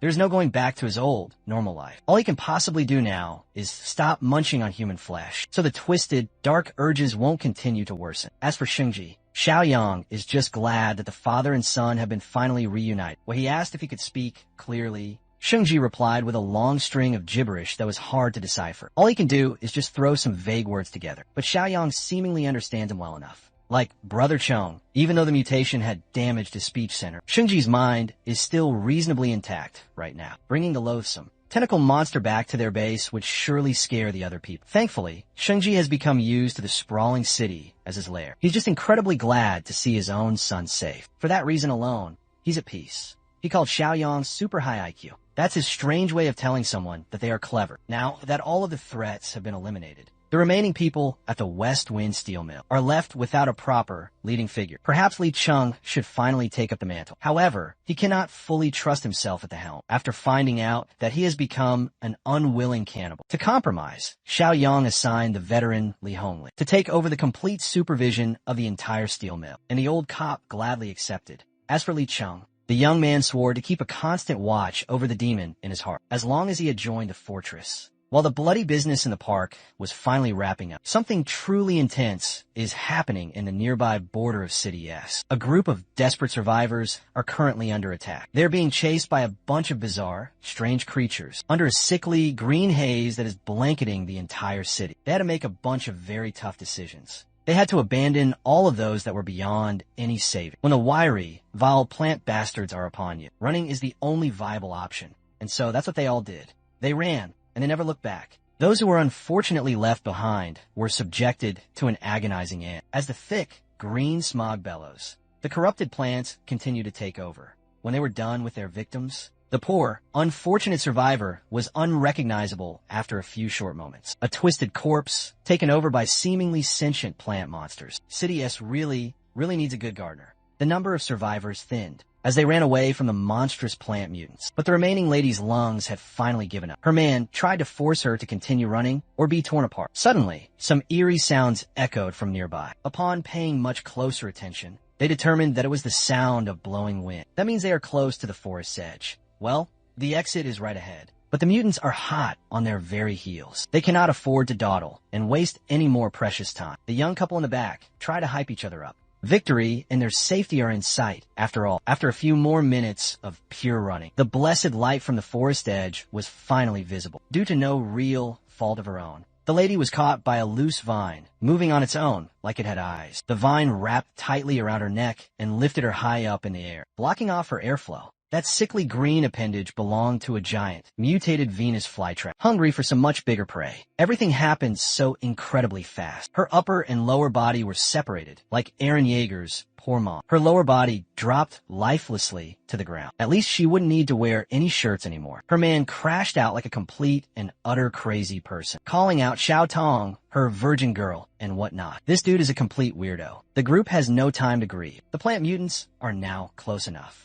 that their gurgling, awful sounds have become audible. The leader of the troop had to slap the dog shit out of the crashing out dude to bring him back down to earth. Xiao Tong is dead. They can't do anything about that now. Now it's up to him if he wants to join his girl in the afterlife. In the end, the group made it out of there, entering a completely different city. The plant mutants continued their relentless chasing, moving as slow as proper, classic horror villains. What they lack in speed, they make up for in sheer numbers. They look like the Last of Us zombies. Low-key, the survivor leader continued running in wide circles until he found a place that he recognized. He's positive that they've just entered M-City Wilderness Park. What's strange was the complete lack of any and all signs of activity. It's like the entire park had been neatly, cleanly abandoned, completely undisturbed by either humans or by zombies. With what had happened in their last settlement back in S-City, it's no surprise that all the neighbors have evacuated too. On a random street and a random, lonely street pole, the group found someone hiding and not doing a very good job at it, since the mysterious figure did not attack.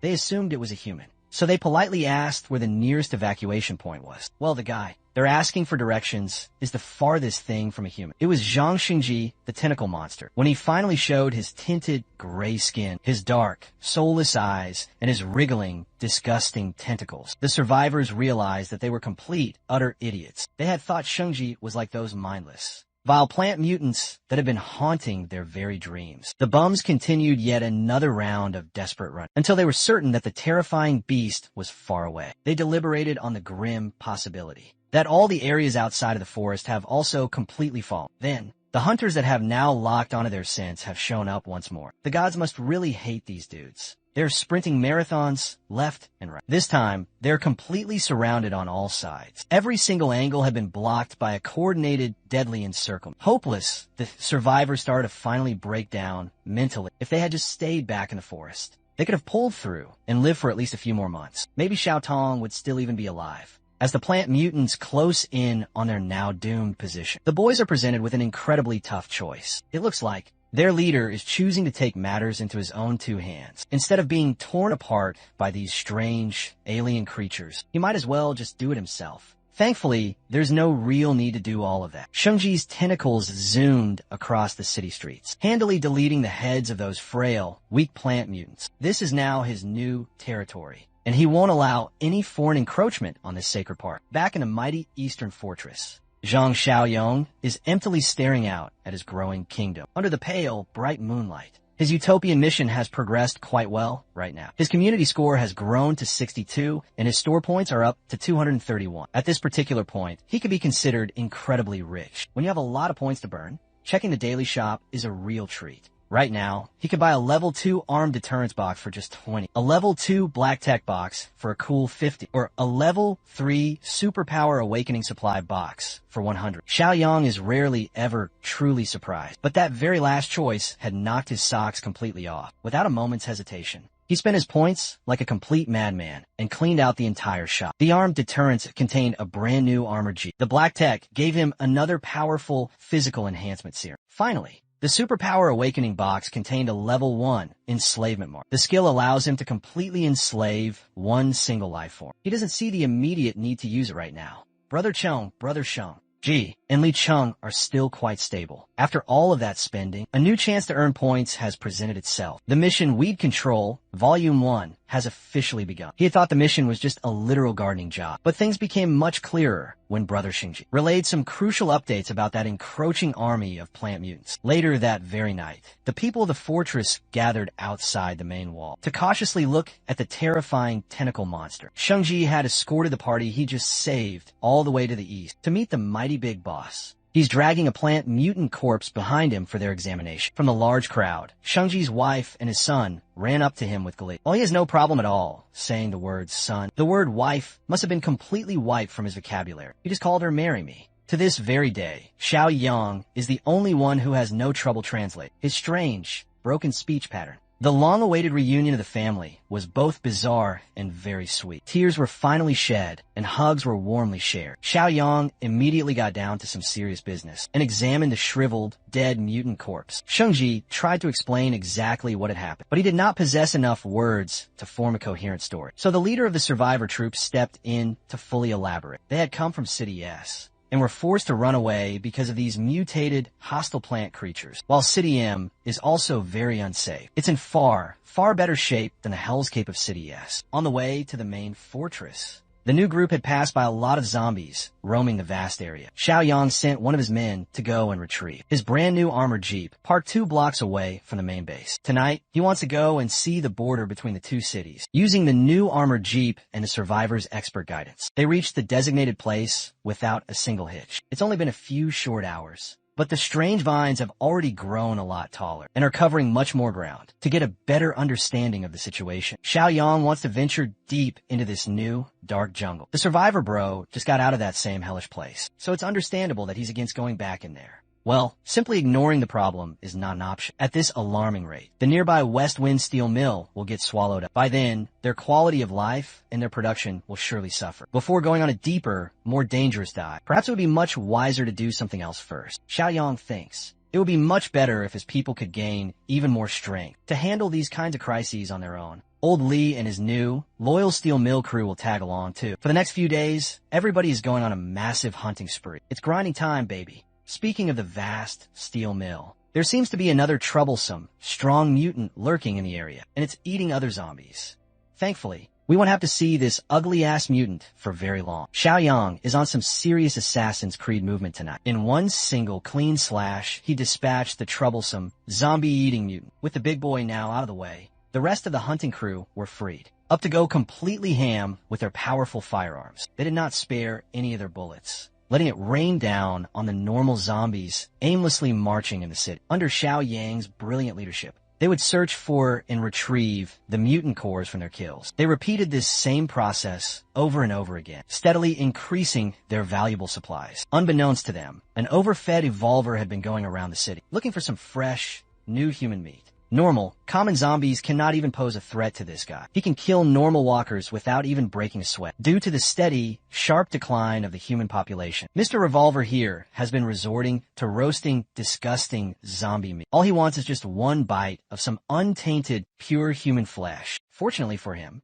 the very scent of his favorite meal is being blown over to his nostrils. Under Li Hongli's solid leadership, the steel mill had been operating much better. However, the addition of new guns into their growing arsenal is making some of the guards extremely overconfident. Some of them are now overextending from their own perimeter, just to go and kill zombies for fun. The scent of these guards is what the buff evolver caught a whiff of. He was licking his dry lips in pure anticipation. The very best kind of meat comes from those who have not eaten their own kind before, the so-called pure humans. The buff evolver is not dumb. He can see that those people are armed with some serious, heavy firepower. Going in alone might be extremely risky. He knows he has to hold back a few more days to hunt them all properly. But the very concept of waiting makes him drool and tear up like a very hungry, sad dog. Back in the main fortress, Xiaoyang is busy tinkering with his system shop once again. Afterward, he called for an all-hands-on-deck meet. They have been doing a coordinated, wide hunt for 3 days now. He assigned all of the harvest to Li Hongli and Zhang Qi to split. Old Li protested that they couldn't just hog all of the resources when Xiaoyang and everybody had contributed to the hunts. The big boss struck down all of their concerns. For everyone else, there are plenty of weapons and ammo. What they need is to push a few of their top-tier fighters forward. It is a way better method than just equally distributing all the cores and having everyone be half-baked. Evolve. Besides, the rest of the entire group trust their boss's judgment implicitly.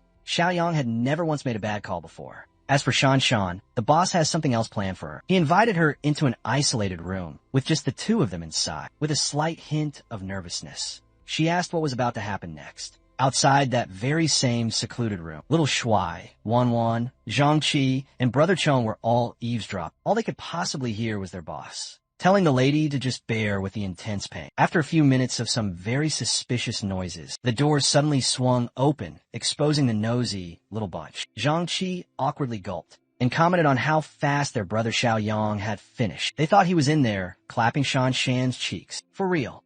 Well, it's probably better that Zhang Qi is here anyway. At the moment, Shan is gently holding her own arm, while an empty, large syringe is parked on the nearby table. She really was penetrated just in some other way. After absorbing so many powerful mutant cores, Zhang Qi is basically one of the settlement's top fighters right now. Xiaoyang wants to see a spar between the humble Zhang Qi and the now feisty Shan. Zhang Qi was opposed to this strange idea. He stubbornly refused to hit any girls. Hearing that strange statement, Xiaoyang gave Shan his permission to slap the boy across his face. There's no need to hold back, either. She can use her full, unrestrained strength. When it comes to taking hits, Zhang Qi is quite confident in his own durability, after being boosted by a whole bunch of powerful mutant cores. Before he could even finish his bragging, Shan unleashed a powerful slap that nearly dislocated his entire jaw and disfigured his whole, surprised face. Brother Chong and Xiao Kai had to jump in and break his backward momentum. Shan was quite surprised at her own sudden power-up. Xiaoyang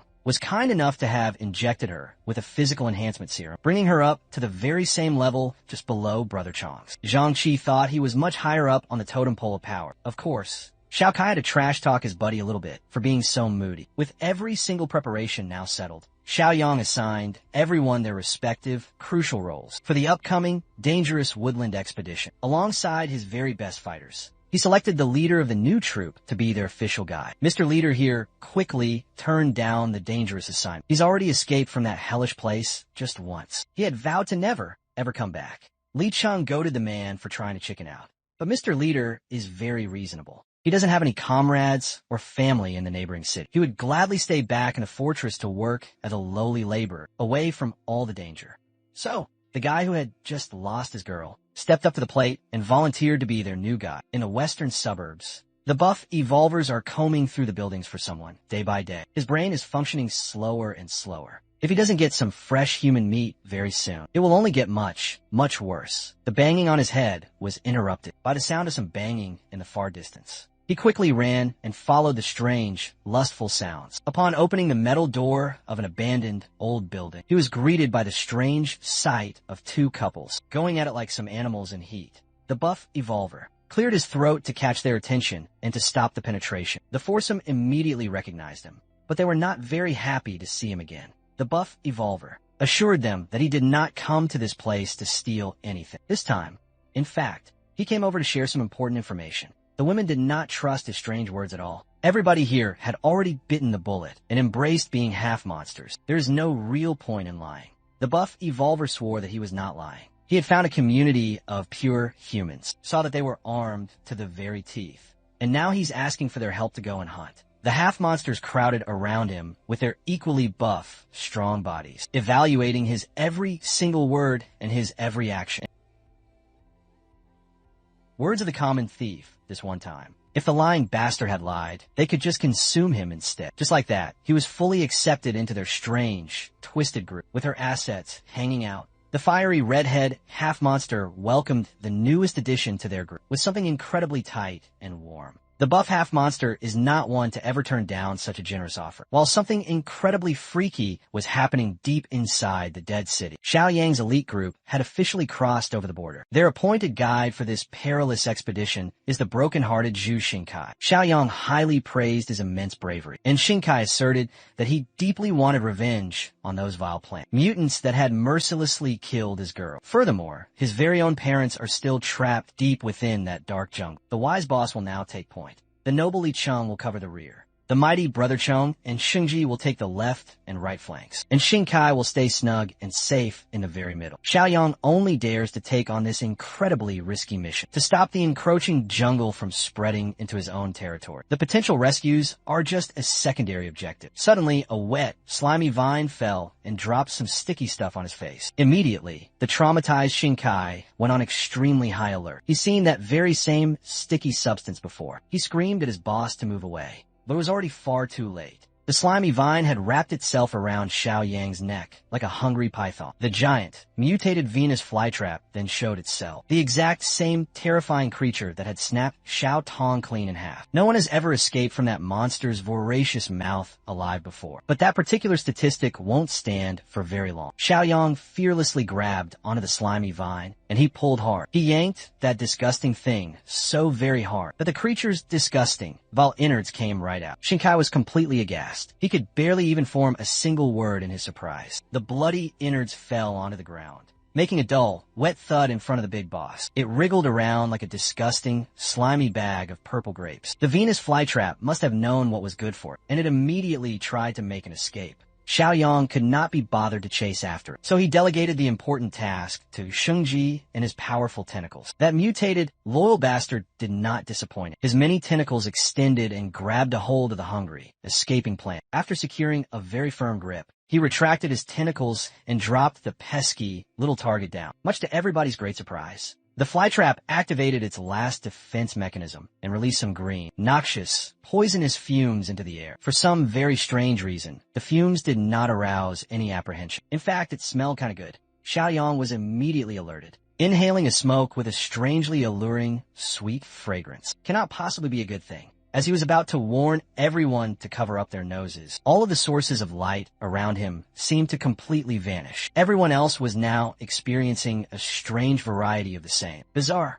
unusual experiences. Shinkai was struck with a strange, heavy feeling pounding in his skull. He looked around and saw the entire crew standing still like lifeless statues. Then his full attention was wrestled away by a rustling in a nearby bush. A familiar, feminine figure emerged from the tall, green grass, calling out to him. Upon a much closer look, it was his girl, Xiaotong. The brutal image of her death is still fresh in his mind. Seeing her in the flesh once more had completely overloaded his common sense. He walked slowly towards her, a strange feeling of relief and disbelief mixing together in his mind. Xiaotong beckoned for him to move a little bit closer, telling him that the rest of their survivors were nearby, absolutely entranced by the beautiful sight of his lost girl. Shinkai willingly followed the sound of her sweet voice. While that was happening, the raid on the steel mill was also well underway. The half-monsters have finally reached their intended target, a whole entire factory filled with pure, untainted human meat. One of the boys drooled upon getting a good whiff of their new prey. There's truly nothing like pure,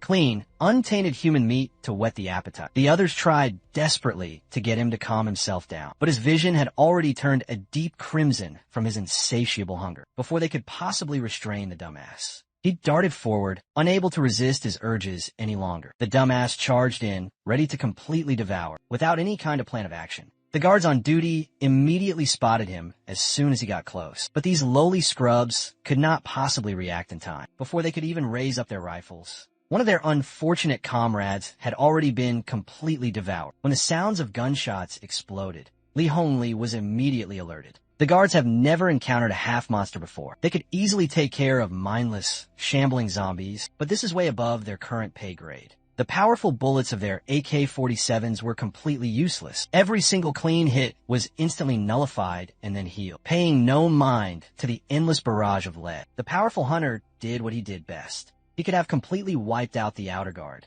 if Old Lee did not show up in time to kick him hard in the stomach. A single, devastating attack sent the hunter spinning around like a ballerina. Halfway through his spin, he regained full control of his body and made a clean, perfect landing in this particular range. Old Lee can just pelt him with high-caliber bullets from a safe distance. The dumbass now had no other choice but to retreat. From afar, he'll just eat hot bullets. Up close, he'll just get beaten up. Old Lee yelled at his boys to take the injured man back to the infirmary and try to stop the profuse bleeding. The dumbass half-monster limped back to his crew's hiding place, humiliated and badly wounded. He could not even make it back all the way without finally collapsing. Instead of showing any concern, his group just showed him pure disdain. They had already told him to be more patient, but he was too stupid to control his own primal urges. The dumbass barked at his crew to stop their screwing around and just give him some fresh meat for his recovery. But that's not how this twisted group works. If someone is too stupid and too weak, they get ditched until the very bitter end. He was completely conceited, tired of his pathetic whining. One of the girls stomped hard on the back of his neck until he finally stopped breathing. Fewer mouths to feed is always much better, and more fresh meat for everybody else. So the 4 remaining half-monsters devised a brand new plan to get the fresh meat holed up deep inside the factory. While the boys were struggling to think of a decent new idea, the 2 girls had already figured it all out.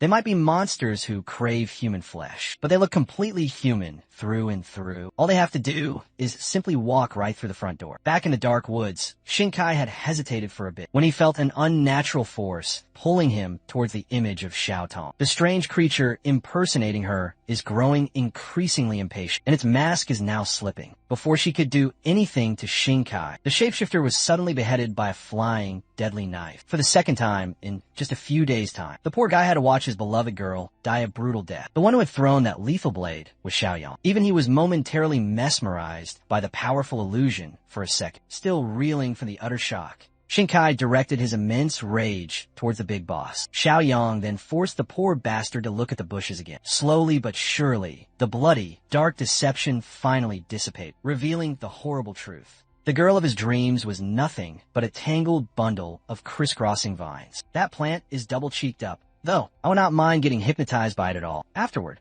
Xiaoyang made his rounds to wake everybody else up from their own mental prisons. Li Cheng felt like several long years had just passed, and even the two powerful mutants were affected by the strange mirage. Xiaoyang reckoned that the strange flower must have released some kind of hallucinogenic, poisonous gas. To learn even more, he dug deep into the internal structure of that tangled bundle of vines. Maybe it's a mutant core. Unfortunately, the thing he had just killed was only a puppet, not the real main body. The vines obviously go deep underground, and the main body is probably located far, far away. Just for the hell of it, he followed the strange roots and dug up something very strange. It looked like a kind of potato taro, like it was some sort of nutrient storage organ for a very freaky creature. Just in case, he sent that strange thing into his dimensional space. Maybe it's actually edible, who knows? He then turned to Shinkai for more valuable info about these strange, new plant creatures. Well, he only knows how incredibly dangerous they can be. However, he might know a bit more. He is an expert from the Agricultural and Forest Research Institute. Before Shinkai and the gang had finally escaped, that old man was stationed in a high-rise settlement, eager to learn even more. Xiaoyang switched their courses to go and meet with this old fella. Back in the dangerous steel mill, the half-monsters finally pulled the trigger on their very straightforward new plan. Red came limping in. She acted all exhausted and very scared, but she made sure that her goods were still quite visible to sell. Even better, she tripped and fell near the main front gate. From there, one of the guards patrolling the wall finally saw her. The boys all immediately gathered, thinking that a lone survivor was running towards their settlement. As guards, they all know the protocol when it comes to complete strangers. But any man would forget those things at the very sight of Red. One of the guards wanted to report to the higher-ups first, but a simple-minded guard just wanted to bring her into the safety of their walls. Red cried out for help, and the simp guard fell for every single word. From a safe distance, the rest of the half-monsters watched in amusement. Even they were incredibly impressed by Red's outstanding, convincing performance. Of course, the other chick won't let herself be so easily overshadowed. She claims that she's even better. Red has practically secured a safe passage into the den of fresh meat. Back in the dark woods, the crew is having a hard time navigating through the very limited light of the dense, oppressive jungle. Thankfully, they reached the next city without any more trouble. When they got within earshot of the old, abandoned base camp, someone called out Shinkai's name.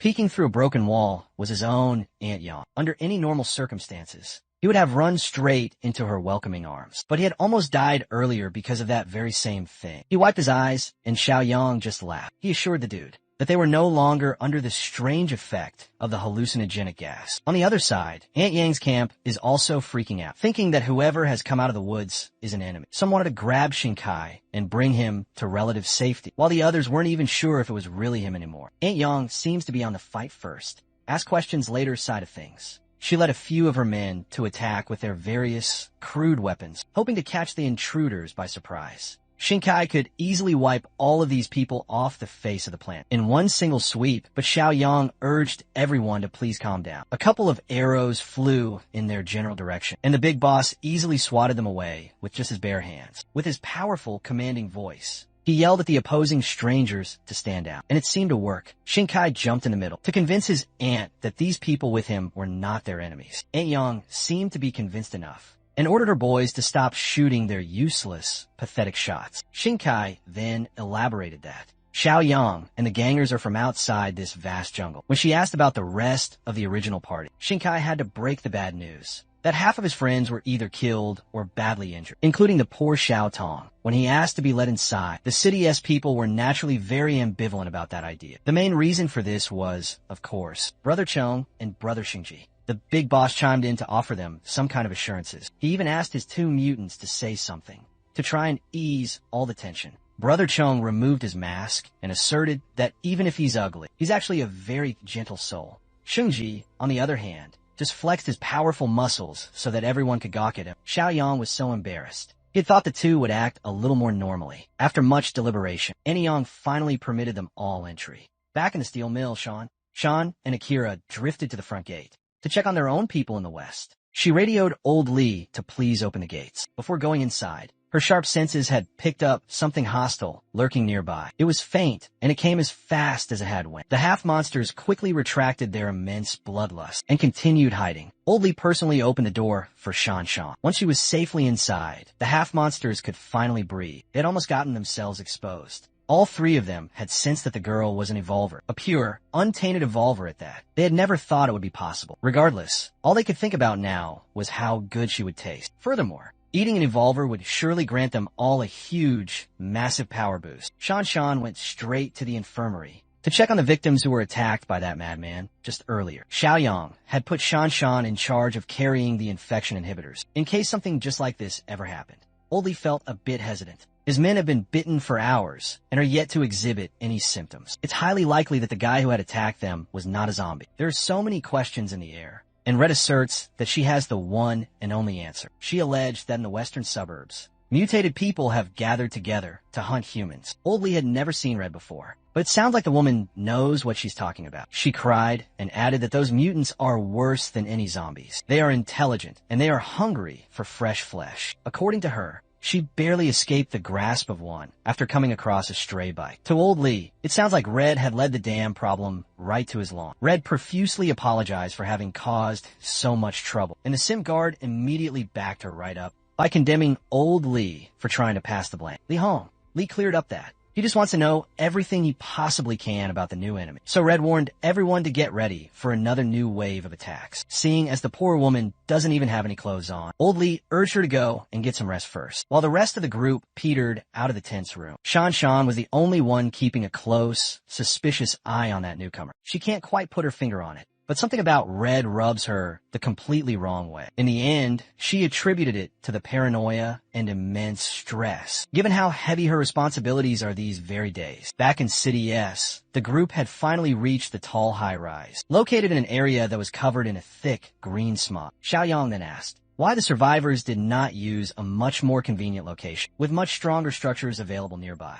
Well, that's because staying low on the ground is a death sentence. In this city, the green mist gets denser the lower you go. Breathing in this nasty, toxic stuff for too long will turn a normal human into a strange plant mutant. Only buildings with 10 floors or higher are truly safe, as the fog is thin enough there. Everybody took the long stairs and continued talking. On the way up, at the very top of the high-rise, Xiaoyang finally met up with a wise professor. They gave the rundown of the grim situation outside the jungle and the many problems in the other city, lowering their morale. After explaining the dire mutant situation, Xiaoyang invited Brother Chong and Shengji to come in and to meet everyone in the high-rise settlement. As for T-City, B-City, or even abroad, there is no available new information out there. Up to now, there are no real signs of any organized rescue. Everyone is truly on their own. Xiaoyang brought out the weird potato that he had dug up earlier and asked the professor what he knew about it. Professor, he calmly identified it as the tuber of those strange plant mutants. It is in fact edible,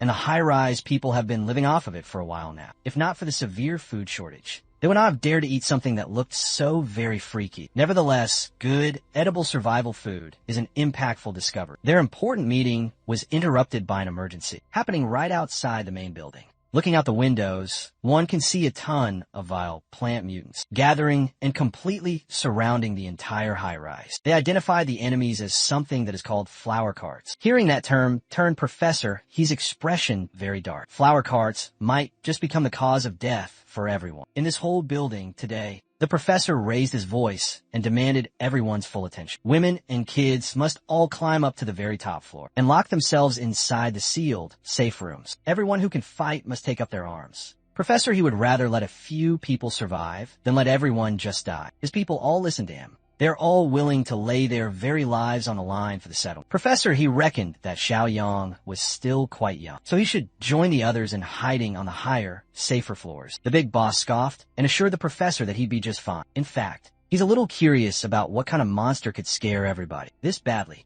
The professor, he warned everyone that if they failed to reach the flower cart's main core body in time, everyone would be as good as dead. You see, the flower cart can control all of the other plant mutants. It likely uses something akin to pheromones and can launch large-scale, organized attacks. Its main body must be located nearby, and it is very pissed. Much to the professor's growing panic, Xiaoyang opened up the window to the room. He pulled out a heavy rifle out of thin air with the intent to test the new enemy's strength first. From the top floor, he sniped the encroaching plant mutants one by one. As he had expected, those buggers are incredibly resiliently tough. They can regenerate any fatal injuries in just a single moment. Still, Xiao Yang wants to test the very limits of that overpowered, strange regenerative ability. He focus fired on one of the mutants, turning its body into Swiss cheese from far, far away. Like all the other ones, this bullet-ridden insult to Mother Nature stood up strong, but it only held on to its dear life for just a bit, before finally collapsing onto the cold, hard ground. Going by that one little experiment,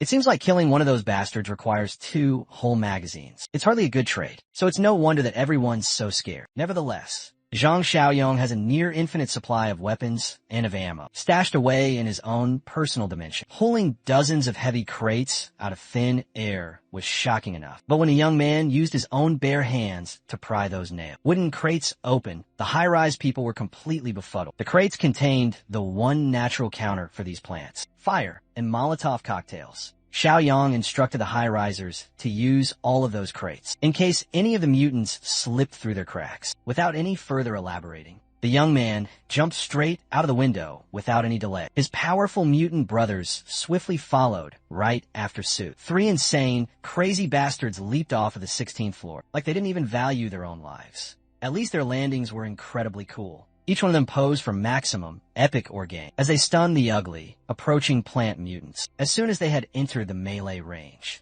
the eager, hungry creatures rushed right in. They were met by Xiao Yang's hand, digging deep into their wiry, green skulls. With one single, forceful pull, the big boss beheaded the very first enemy that had crossed him. Brother Chong was no slouch, either. He was incredibly fast and strong, and his unique fighting style was comparable to that of his boss. As for Xingji, this dude is just pure, raw aura and hype moments. His many tentacles did most of the bloody work, and it was glorious. Professor, he finally realizes how incredibly dumb he had sounded when he had urged Xiao Yang to go and hide just earlier. Thankfully, Li Cheng was also up there to prime everyone to deal with any stragglers. He took charge and invited anyone who was confident in their skills to grab some of the Molotov cocktails and to guard the main stairwell. Seeing some hope for the first time in months, the morale of the high-rise residents could not possibly get any higher. Downstairs, Xiao Yang cleaned up the very last remaining mutant plant that was to be disposed of, like some kind of clockwork. He tasked his 2 mutant brothers to search and check the bodies for any cores. As for him, he's itching to personally go and see that flower cart thing that everybody's been raving about. The few stragglers that had snuck past, the killing machines were easily dealt with using fire, thanks to Xiao Yang and his powerful crew. There were no new casualties this particular time around, while everybody else was busy making sure that the high-rise was now safe. Our boy followed his powerful instincts deep into the dark woodlands. He traversed the dangerous land like a damn powerful shinobi, and finally found the twisted, disgusting thing, the main subject of everybody's shared nightmares. The flower cart in the very middle of the woods, the main body, and the vile beast causing all the problems in City S is now coughing up the green fog.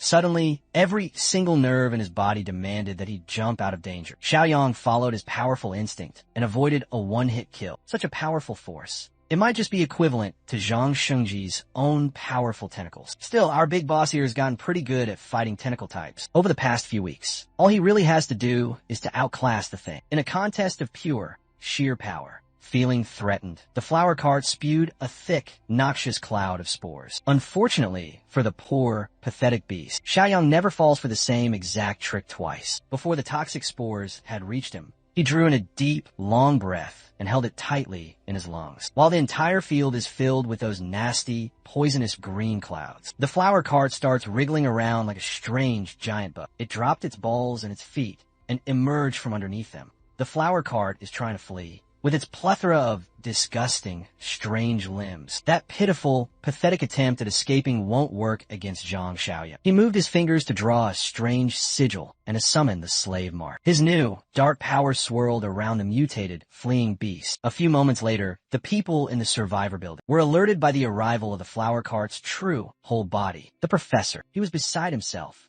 He'll never forget how brutal that vile beast was, with its twisted, vile form. After parking his brand new slave in the driveway, Xiaoyang pulled up as if it were just business as usual. He just asked Zhang Xingji and Brother Cheng if they had harvested every single mutant core downstairs. In his own strange, broken language, Shengji reported that he had collected quite a bit of the cores. Brother Cheng then translated very reliably. One of his mutant buddies talks like he's chewing on some gravel, and the other one just spouts pure gibberish. Listening to them is completely exhausting. Then, the professor. He brought up the elephant in the room. What the hell is with the flower cart? That's parked in the building's main driveway? Xiaoyang nonchalantly answered that the mutant was now one of them. Now, to convince all the survivors, he brought them out to the parkway, to prove that there was no need for them to be afraid anymore. The old professor bit the bullet and approached the veiny, strange anomaly. He touched the flower cart with some great apprehension and asked how the hell the young man had tamed such a powerful monster. Ignoring his burning question,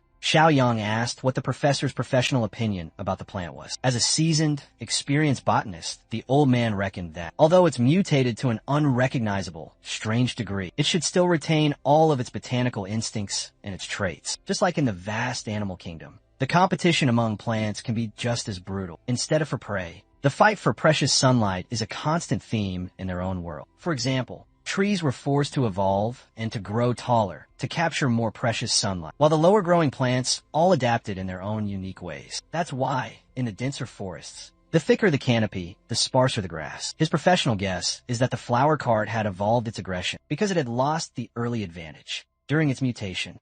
With the sunlight out of the option, it had to adapt and use other living beings as its sustenance. Suddenly, the flower cart extended one of its vines, heading for Xiaoyang. Li Cheng quickly reacted and pulled out a tiny, baby knife to defend his new boss. Completely unaffected, the young man asked his underling to stand down and let the vine proceed. With the slave mark in place, it is completely impossible for the thing to disobey. It turns out that the vine was heading for his very spine. Upon connecting with his skin, the vine transmitted something directly into his own neural pathways. The flower cart had communicated that the professor's analysis was spot on. The entire S-City has now become a battlefield for all the mutant plants. They now rely on devouring animals and humans for all their nutrients, since the hulking, strange tumor plant had now become his loyal servant. The flower cart survival is now Xiaoyang's own responsibility to express its sincere gratitude. The flower cart opened up and exposed its radioactive-looking, bright core as a sign of their mutual trust. It willingly handed the spongy, strange core over to its new master. Upon making direct contact with Xiaoyang's palm, the core seamlessly integrated itself into his very own body. As usual, Li Cheng was incredibly worried, but this was a simple ritual to cement the master and servant's new symbiosis. To try out what he had gained from this strange, new ritual, Xiaoyang whisked his palm out of absolutely nowhere. An array of powerful vines spawned and shot out with great, raw impact, holding it with tremendous, raw force. Then, with a simple, devastating thought, Xiaoyang's powerful vine crushed the thick tree trunk into two jagged pieces. Shengji was completely befuddled, as far as he could possibly tell. Those vines were even stronger than his own powerful tentacles. In that very moment, Xiaoyang unlocked the legendary Gardener achievement, rewarding him with a hefty, glorious 150 points. While City S was in the process of being liberated, the Western Steel Mill was now under attack by a completely unknown new threat. That cannibalistic, mutant redhead had been laying down her insidious hooks, and the survivors in the mill kept on foolishly taking the bait. After hearing a strange knock on her door, she put on a very helpless, innocent look and opened her room to a man trying to deliver a late-night snack. A pretty tasty-looking one at that. She was a true expert in pretending to be the poor damsel in distress. The boy, on the other hand, is trying to look like the ultimate quintessential good guy, concerned for the well-being of the newcomer.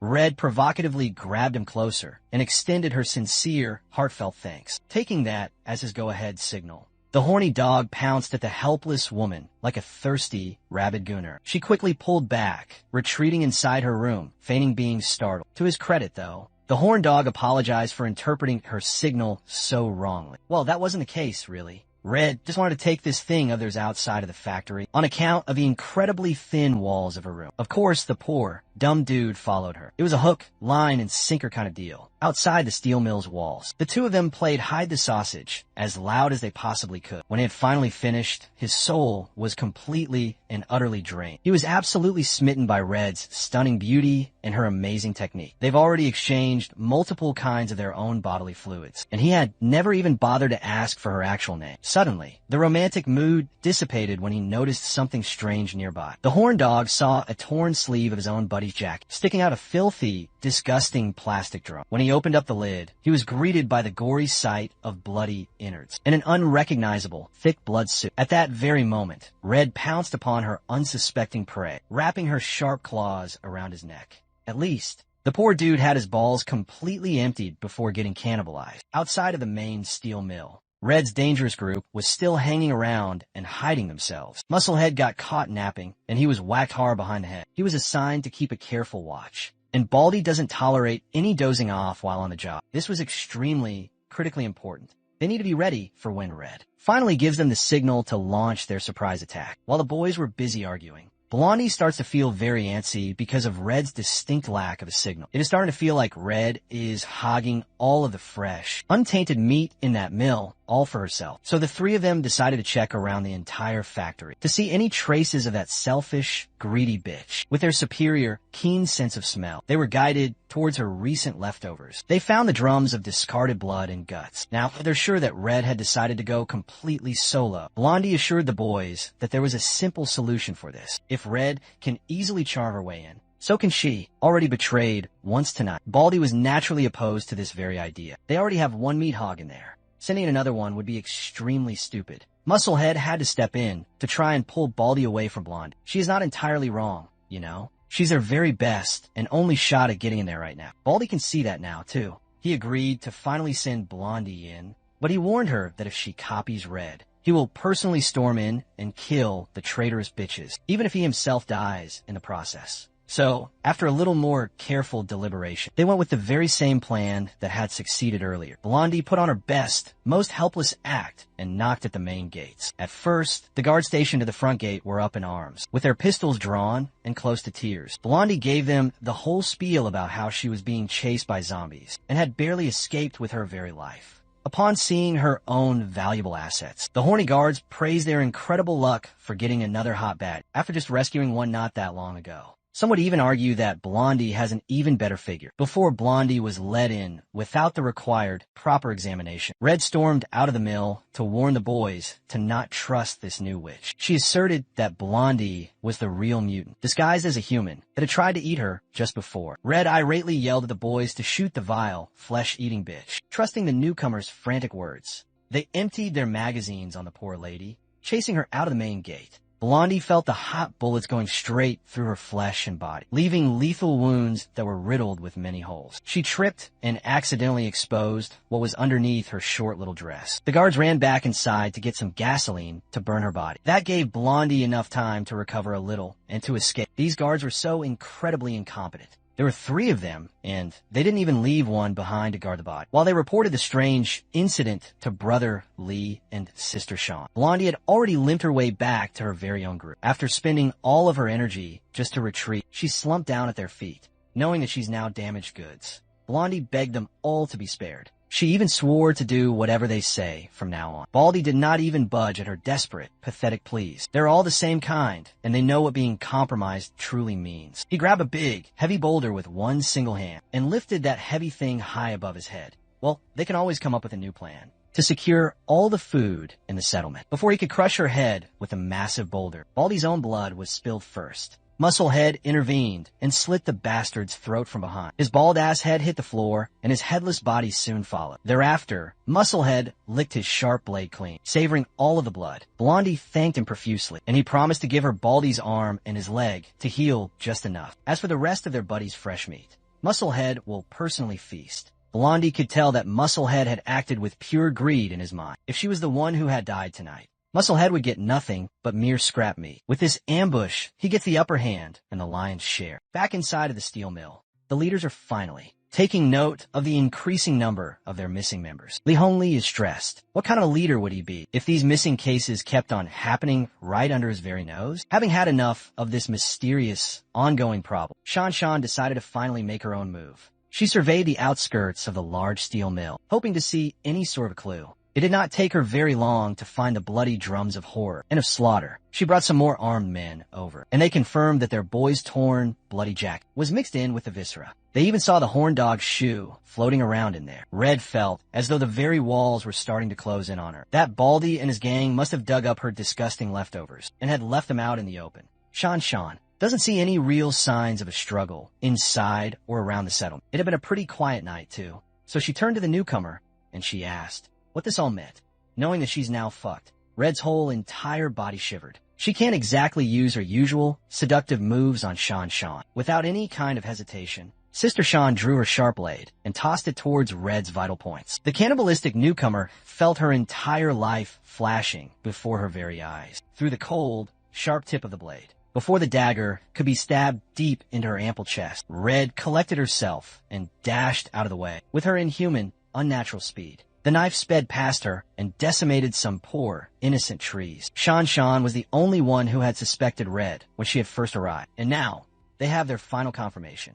Red realized how this whole thing looked. She is now completely and utterly exposed. Her free meat scam is very short-lived, put in a very desperate position. She lunged towards the nearest dude that she could possibly grab. She brought out a knife she had stashed in God only knows where and took the poor guy hostage, threatening to slit the poor guy's throat if anybody so much as moved. Shan pushed back. If the bitch killed another one of their own people, Red wouldn't be walking out of here alive. Red could not accept that she had been caught by a mere young lady. If push comes to shove, she will gladly accept her own death, just to take a few of these guys with her to the dark afterlife. Slowly, she walked away from the large crowd, while continuously hurling out her threats to slice her hostage's carotid artery wide open. Once she was finally far enough away, Red grabbed her hostage's gun and kicked him to the hard curb. She shot the poor guy right in the ass, out of pure spite, and booked it out of the steel mill's outskirts. Maintaining her absolute calm, Shan grabbed her gun and aimed. With the utmost deadly precision, she pulled the trigger and managed to pop the cannibal in multiple different places. Red powered through the new, gaping holes in her body while bleeding out, refusing to let the mutant bitch get off. Shan ran for her bike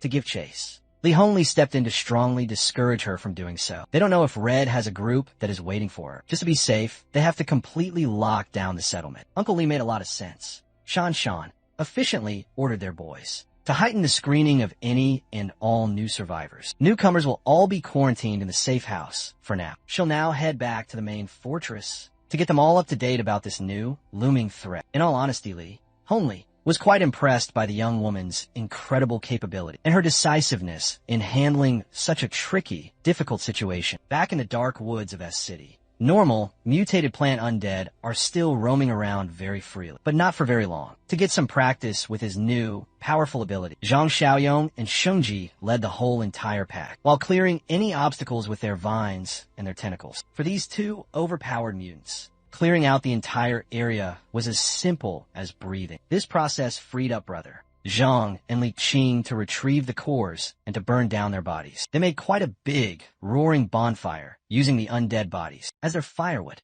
Professor, he didn't know whether to feel safe with their new savior or to feel a sense of pressure in front of all their immense power. Xiao Yang's ongoing utopia mission is now accelerated and netting him a lot of fresh points to spend. His group is firing on all of their cylinders, with the threat of the plant mutants now trivialized. It did not take too long for Xiao Yang's crew and the survivors of S City to reach the main, mighty fortress. Uncle Sheng welcomed them all and gave the young boss a rundown of what had happened. While he was so briefly away, Xiao Yang introduced the people of S City, led by the botany expert from the Agricultural and Forestry Academy, Professor He.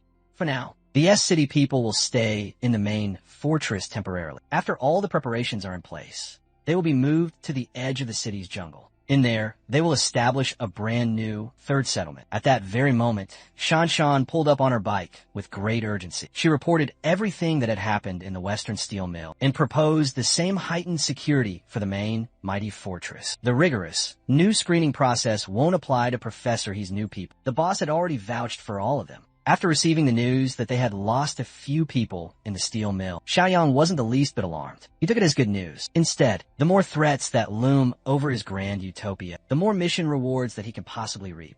Speaking of his missions, the 4th volume of the Villain Vanquisher mission has just started. Eliminating all the threats from the western outskirts would give him a very chunky 120 points. Meanwhile, Red, who had just fled within an inch of her own life, finally reached their new hiding spot. She heard some footsteps and felt her black heart skip a nervous beat. The recently recovered Blondie loomed over the traitorous, evil bitch and laughed at her pathetic fumble. Injured and forced to crawl back to the animals she had just betrayed, Red tried to excuse her actions as just a big, simple misunderstanding. She had nearly gotten Blondie killed, so a death sentence is more than completely justified. Blondie urged Musclehead to clobber Red to her death, so they could at least feast on her own fresh meat. As a response, Musclehead used his rusty, old metal pipe, which is on Blondie. Just like before, he came from behind and eliminated yet another teammate. At this particular point, it's Blondie's own fault for showing her back to a known evil scumbag. Musclehead has absolutely no qualms about using the same exact trick twice, knowing that she's now done for.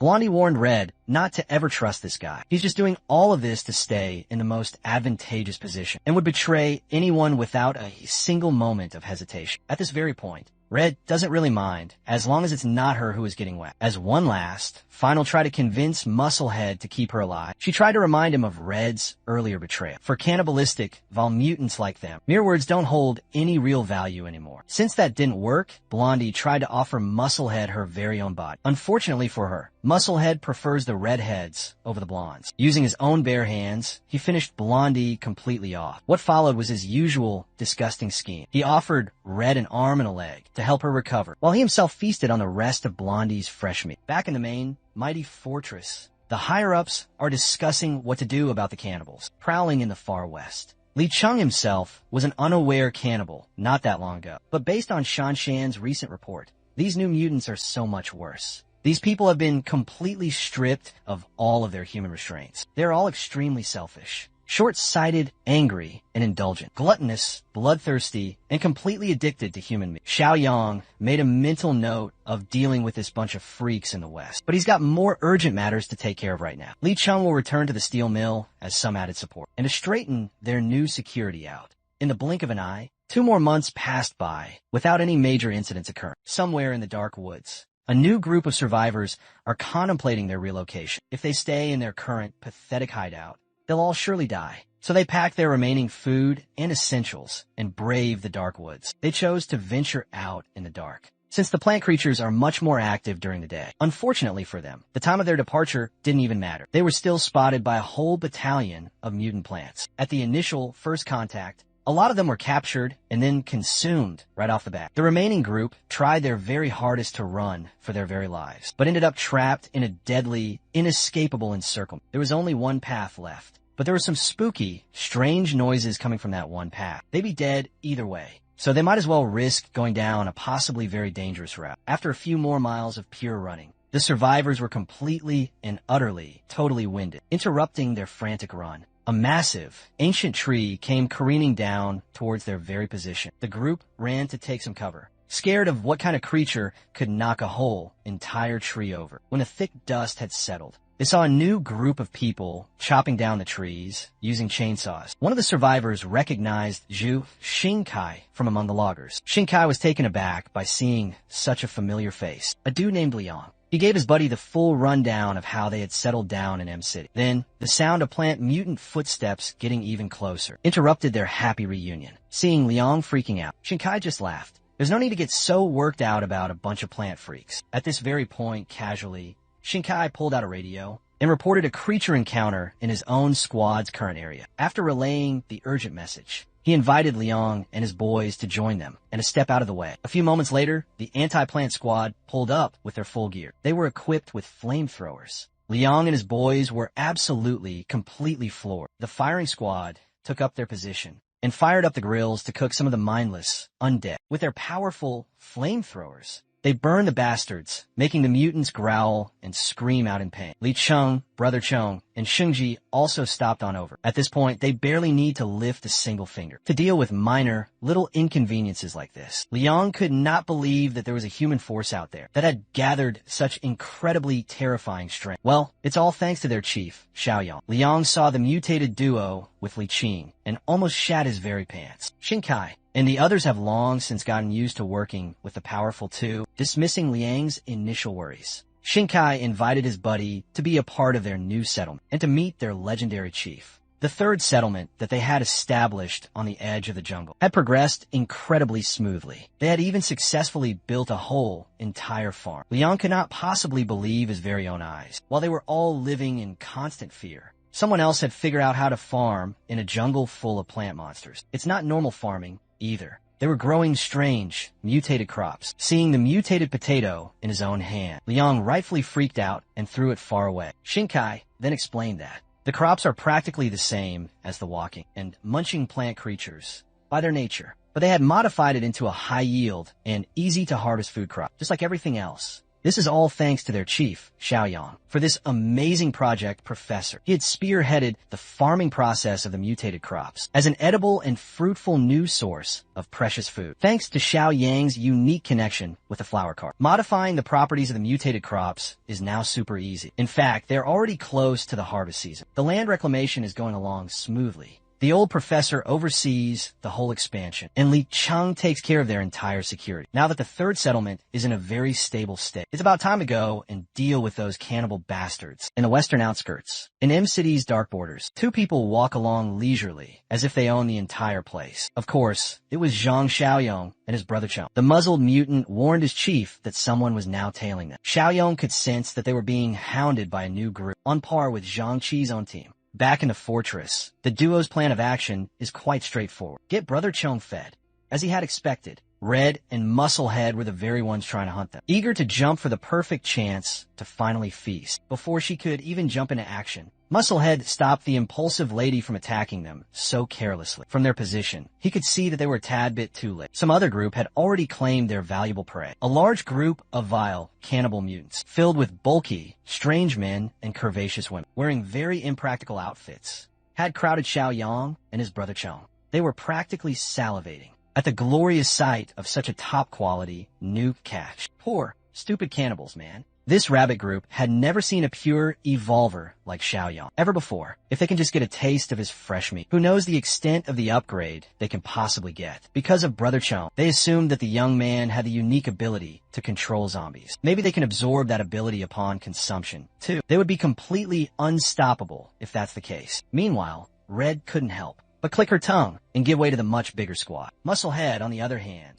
wants to stay around and watch the situation closely develop. Not even a minute had passed, and chaos had already erupted downstairs. Brother Cheng moved like an unleashed, powerful beast, as he tore right through the evolvers like they were made of mere paper. Zhang Xiaoyong wielded his blade with incredible finesse and undeterred. Calm. With every single slash, he claimed many heads. The dumbass squad, at least what was left of them, booked it out of that area as soon as it became clear that they were the actual prey, not the predators. One of the unfortunate cannibals tried to run away by scaling a nearby tall building, the very same building that Red and Musclehead were hiding in. This now puts them in a very precarious position. If that young man turns his attention to their specific spot, they will be completely cooked. Unfortunately for them, that fear might just come true, as Xiaoyang lifted a massive, heavy piece of steel beam, as though it weighed next to absolutely nothing. With perfect, deadly aim, he threw that thing with perfect, deadly form, sending the construction fixture speeding down like a real bullet. The steel beam stabbed deep into the poor, fleeing evolver, eviscerating his whole body from the back.